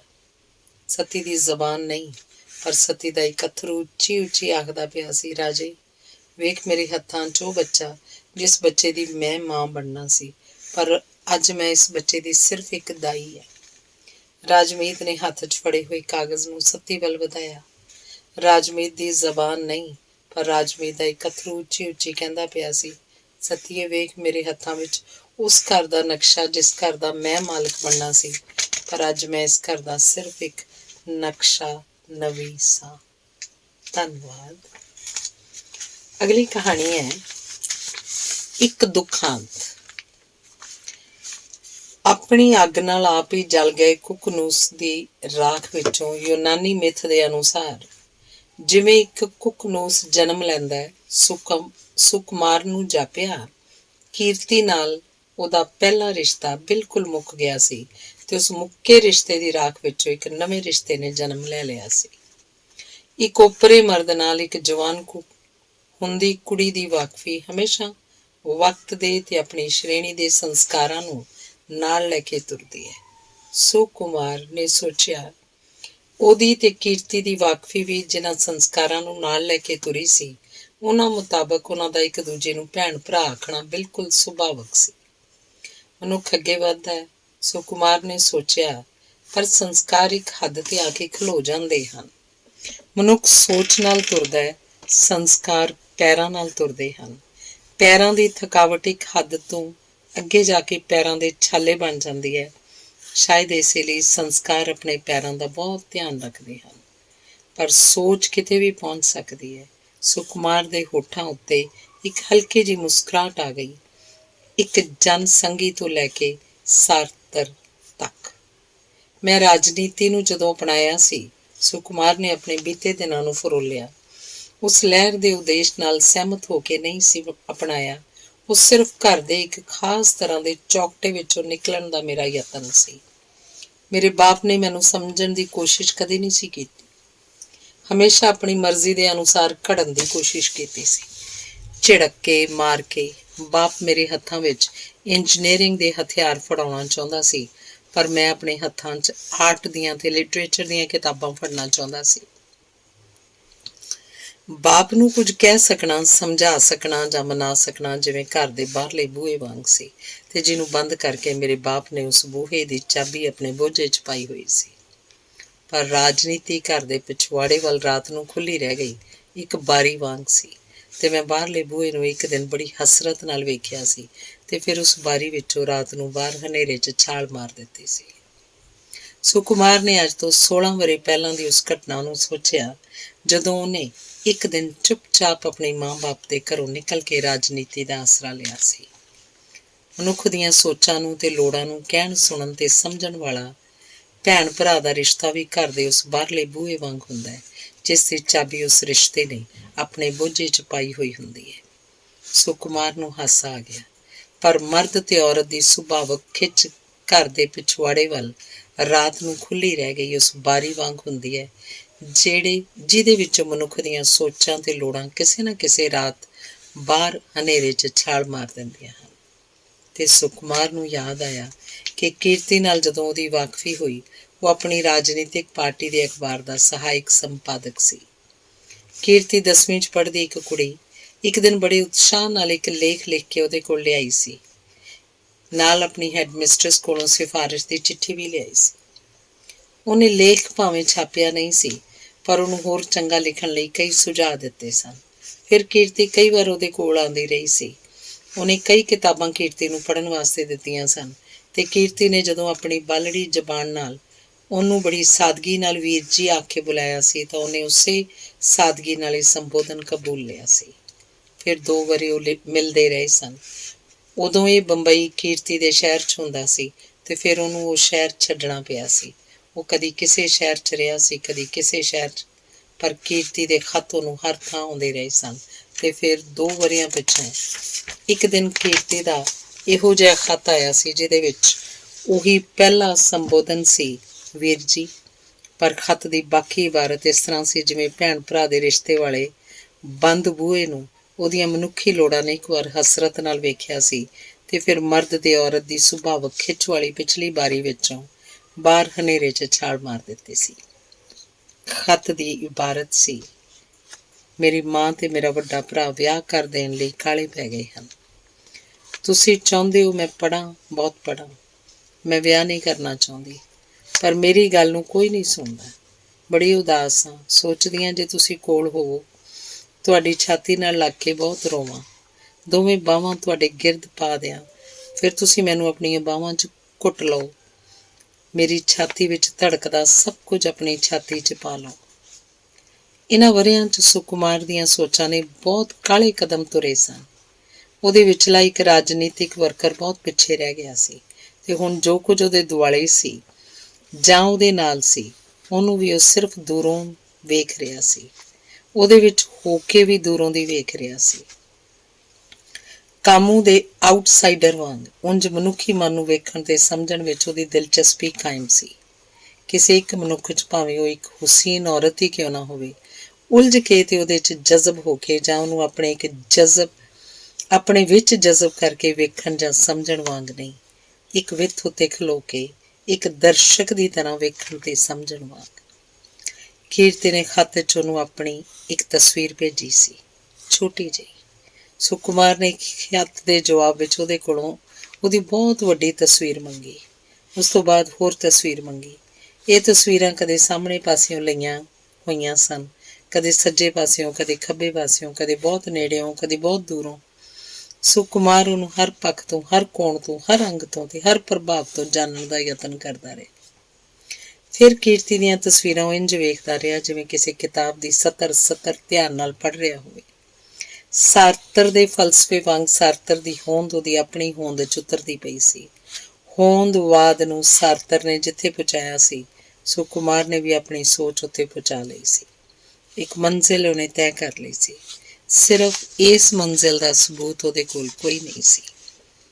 ਮਨ ਦੀ ਅਵਸਥਾ ਸਬੂਤ ਨਹੀਂ ਹੁੰਦੀ, ਹੱਥਾਂ ਦੀ ਕਿਰਤ ਉਹਦਾ ਸਬੂਤ ਹੁੰਦੀ ਹੈ। ਸੁਕੁਮਾਰ ਜਾਣਦਾ ਸੀ ਕਿ ਉਹ ਜੇ ਸਾਰਤਰ ਹੈ ਤਾਂ ਬਿਨਾਂ ਕਿਸੇ ਕਿਰਤ ਤੋਂ।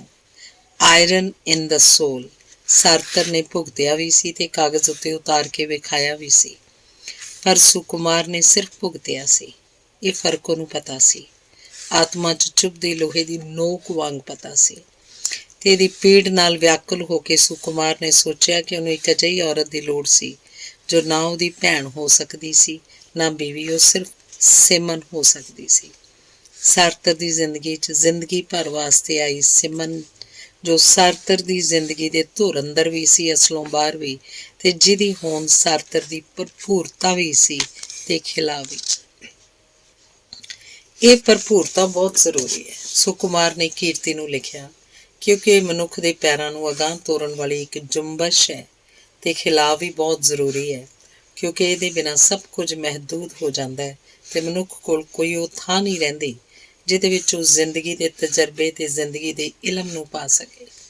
ਤੇ ਸੁਕੁਮਾਰ ਨੇ ਕੀਰਤੀ ਨੂੰ ਲਿਖਿਆ, ਵਿਆਹ ਦਾ ਸਵਾਲ ਪੈਦਾ ਨਹੀਂ ਹੁੰਦਾ, ਸਿਰਫ ਇੱਕ ਸਾਥ ਦਾ ਸਵਾਲ ਪੈਦਾ ਹੁੰਦਾ। ਇਹ ਸਵਾਲ ਮੈਂ ਤੇਰੇ ਸਾਹਮਣੇ ਰੱਖਦਾ, ਜੇ ਤੂੰ ਜਵਾਬ ਦੇ ਸਕੇ ਤਾਂ ਜ਼ਰੂਰ ਦੇਈਂ। ਮਰਦਾਂ ਤੇ ਔਰਤਾਂ ਦੇ ਜਿਸਮ ਬਾਂਸਾਂ ਦੇ ਜੰਗਲ ਵਾਂਗ ਹੁੰਦੇ ਹਨ। ਸੁਕੁਮਾਰ ਨੇ ਕੀਰਤੀ ਨੂੰ ਖਤ ਲਿਖਣ ਤੋਂ ਬਾਅਦ ਸੋਚਿਆ, ਅੱਗ ਬਾਹਰੋਂ ਕਿਤੋਂ ਨਹੀਂ ਆਉਂਦੀ, ਬਾਂਸਾਂ ਦੀ ਰਗੜ ਵਿੱਚੋਂ ਹੀ ਪੈਦਾ ਹੋ ਜਾਂਦੀ ਹੈ। ਤੇ ਅੱਜ ਜਿਸ ਸੁਕੁਮਾਰ ਤੇ ਕੀਰਤੀ ਦੀ ਵਾਕਫੀ ਵਰ੍ਹਿਆਂ ਪਿੱਛੋਂ ਬਾਂਸਾਂ ਵਾਂਗ ਟਕਰਾ ਕੇ ਬਲ ਉੱਠੀ ਸੀ, ਤੇ ਜੇ ਉਹਨਾਂ ਦਾ ਭੈਣ ਭਰਾ ਦਾ ਰਿਸ਼ਤਾ ਉਹਦੇ ਵਿੱਚ ਬਲ ਕੇ ਮੁੱਕ ਗਿਆ ਸੀ, ਤਾਂ ਇਹ ਸੁਭਾਵਕ ਸੀ। ਕੁੱਕਨੂਸ ਦੇ ਖੰਭਾਂ ਨੂੰ ਲੱਗਣ ਵਾਲੀ ਅੱਗ ਵੀ ਬਾਹਰੋਂ ਕਿਤੋਂ ਨਹੀਂ ਆਉਂਦੀ। ਸੁਕੁਮਾਰ ਦੇ ਅੰਦਰ ਇੱਕ ਹੁਲਾਸ ਜਿਹਾ ਹਿੱਲਣ ਲੱਗ ਪਿਆ। ਬਹਾਰ ਦੇ ਚਿੱਟੇ ਫੁੱਲਾਂ ਨੂੰ ਵੇਖ ਕੇ ਉਹਦੇ ਸੰਗ 'ਚ ਜਿਹੜੀ ਵਿਲਕ ਉੱਠਦੀ ਹੈ, ਉਹ ਵਿਲਕ ਹੀ ਅੱਗ ਦੀ ਲਾਟ ਬਣ ਜਾਂਦੀ ਹੈ।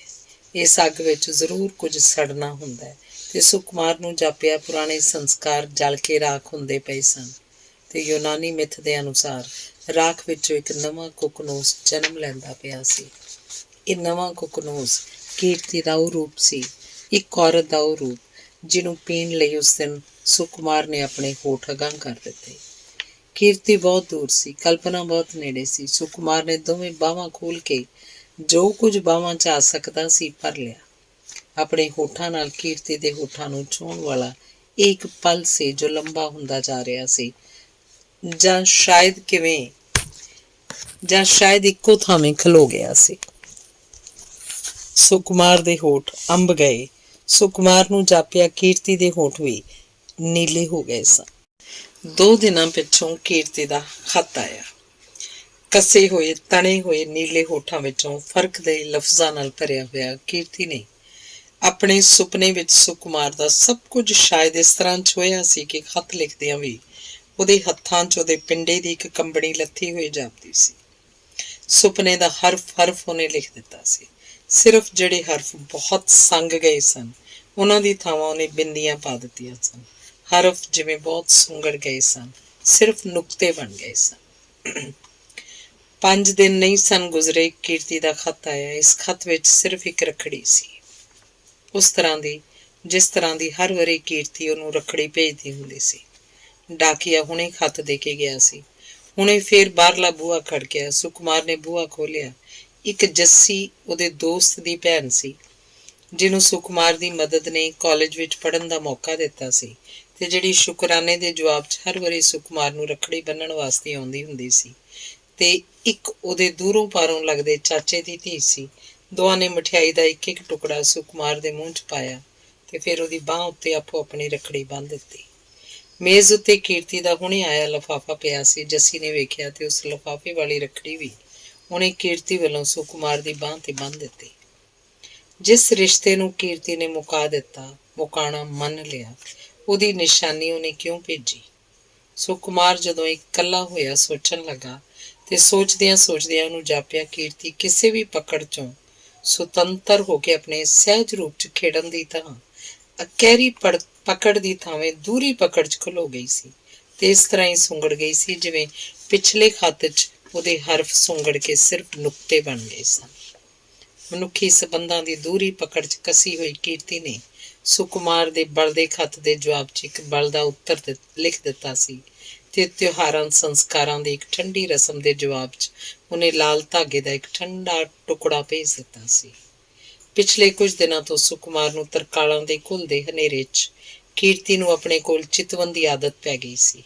ਪਤਲੀ ਛਮਕ ਜਿਹੀ ਕੀਰਤੀ ਕਦੇ ਸੁਕੁਮਾਰ ਦੀਆਂ ਖਿਲ ਰਹੀਆਂ ਕਿਤਾਬਾਂ ਨੂੰ ਅਲਮਾਰੀ 'ਚੋਂ ਬੀੜ ਕੇ ਰੱਖਦੀ ਹੁੰਦੀ, ਕਦੇ ਸੁਕੁਮਾਰ ਦੀ ਕਿਤਾਬਾਂ 'ਚੋਂ ਹੁਣੇ ਲਏ ਗਏ ਕੁਝ ਨੋਟਸ ਟਾਈਪ ਕਰਦੀ ਹੁੰਦੀ, ਕਦੇ ਸੁਕੁਮਾਰ ਦੀ ਕੁਰਸੀ ਦੇ ਪਾਵੇ ਕੋਲ ਗੋਡਿਆਂ ਦੇ ਭਾਰ ਬਹਿ ਕੇ ਉਹਦੀਆਂ ਲੱਤਾਂ ਉੱਤੇ ਸਿਰ ਰੱਖ ਦਿੰਦੀ, ਤੇ ਕਦੇ ਸੁਕੁਮਾਰ ਦੇ ਚੁੰਮੇ ਹੋਏ ਆਪਣੇ ਹੋਠਾਂ ਨੂੰ ਹੌਲੀ ਜਿਹੀ ਸ਼ੀਸ਼ੇ 'ਚ ਵੇਖਦੀ, ਤੇ ਕਦੇ ਸੁਕੁਮਾਰ ਦੇ ਬਿਸਤਰੇ 'ਚ ਪੋਲੀ ਜਿਹੀ ਤਿਲਕਦੀ ਉਸ ਦਿਨ ਦੁਨੀਆ ਭਰ ਵਿੱਚ ਹੋਏ ਹਾਦਸਿਆਂ ਨੂੰ ਕਿੰਨੀਆਂ ਹੀ ਅਖਬਾਰਾਂ 'ਚੋਂ ਪੜ੍ਹ ਕੇ ਸੁਣਾਉਂਦੀ, ਤੇ ਉਹਨਾਂ ਦੀ ਬਹਿਸ ਛੇੜਦੀ, ਤੇ ਫਿਰ ਡੂੰਘੀ ਰਾਤ ਦੀ ਠੰਡ ਵਿੱਚ ਥਰਕਦੀ ਤੇ ਸੁਕੁਮਾਰ ਦੀਆਂ ਬਾਹਾਂ 'ਚ ਗੁੱਛਾ ਹੁੰਦੀ ਭਖ ਜਿਹੀ ਜਾਂਦੀ। ਬਾਂਹ ਨਾਲ ਬੰਨੇ ਹੋਏ ਲਾਲ ਪੀਲੇ ਧਾਗਿਆਂ ਨੂੰ ਖੋਲ ਕੇ ਸੁਕੁਮਾਰ ਜਦੋਂ ਆਪਣੇ ਬਿਸਤਰੇ 'ਚ ਲੇਟਿਆ, ਉਸ ਦਿਨ ਵੀ ਉਸਨੇ ਕੀਰਤੀ ਨੂੰ ਚਿਤਵਿਆ। ਰੋਜ਼ ਦੇ ਨੇਮ ਬਾਅਦ ਕੀਰਤੀ ਹੌਲੀ ਜਿਹੀ ਉਹਦੀਆਂ ਬਾਹਾਂ 'ਚ ਆ ਗਈ, ਆਈ ਨਹੀਂ, ਢਿਲਕ ਜਿਹੀ ਗਈ। ਕੀਰਤੀ ਦੀ ਪਿੱਠ ਦੁਆਲੇ ਪਈ ਹੋਈ ਆਪਣੀ ਬਾਂਹ ਸੁਕੁਮਾਰ ਨੇ ਕੱਸਣੀ ਚਾਹੀ, ਬਾਂਹ ਨਿਸੱਤੀ ਜਿਹੀ ਹੋ ਗਈ।